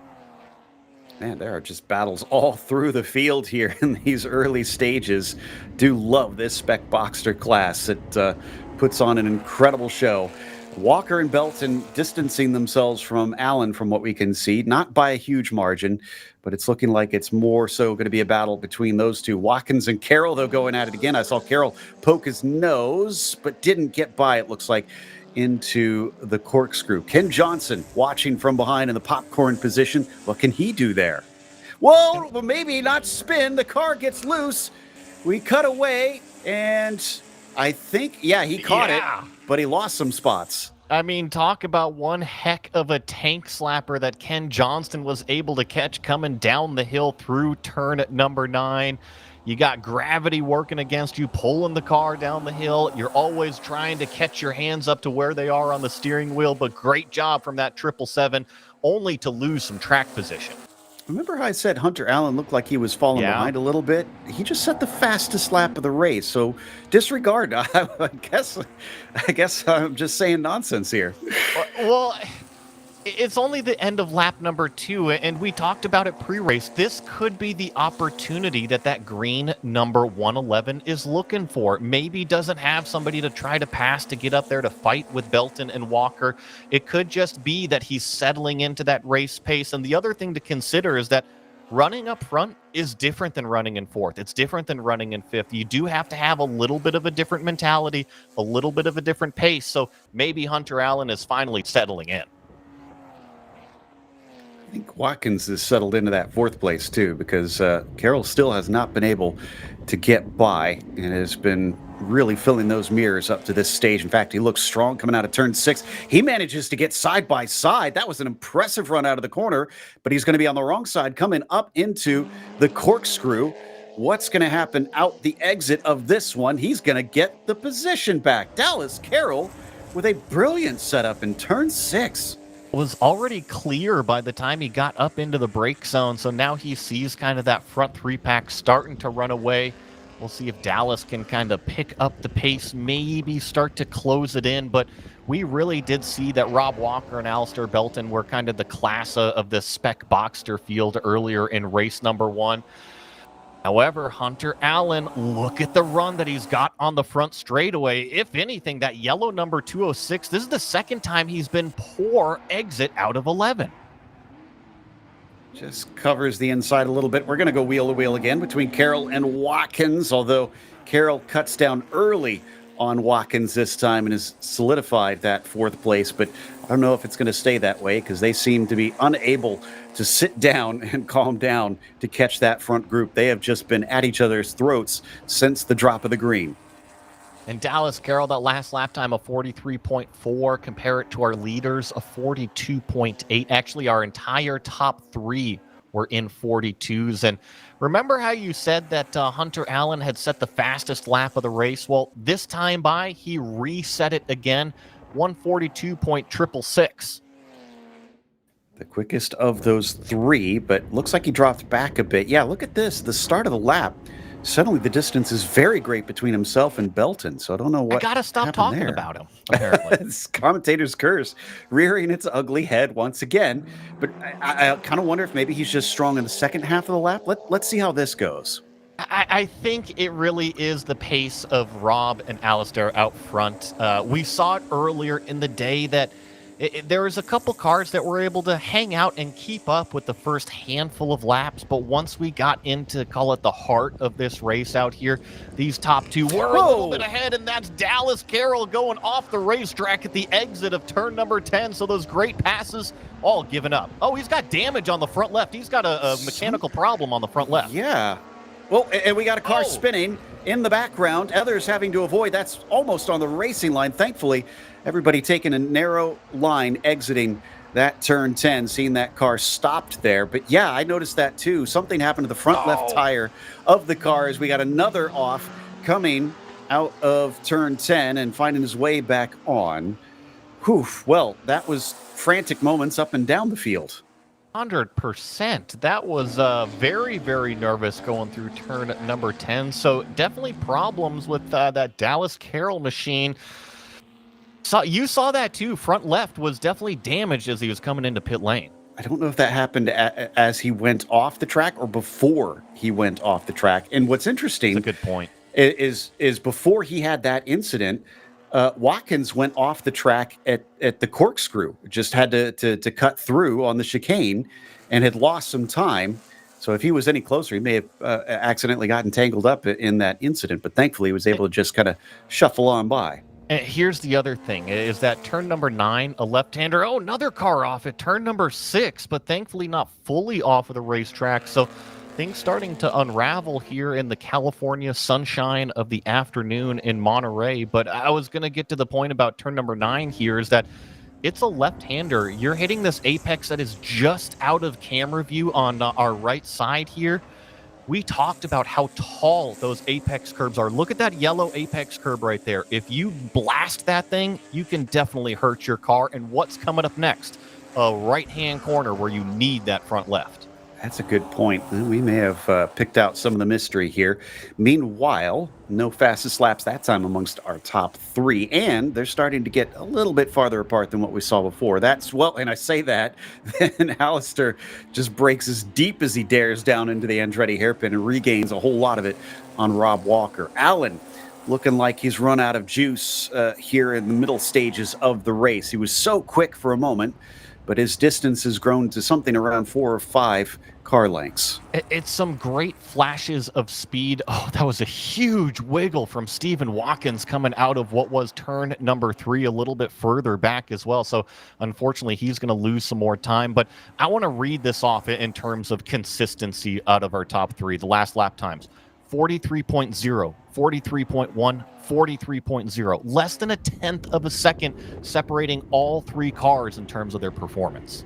There's nothing in it, and mistakes will be costly. And I think those mistakes are what biting Watkins, because we've seen him drop a lot on this lap. He may have overdriven that car a bit with the offs we've seen from him recently. In the meantime, Belton versus Walker. We said it was round 2, and they are making the most of it here. Although Alistair, now that he's caught up, I haven't seen many serious attempts yet. Is he biding his time? Is he just studying before he goes for a real attack? I think it's a two-edged sword here. If Alistair attacks, how much does that bring in Hunter Allen if he doesn't accomplish the pass, especially if they go too wide through multiple corners? So, in my opinion, we got 19 minutes left. I would almost just kind of hang out behind Rob Walker, not show any sort of pressure, see if Rob can kind of pick up the pace and start to run away from that third place car. Gives them a little bit of a cushion to kind of fight it out amongst themselves without having to worry about that green 111. Well, and he wasn't running away that lap because Belton now took the fastest lap of the race. These cars getting ever quicker each and every time around. It seems the Lightning fuel is really playing nice with the handling of these spec Boxsters. And the gap from them down to 4th, I said it was getting bigger. Well, it's already 7 seconds. So, yeah, I think Watkins is now out of the equation. Yeah, he had that huge moment in turn number 3. That definitely didn't help his cause. But the one good thing for Stephen Watkins, he's got about 7, maybe 8 seconds over that 5th place car. Oh, that was a little bit of a nervous moment from Rob Walker out of turn 6. Belton's already got the lead.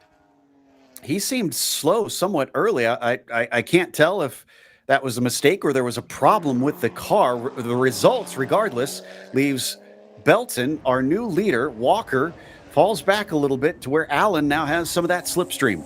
And Joe, I think you're right. It just seemed like the car didn't have any drive going through turn number 6. And usually what that means is that the driver missed a gear. They're either in neutral or in the wrong gear. It's not like he made a mistake and had this huge slide off the racetrack. It was simply a halt of momentum out of Rob Walker. This changes a lot of things. Let's see how it looks as they cross the line this time by. It's about half a second between P1 and P2.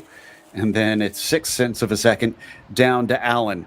Entering as wide as he can. Belton trying to open up the track now that he's got the clear air in front of him. And very wide on entry into turn number 2. If this was any sort of other weekend, I would say that's a pretty standard racing line. However, if it's not being driven on a whole lot, it can get very, very dirty and dusty on the, call it, entry of the outside of turn number 2. Just got to be careful of how wide you go. We've been watching this fight up at the front, trying to see if we have any other stories out here. I think Isaacson's fallen down a little bit in that number 95 car. These 3 remain as close as they were before. Bruce Toes, though, set his personal best up there in 6th place, so he's on a charge trying to catch up to Ken Johnson for a potential top 5 finish. Have we seen Carroll get back out on the track yet? It looks like no. Not that I've seen, and quite honestly, with the damage that we kind of visually saw, I'm not sure if it's going to be able to be repaired unless it was some sort of random wheel. We got more wildlife out on the racetrack. That was a U-turn there, turn number 9. Did you see that one again? I was looking at the time and score, and I missed on that one. So He ran out there, saw race cars, and said, nope, U-turn, time to come back. Probably the smart move. I did see one earlier that was kind of hovering around some of these walls there on the front straight. But yeah, if you haven't been to Laguna Seca, the ground squirrels are everywhere. And I believe, from what I understood, they're protected. So they can't do anything to get rid of them. Yeah, no. Yeah, that's their own fault. But the groundskeepers, they can't exactly try to shoo them out of the track. They just kind of have to tolerate them. Well, and here at Laguna Seca, you have the sound decibel limit, so the squirrels probably being woken up by some race cars, just kind of going out and checking out what's going on. I noticed that. Yeah, I would think the sound would scare them away if anything. But there was a bit wide from Hunter Allen. He's not giving up on this second place. He's trying his hardest to regain on those two. Yeah, in that prior lap, he had a big moment going through turn number 9 as well, maybe avoiding that wildlife out there. But I think that you can definitely draw some positives if you were Hunter Allen here in this race, because remember how far back he already was in race number 1. It was something like 5-7 seconds by the time we got halfway through, and he's in contention up here inside the top 3. It's still 15 minutes left on the clock. So, yeah, I mean, that distance can definitely be reeled in. The question is, can he make an attack? Can he try and get by those two? We've seen how difficult it is to try and overtake between Belton and Walker. So they're going to make life difficult if Allen even does get within striking distance. And that's not to say that Walker maybe is going to try and use some of this to work on Belton as well, because look how close he remains to that 206, and they're turning things up once again. Belton set the fastest lap, and Walker immediately took it back. I think they're just kind of setting everything up for a repeat of what we saw in race number 1. They were very, very well-mannered throughout the entirety of the race. And then what was it, about the last lap and a half, everything sort of kicked off between these two. So 14 minutes remaining. I think we got another 12 minutes of close racing and then fireworks. Well, let's hope that the fireworks don't wind up with someone burning their hand off here, that we get all 3 cars to the finish line again, using up every inch of the track, both the top 2 now and Allen nearly kicking up dirt coming out of turn 4. Got to be careful about that. You're loading the tires up in a big way on the exit of that corner. So up the hill we climb and towards turn 6. This is where Walker saw that lead disappear, but he is taking a bit more of a conservative line compared to Belton.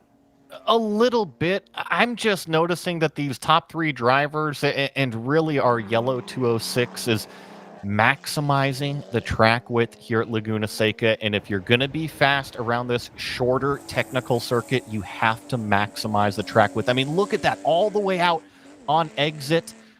At the apex, you're all over those curbs. Careful to avoid those yellow bread box curbs. But once again, here at turn number 11, all the way out, driver's right. And then I bet you on exit, they're even further over those exit curbs, trying to get the maximum amount of acceleration out onto the straightaway. Looking like Allen maybe a tad slow this time by. Yeah, he was definitely the slowest of the 3, as Alistair and Rob were 142.5 and 142.4 respectively. 143.2 for Hunter Allen. He's got to have to try and hustle a little bit more, or else those two will once again drop him. Maybe there was a momentary truce. Maybe that's what we're seeing, that they don't want to fight because they know that that'll bring a 3rd car into the mix. And when you're a racing car driver and you see some of these cars start to accelerate, run away from you, you think, oh, I got to try harder. I got to try harder. Oh, there's a little bit of a defensive move from our leader there as Rob took a look down the inside of turn number 5. But usually when you try harder, you start making more mistakes. Remember, these drivers have already been in these hot race cars for 20 minutes. Your brain needs to be switched on the entire time, as Belton flirting with the gravel on the outside of the track at 6. Like I said, he's definitely willing to get much closer to that edge and doesn't seem too afraid of it, but it hasn't helped him run away. That's the downside here. He's still got Rob just breathing down his neck. Really wide out of Belton once again on the exit of 9. Rob Walker maybe just a little bit tidier with the racing lines. And usually, if I'm trying to analyze something, if someone is a little bit cleaner, it usually means they've got a little bit more wiggle room, a little bit more extra performance to try to throw something up the outside, or maybe be really aggressive into a brake zone. Usually the car that is overstepping the limits, they can make a mistake a little bit easier. It'll remain in line before things heat up too much. We're going to take a short break. We'll be back after these ads to bring you the thrilling conclusion of Sprint Race 2.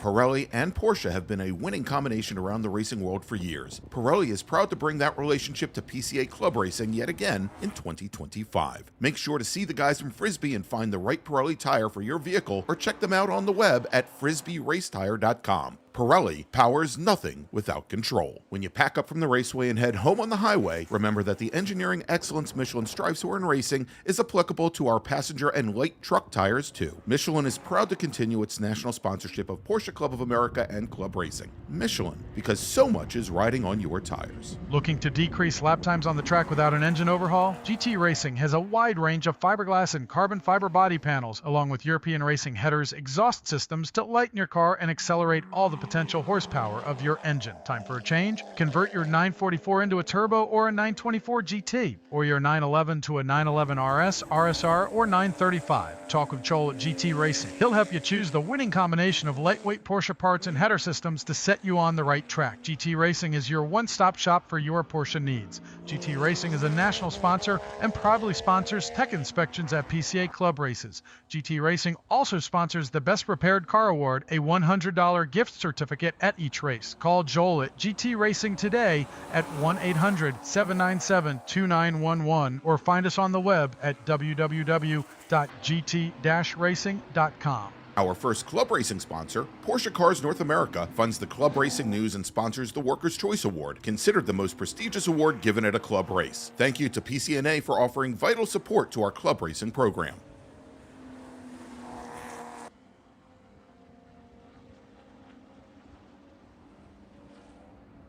Welcome back. We're down to the final 9 minutes here at Laguna Seca. Belton leads Walker, leads Allen at the front of our spec Boxsters.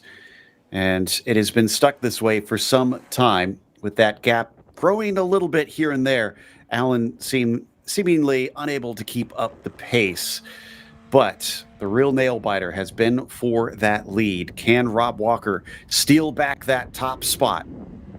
I get nervous every single time watching these leaders go through turn number 6. Obviously, they are plenty comfortable pushing it all the way out to driver's right. However, that's the fastest corner that we've got on this racetrack. And you, as well as I know, that if you do overstep that limit and you do drop tires into that right side, it can end in more than just tears. Yeah, you might have a repair bill on your hands. So you need to be very careful. How much do you want this win? We still have racing tomorrow to come too, so we can't forget that. You got to keep your machinery in good condition, so you don't have to spend all night putting it back together. Now down to 7.5 minutes left to go. I think we can count Hunter Allen out of this race unless he starts to regain some serious ground here. There was a look up the inside by Rob Walker, but I didn't see him getting nearly close enough. I think that was just trying to get into the head of the 206. I'm with you that it's down to our front two, Belton and Walker. The biggest difference, if we're just going to be purely analytical, is that our front two are still setting fastest laps of the race. They are continuing to get faster. Unfortunately for that third place car, it's kind of hit that plateau, is doing lap times equal to his fastest, maybe just a couple tenths slower. So maybe just consolidating from here. He's got a massive gap back to Watkins, who at one point was with him, but it's now about 20 seconds behind for the 117. Still been a pretty good race there for Stephen Watkins, who has been had a fight earlier on in this session, but then just kind of wound up by himself after his rival wound up at the side of the road with some damage. Meanwhile, back through Rainy Curve once again. You can see just how much of a drop it is here. As up top you could see pretty far, but down here it is not a very far seen distance through the track. Coming into turn 11, and it is going to continue to be Belton leading over Walker to tick off the next lap as they continue to slip through the hourglass and the opportunities go away. At what point do we see Walker throw a little bit more at it? I think maybe 2 more laps, and then we'll really see kind of this battle start to ramp up. It was, call it the last lap and a half that everything kicked off in race number 1. And I do feel like the number 171, that purple machine in second place, does have the opportunity to maybe make a move on Alistair Belton, our leader, just like what we saw a little bit earlier. So 5.5 minutes. Does it happen on the last lap? Does he feel like he's got a little bit more pace to run away from that yellow number 206 if he makes that move? I don't think so. I think it's still going to come down to that last lap. Alternately, do you see that lapped car they're starting to quickly approach? That could be what Rob needs, but I feel like he's not really close enough right now. I think he needs to get a little bit tighter up to that 206 if he wants to try and capitalize on a little hiccup from Belton trying to overtake that car. But that all depends on where they catch that car, too. Correct. I think that if you catch him in a narrow area like turn number 6, it is going to spell bad news for our leader, because all of a sudden, all of that momentum just kind of goes thrown out the window. And Rob Walker can kind of read that description, that kind of incident a few corners ahead of time and capitalize on that momentum. It's going to be difficult, and not only one car, but I think I just saw a second car on the front straightaway too. So call it 3 laps left, maybe 2 laps left. Yeah, not sure who these two are that they're coming upon, but I'm pretty sure they're going to get the one. I don't think they'll get the other. It just depends how much faster they are. You can see them cutting down that time to that bright blue machine just in front, coming down to the braking. It doesn't influence it quite yet, but perhaps within the end of this lap, we will see them have to overtake this slower car. And our leader was actually a little bit wide off of that second apex in the Andretti hairpin. Rob Walker couldn't do anything about it, but that was kind of the first mistake that we've seen out of a yellow machine out front. So going to have to see if it's starting to unravel. Here comes a good run from Rob Walker. This is the closest we've seen him in quite some time. Alistair going to stay to the inside, forces him the long way around. Maybe an over-under attempt? No, the momentum is not there for the 171. They continue to creep closer to the lapped car in front of them. I thought they would have been on top of him by now, but apparently holding his own pace quite well. So will it be on this lap, or will they have to wait until next lap to finally get by this car? And by that point, it'll be 2 to go. The beauty of spec racing, all of these cars are so similar in pace. It really is down to the driver. So can Belton navigate his way through this lapped car? Looks like they're going to pull off driver's left. That's a huge spin coming down the hill. Thankfully, doesn't interfere with our leaders. Is going to stay off course, driver's left. Well, and thankfully stays out of the wall. I thought he was heading right to the left-hand side barrier, covered in a little bit of dust. He turns it around, and I think he's going to take it directly into the paddock, deciding not worth trying to carry on these last 2 minutes after that scare. Yeah, and even if he was rejoining, I liked the way he turned around. I don't like seeing people turn around on the racetrack, so even if it was a rejoin, A-okay in my book. So there goes the traffic potentially playing a part. Belton and Walker are still getting close to those ahead, and we do still have 2 laps to go. I could be wrong here. They may actually catch up to not just 1 car, but 3 cars in a line, and that might be all for position. Could spell trouble. Oh, and almost into the gravel again was our leader.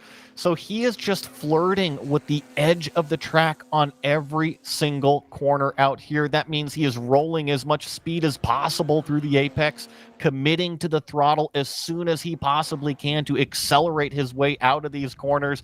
And he's obviously got a great feel of what that car can do. Trying to figure out which cars these are. Correct Fee is currently at the front of the group. I can tell that, but then I'm trying to make out those behind. So they might not all be battling for position, because I don't think that is Burke and Draymond.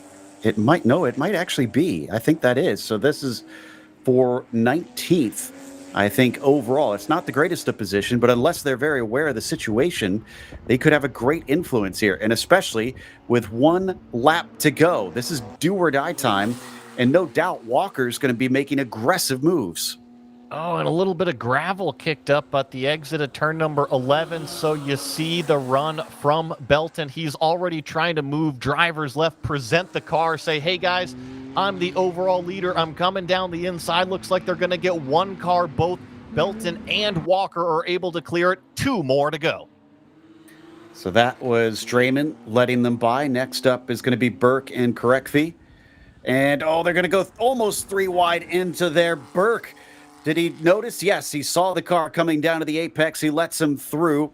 It's 2 by 2 coming up to turn 4. And this is going to be a horrible compromise for Rob Walker. And he loses an opportunity, but they are now finally past those 3. Thankfully, they were able to get by safely and, quite honestly, pretty evenly out of those front 2 here. So it is the run up the hill. Remember, we are on the final lap of this race. Can this yellow number 206 of Alistair Belton hang on for what is half a lap remaining here at Laguna Seca? Oh, big moment there for Burke. Draymond going to be able to get, for Draymond rather. Burke gets by in the silver machine and takes that 20th spot. Just half a lap to go, less than half a lap to go. And I don't think this is good enough unless we get a real lunge out of Walker in these last few corners. He just doesn't look near enough to Belton coming up to the last bit. He has closed in slightly here, but this will be an aggressive move if he tries this. Surely Belton's going to try and cover him off. He leaves just enough of it open, but that is not near enough for the 171. He has been held at bay. He lost the lead after a mysterious slow of pace in turn 6, but that's all it took for Alistair Belton to win race number 2. And crucially, Hunter Allen crosses the line in what is 3rd place in that number 111, rounding out your podium. That was a great race there from Allen, without a doubt. An excellent job. Watkins, I think we're still waiting on him. Yeah, we're still waiting for that car. That tells you how far back he was to get a 4th place. Some scary moments for the 117, but he brought it home. Another fantastic race from these spec Boxsters out here. They put on a great final lap earlier this morning and now talk about navigating their way through that lap traffic to finish out this one. Some great action. Coming on by, that's going to be, I think, Tim Martin in the bright green machine. As Isaacson also crosses with a nice top 10. So he climbed forward a little bit since we last looked. Good job by the 95 to gain a few positions.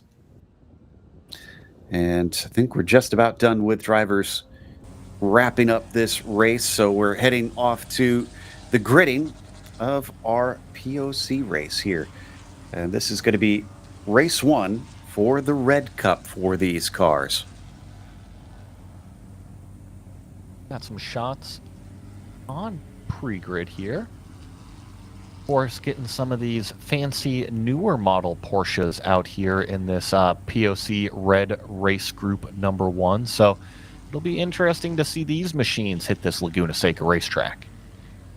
For sure. I think I've seen some pretty cool pedigree from a few cars on this grid, many having raced in Sprint Challenge as well. So yeah, they've obviously put them through the ringer before, but now they've been handed down to the likes of our drivers here in the POC, as Monsalve seems at peace with himself and ready to get out onto that track in that unmistakable green machine.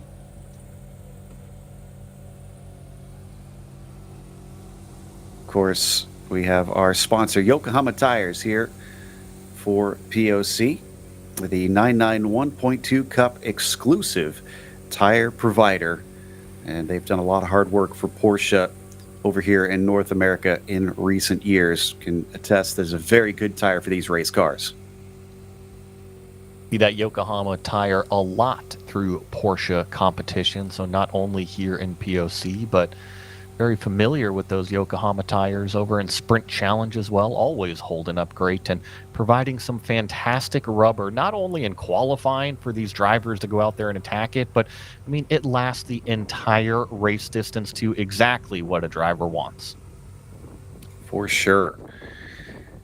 Can see everybody super excited to go on this one. Wow, look at the field.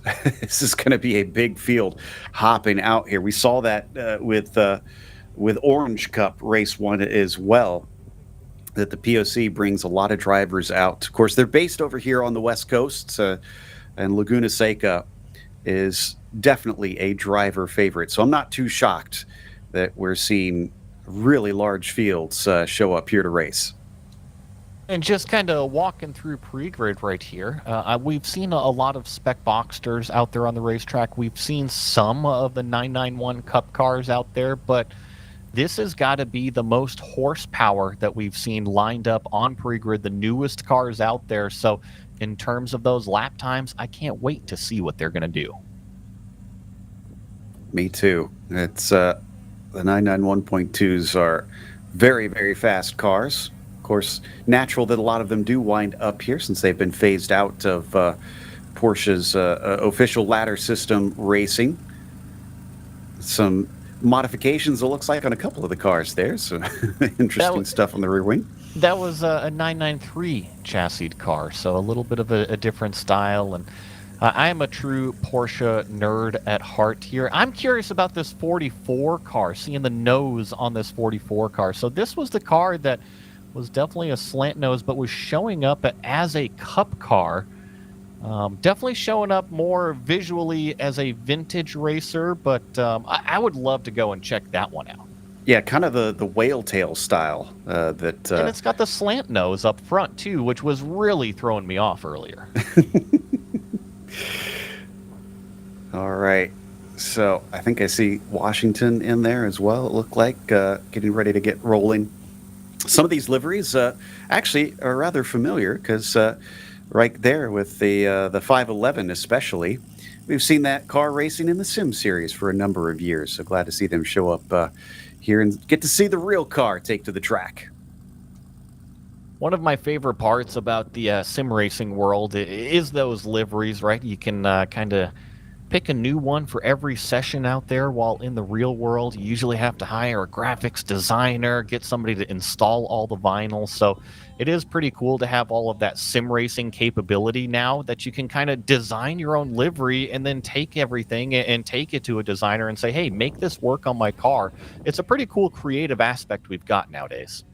You know, we always talk about the sim to reality for drivers, but you're right that we've seen now there have been a number of designers for liveries and sim racing that have started to make that leap. In fact, I remember reading a story a couple years ago that there's a designer that went from doing sim racing to actually getting to do one of the liveries for Dale Jr. at one point over on the NASCAR side. That has got to be a feather in their cap, being able to jump up to that level.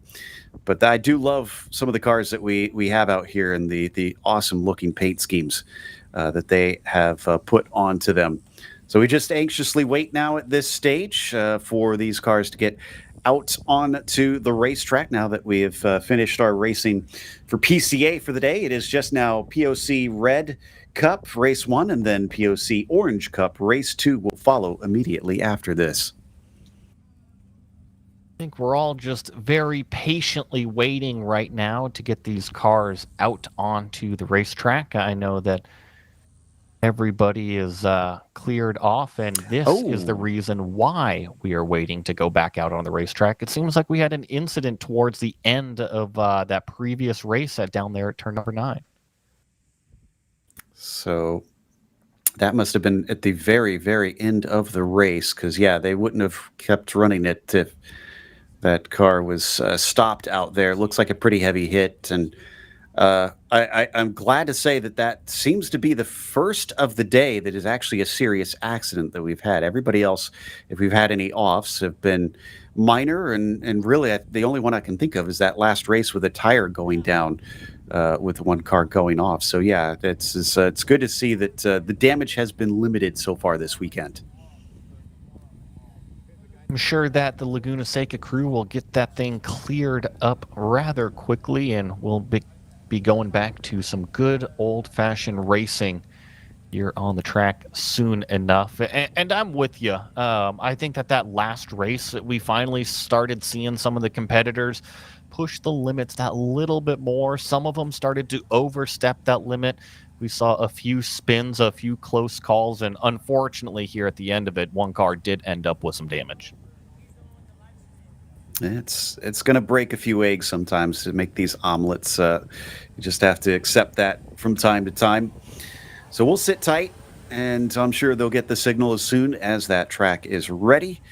And then off we go for Red Cup race number 1 with some very, very fast cars out on the track. Definitely don't want anything to go wrong, because the faster the cars get, the more likely that damage can happen, because the barriers might be decently far away in places, but they aren't far away enough the faster you go that you couldn't wind up reaching them. Is that a flying lizard nod on that livery? It is. Yeah, it's probably a Flying Lizard campaigned car. So obviously we're used to Flying Lizard in the professional ranks of racing, but we got to remember they do maintain race cars. They help out club racing and whatnot, and especially up and down the West Coast.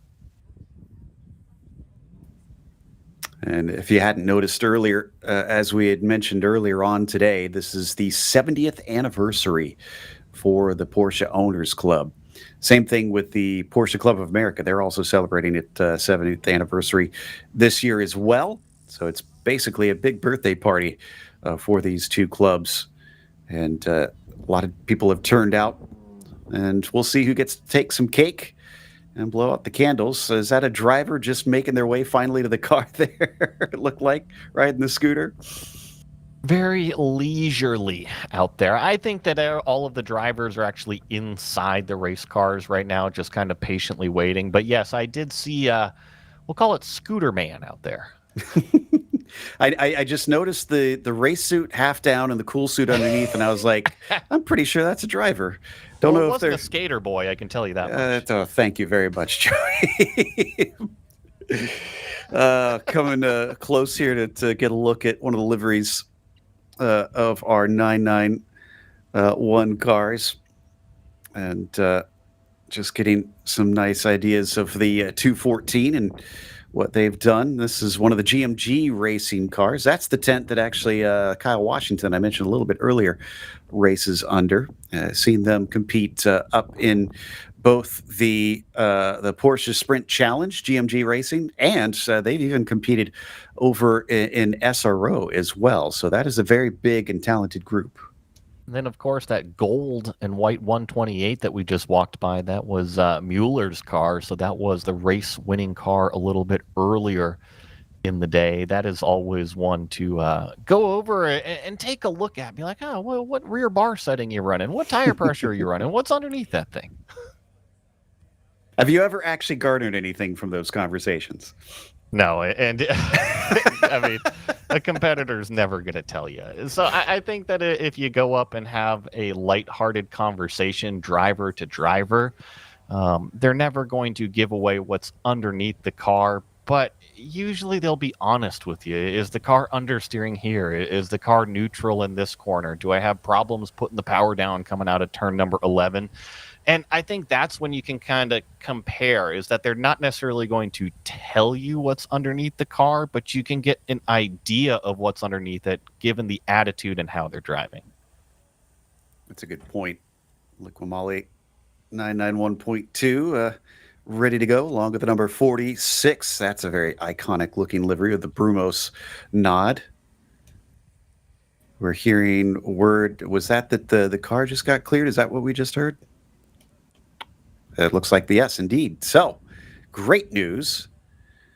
And that means we're going to get going pretty quickly here, because track is now clear. Red flag has been lifted. So we're going to be just slightly behind schedule. Not too great, I don't think. Looks like maybe about 15 minutes behind. That Liquimali car definitely reminded me of an old 997 that I got to race at Daytona 24 way back in the day. So that's a cool one to see as well.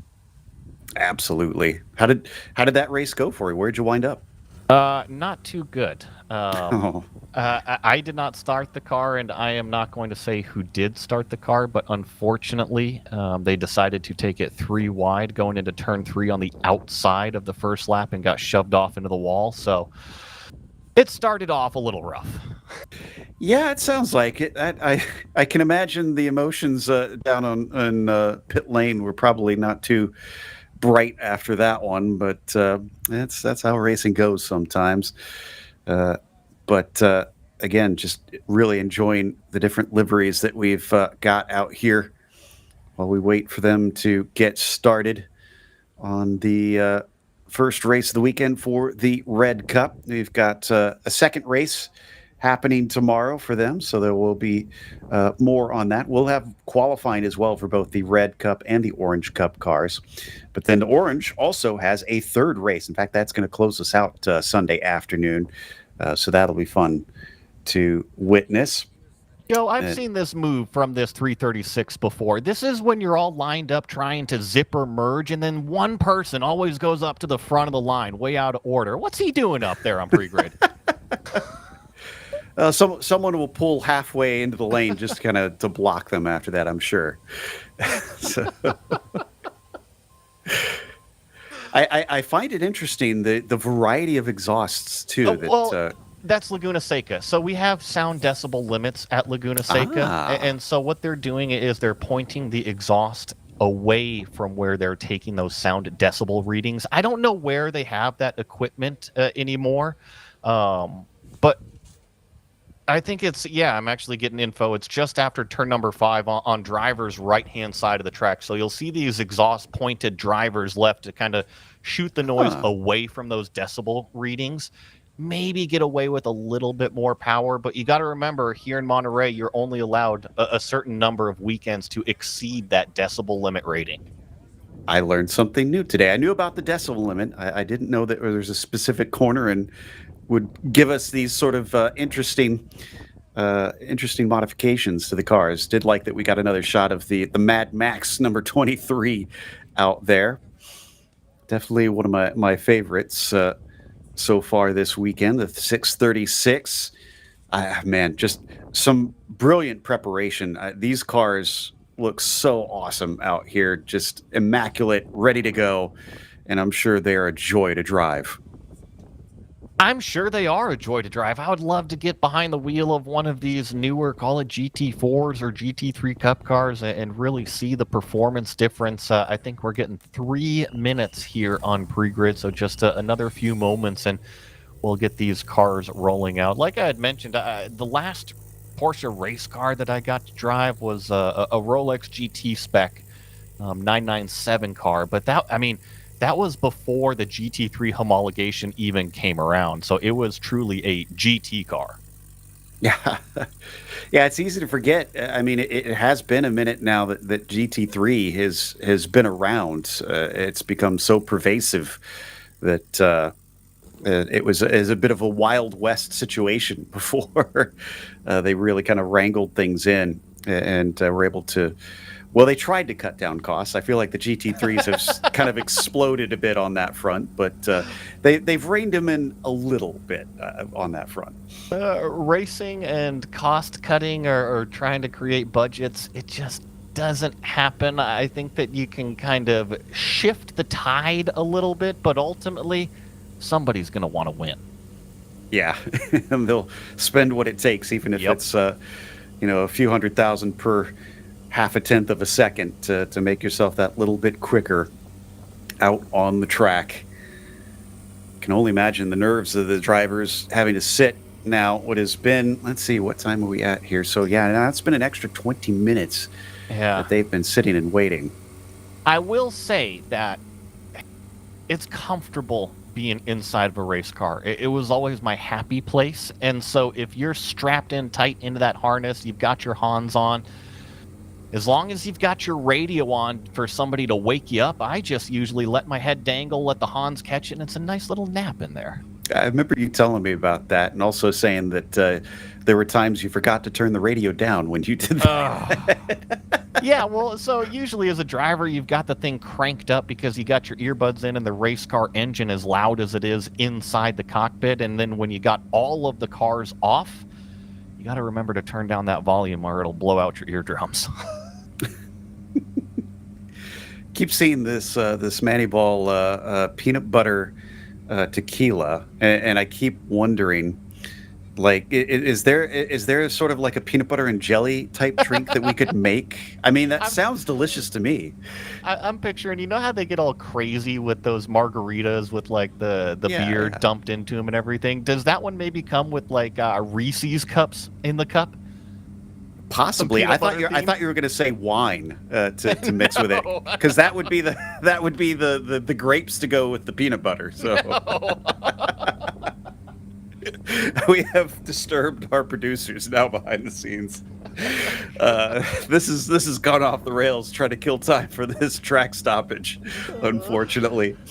And that's a good sign. Just to save us, they have given the 2-minute warning. We're going racing soon. It can't come soon enough right now for us. So like you said, 2 minutes. The drivers are probably going to fire it up here in 1 more minute. I remember that if you leave these things idling for too long, you can actually kind of get the engines and everything up to a temperature that you don't want them to be at. So usually just kind of keep that thing shut down until 1 minute, fire it up, grab the gear, and get ready to go. A race car was not designed to sit stationary and running. It should be moving at pace if you want to keep those temperatures in the correct spot. That is for sure.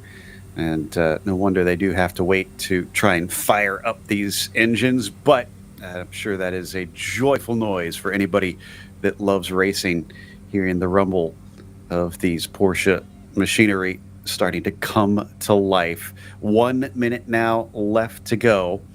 Warning being given to the entire grid sitting here waiting in the paddock. They'll send them out onto the racetrack itself. They'll line up behind the safety car. We'll get our hopefully 1 lap of pacing, and then it is off to the races for 15 laps this time around for the red Cup cars. Here they roll officially out of pre-grid and onto that racetrack. Have the grid coming up here shortly. I was going to do the math. 15 laps, I'll see exactly how long that's going to take us. Seen some information behind the scenes. I'm very excited if we could get shots of this. Apparently, Mike Monsalve might have a helmet cam for us. So not just an in-car. Oh, we're hearing maybe not yet. So maybe they're still working on it. I was getting all excited for that one. Actually, no, it sounds like we do have it, but it'll be later. So, all right, very cool. Let's go to our starting grid. For this one, James Safronis is going to be starting on pole. Bob Mueller is back again. He's going to be starting from second. Mike Monsalve, our camera guy, with third. Greg Gorski in P4.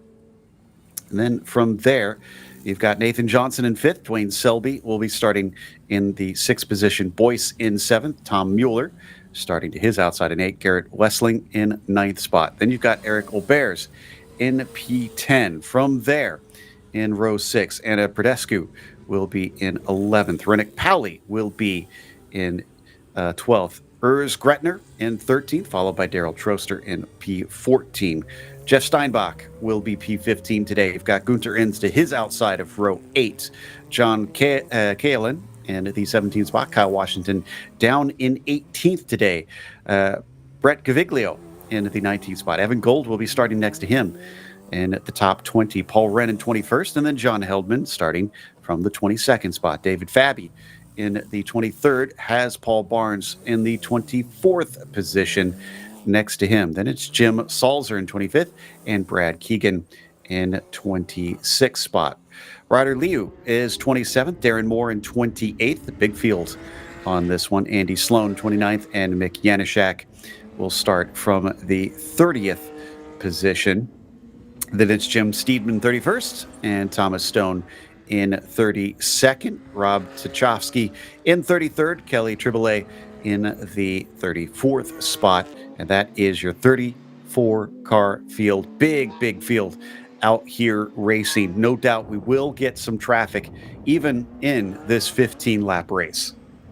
100% as we see the field coming downhill here.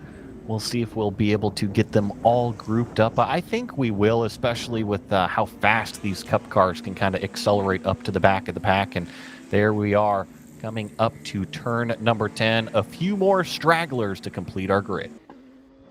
Not sure if we're going to get to see the green flag unless they really hustle up there. We saw them delay it before, and we don't want a repeat of that. I can see, I think, Washington, and he was not at the back of the field. That's a lot of cars. That might just be, we might just have a different class actually here that is starting, but they are creeping up forward, getting ready for the start as we wait for these GT3 machines to accelerate away from the start line, getting them all bunched up into two beautiful columns here with James Sofronis at the front. There is the green flag.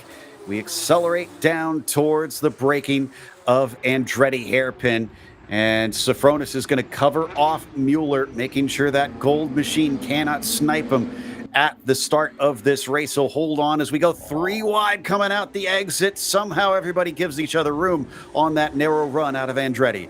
Oh, and then another little bit of a nervous moment, call it right in the middle of the field going into turn number 3, but I think everybody avoided any sort of contact with each other. And now James Sofronis leads our field into what is turn number 5. I did notice that Bob Mueller made a lunge down the inside of what was turn number 2, but James Sofronis had already covered him off. Nicely done. So up the hill towards turn 6 as we get the helmet cam. Look at this. This is what it's like to try and race in a Porsche. Coming up at 5th gear and slamming down through them at the braking for the corkscrew. Does a nice job keeping it nice and steady through that portion, and then it's back through Rainy Curve once again to complete the first lap of the race. Really fast sweeping turn number 10 here. You saw just barely click it down into 3rd gear, immediately back up to 4th. Turn number 11 should be all the way down into 1st, so click it down 3. Oh, nice run coming out of the corner exit here. Might be an opportunity going into turn number 2. And Salve looking at 2nd place, actually. This is Sofronis just in front of him, so this has been a great start. I think he started from 5th position, and he tries to go down the inside. He's been given space by James, but there's not enough room to actually stick the car in. Meanwhile, in front of them, I thought Sofronis was our leader, but now I'm seeing that Cahalan is our top car. That might be the 671. I think that's a timing and scoring error again, because his best lap time was a 36.6, so I think that might actually be the new track record. Beats that 38 that we saw from before. Yeah. So that's the question, because I'm seeing Monsalve. This is the 128 directly in front of us here. At least on the bumper, it shows the 128. Okay, so yeah, that is a timing and scoring problem. So he is still in 5th. He did not make up those good inroads. Good catch on that, Joey, seeing which car we got. Now we come up to the corkscrew here and accelerate our way down. This is a tricky section of the racetrack. You see the driver really have to feather the throttle, combine that with the slower car off a driver's left. Usually don't see them at apex. They're usually on the racetrack, but nice job from the front of the field to work its way around. So coming back to complete lap 2 now for our drivers. Sofronis still being scored as our leader, and it looks like, yeah, that is the case at this stage. That is Mueller in the gold car behind him, so we're sure of that one. So Sofronis leads, Mueller in 2nd. Let's see as they all cross up and over the hill here. And yeah, Sofronis first, Mueller in 2nd there. Oh, a little bit of dirt kicked up from James Sofronis on the exit of turn number 2. But that's another one of these drivers who's got a ton of track time. Not too worried about dipping 2 wheels off into the gravel. And Sofronis, liking a few different German makes, he tends to race over in an Audi, over in other series. So hopping into the Porsche, showing he's just as much allegiance here amongst them. And wow, look at how spread out the field already is. Yeah, a little bit of a performance difference with these cars. I think that this battle a little bit further in the middle of the pack here. That was a door being shut going down into turn number 2 here. So definitely a good fight. Call it a little bit further back. Saw a big number 70 on the side of the car, so that's Gaviglio.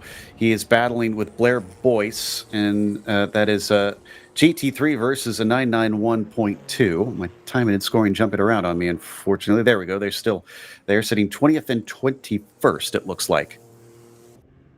So yeah, a little bit further back here. Let's watch each driver as they a little bit wide there out of turn number 5. So that's going to cost them at least one position. Let's see how everybody is able to navigate turn number 6. Seems to be that everybody is now on that racing line, kind of gathered everything back up. And it's back down out of the corkscrew once again. Still holding on to that spot over Boyce in the number 80 machine.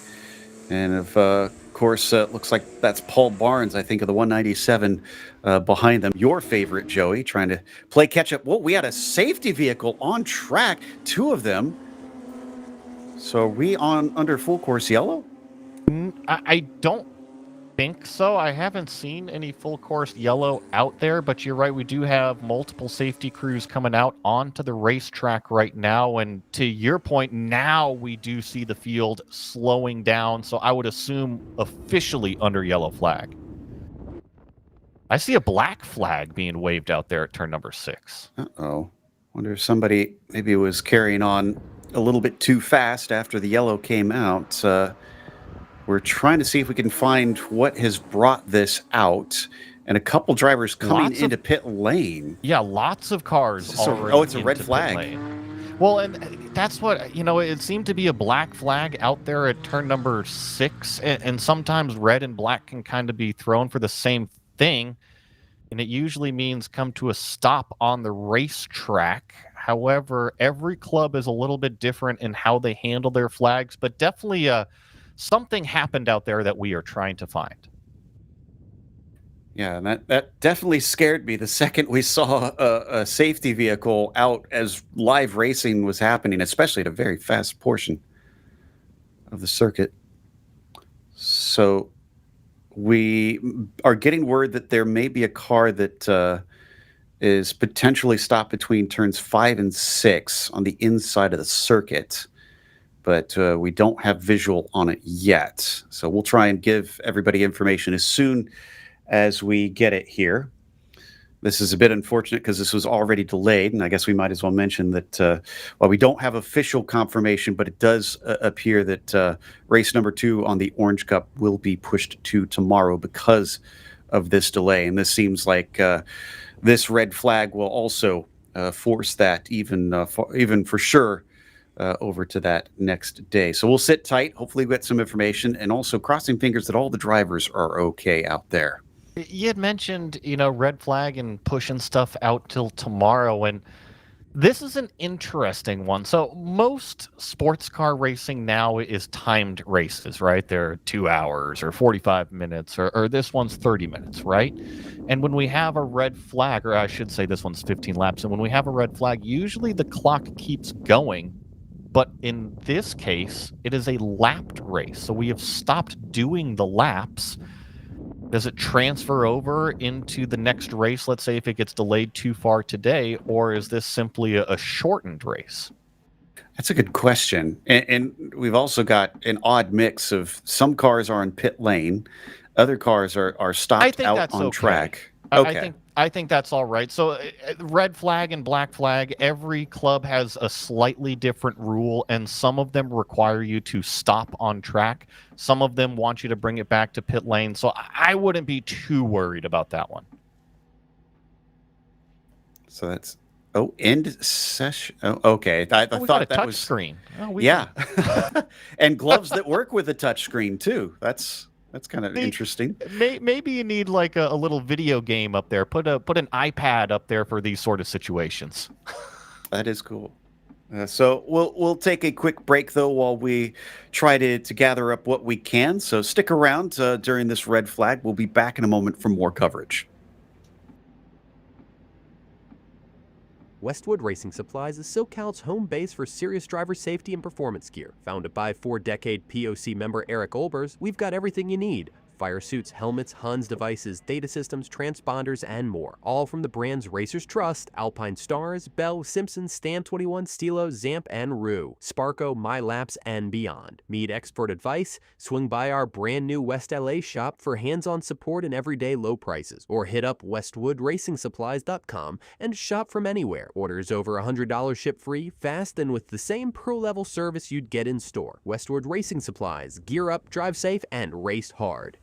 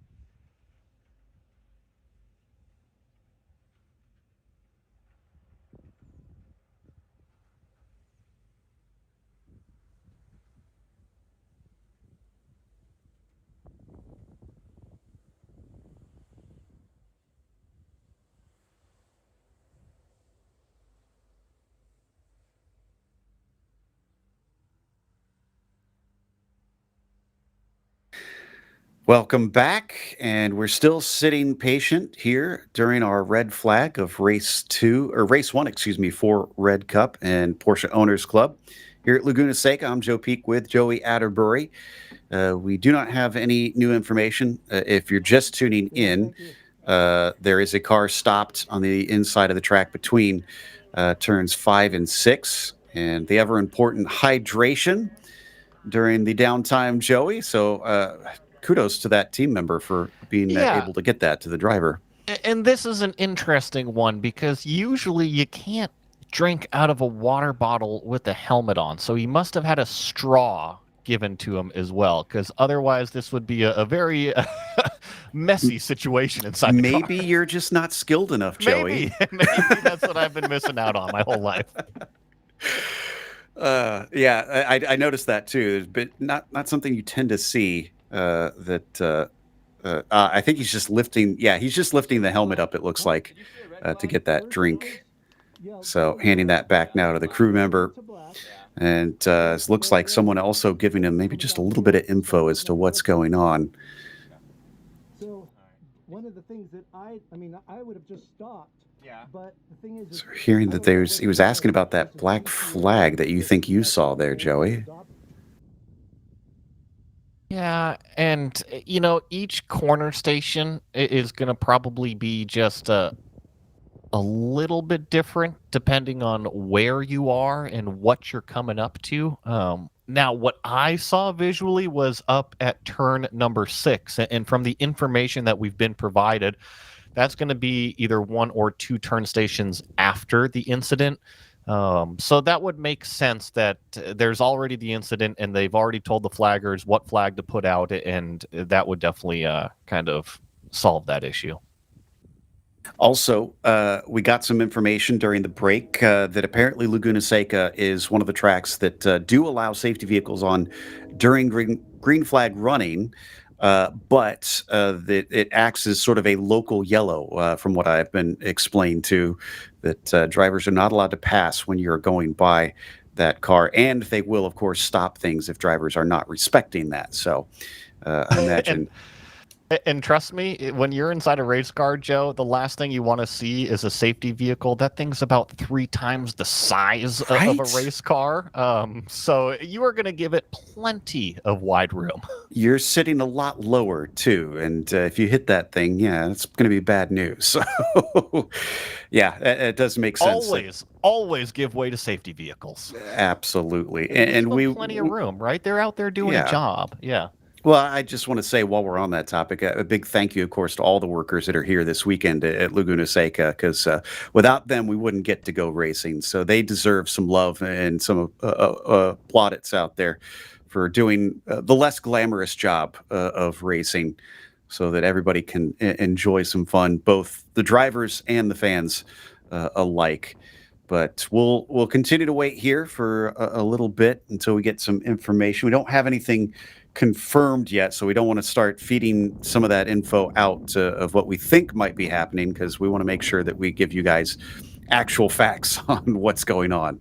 I like the cars all parked up there going up to the corkscrew. I see everybody else kind of parked on the outside of the racetrack, leaving the inside of the racetrack for all the safety workers. But up here, it's a little bit more like a Costco parking lot. You're going to have to navigate your way through that one. What Costco do you go to that people are this sort of get wild out there? It is just like an autocross. Interesting. I need everywhere. I need to start shopping at your places. That sounds adventurous. Yeah, this is definitely. I mean, that could be a bit of an issue if they have safety vehicles having to try and make their way through there. But we haven't seen any sign of that. I would assume that by the time we get to that point, and if it becomes an issue, the greatest part about all these race cars, they've got radios in them. Oh, and I do have confirmation from one of the organizers of the series. It sent me a message. Second Orange race will be moved to tomorrow. And the red should restart after the car is out of 9. I don't know what they mean by that.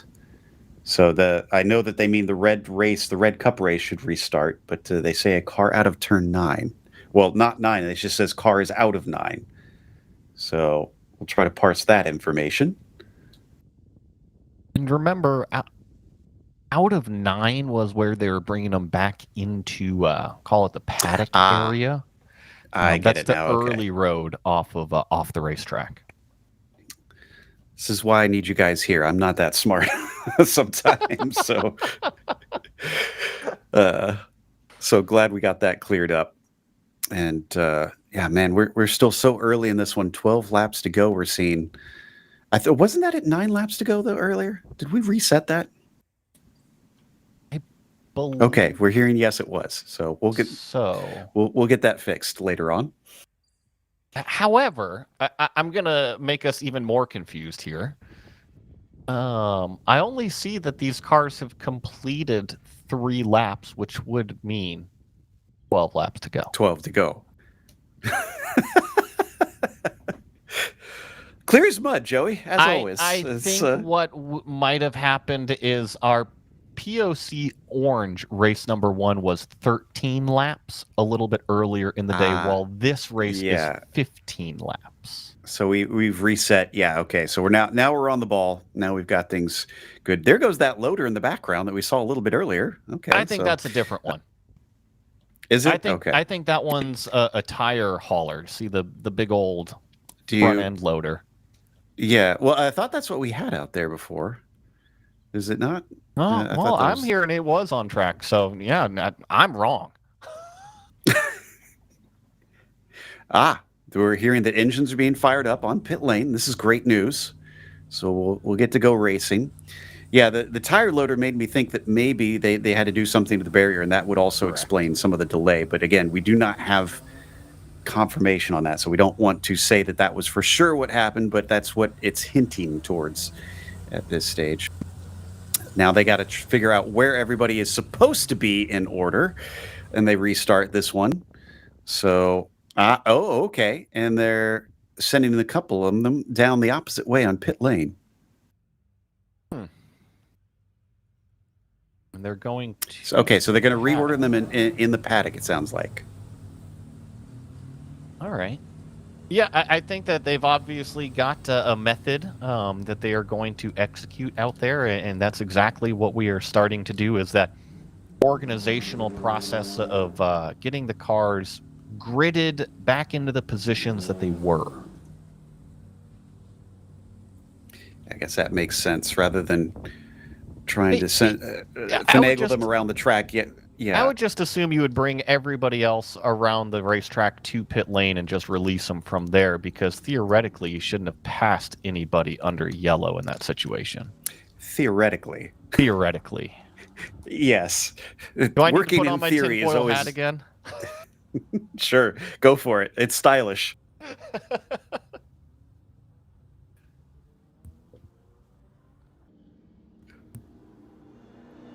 So we're hearing there is still a black flag out there somewhere. So is that playing into part of this?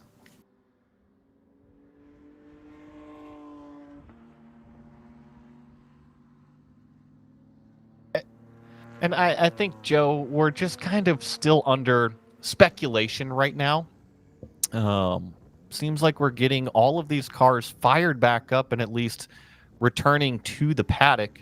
Haven't gotten any shots of if the barrier is too damaged to be fixed right now or if we're going to be going back racing. That would be a big hit if that was the case. Yes and no. So the thing with safety is that if a car hits in one area, a second car can come and hit in the exact same spot. So if you have to move those concrete walls, and if there's a leading edge out there, let's say it's not a tire wall that needs to be moved. If it's a concrete wall, it may need some alignment later on in the row or earlier in the row in order for the repairs to be 100% effective and safe, right? We can't just put something out there. It has to be safe.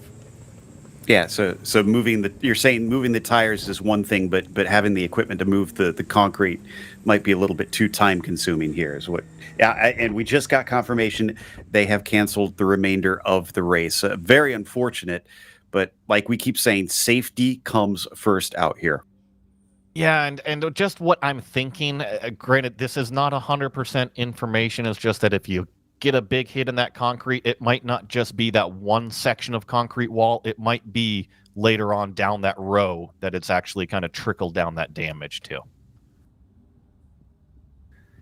All right. Well, not the way that we wanted to end today, but that happens sometimes. Can't thank everybody enough for tuning in today. And thank you, of course, to our team behind the scenes as well as you for coming and joining me today here, Joey. At least we did get some really good racing in. We saw fantastic racing, and for everybody out there listening, I hope I didn't go off the rails too much here in the last half hour trying to come up with some stuff to talk about. I can't wait to see what Sunday brings us here at Laguna Seca. With that, a big thank you to everybody involved for this week, and we've got more coming tomorrow.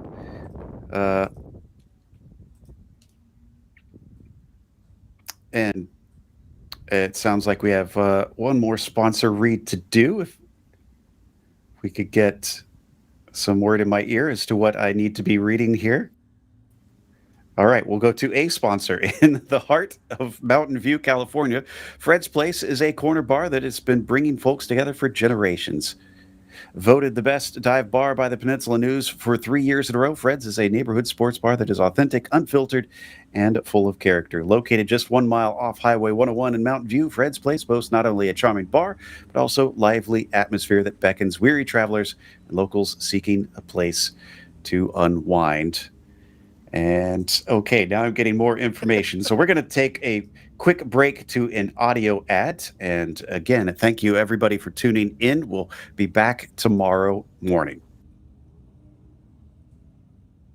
Westwood Racing Supplies is SoCal's home base for serious driver safety and performance gear. Founded by 4-decade POC member Eric Olbers, we've got everything you need. Fire suits, helmets, Huns devices, data systems, transponders, and more. All from the brands Racers Trust, Alpine Stars, Bell, Simpson, Stam 21, Stilo, Zamp, and Rue, Sparco, MyLaps, and beyond. Need expert advice? Swing by our brand new West LA shop for hands-on support and everyday low prices. Or hit up westwoodracingsupplies.com and shop from anywhere. Orders over $100 ship free, fast, and with the same pro-level service you'd get in store. Westwood Racing Supplies. Gear up, drive safe, and race hard.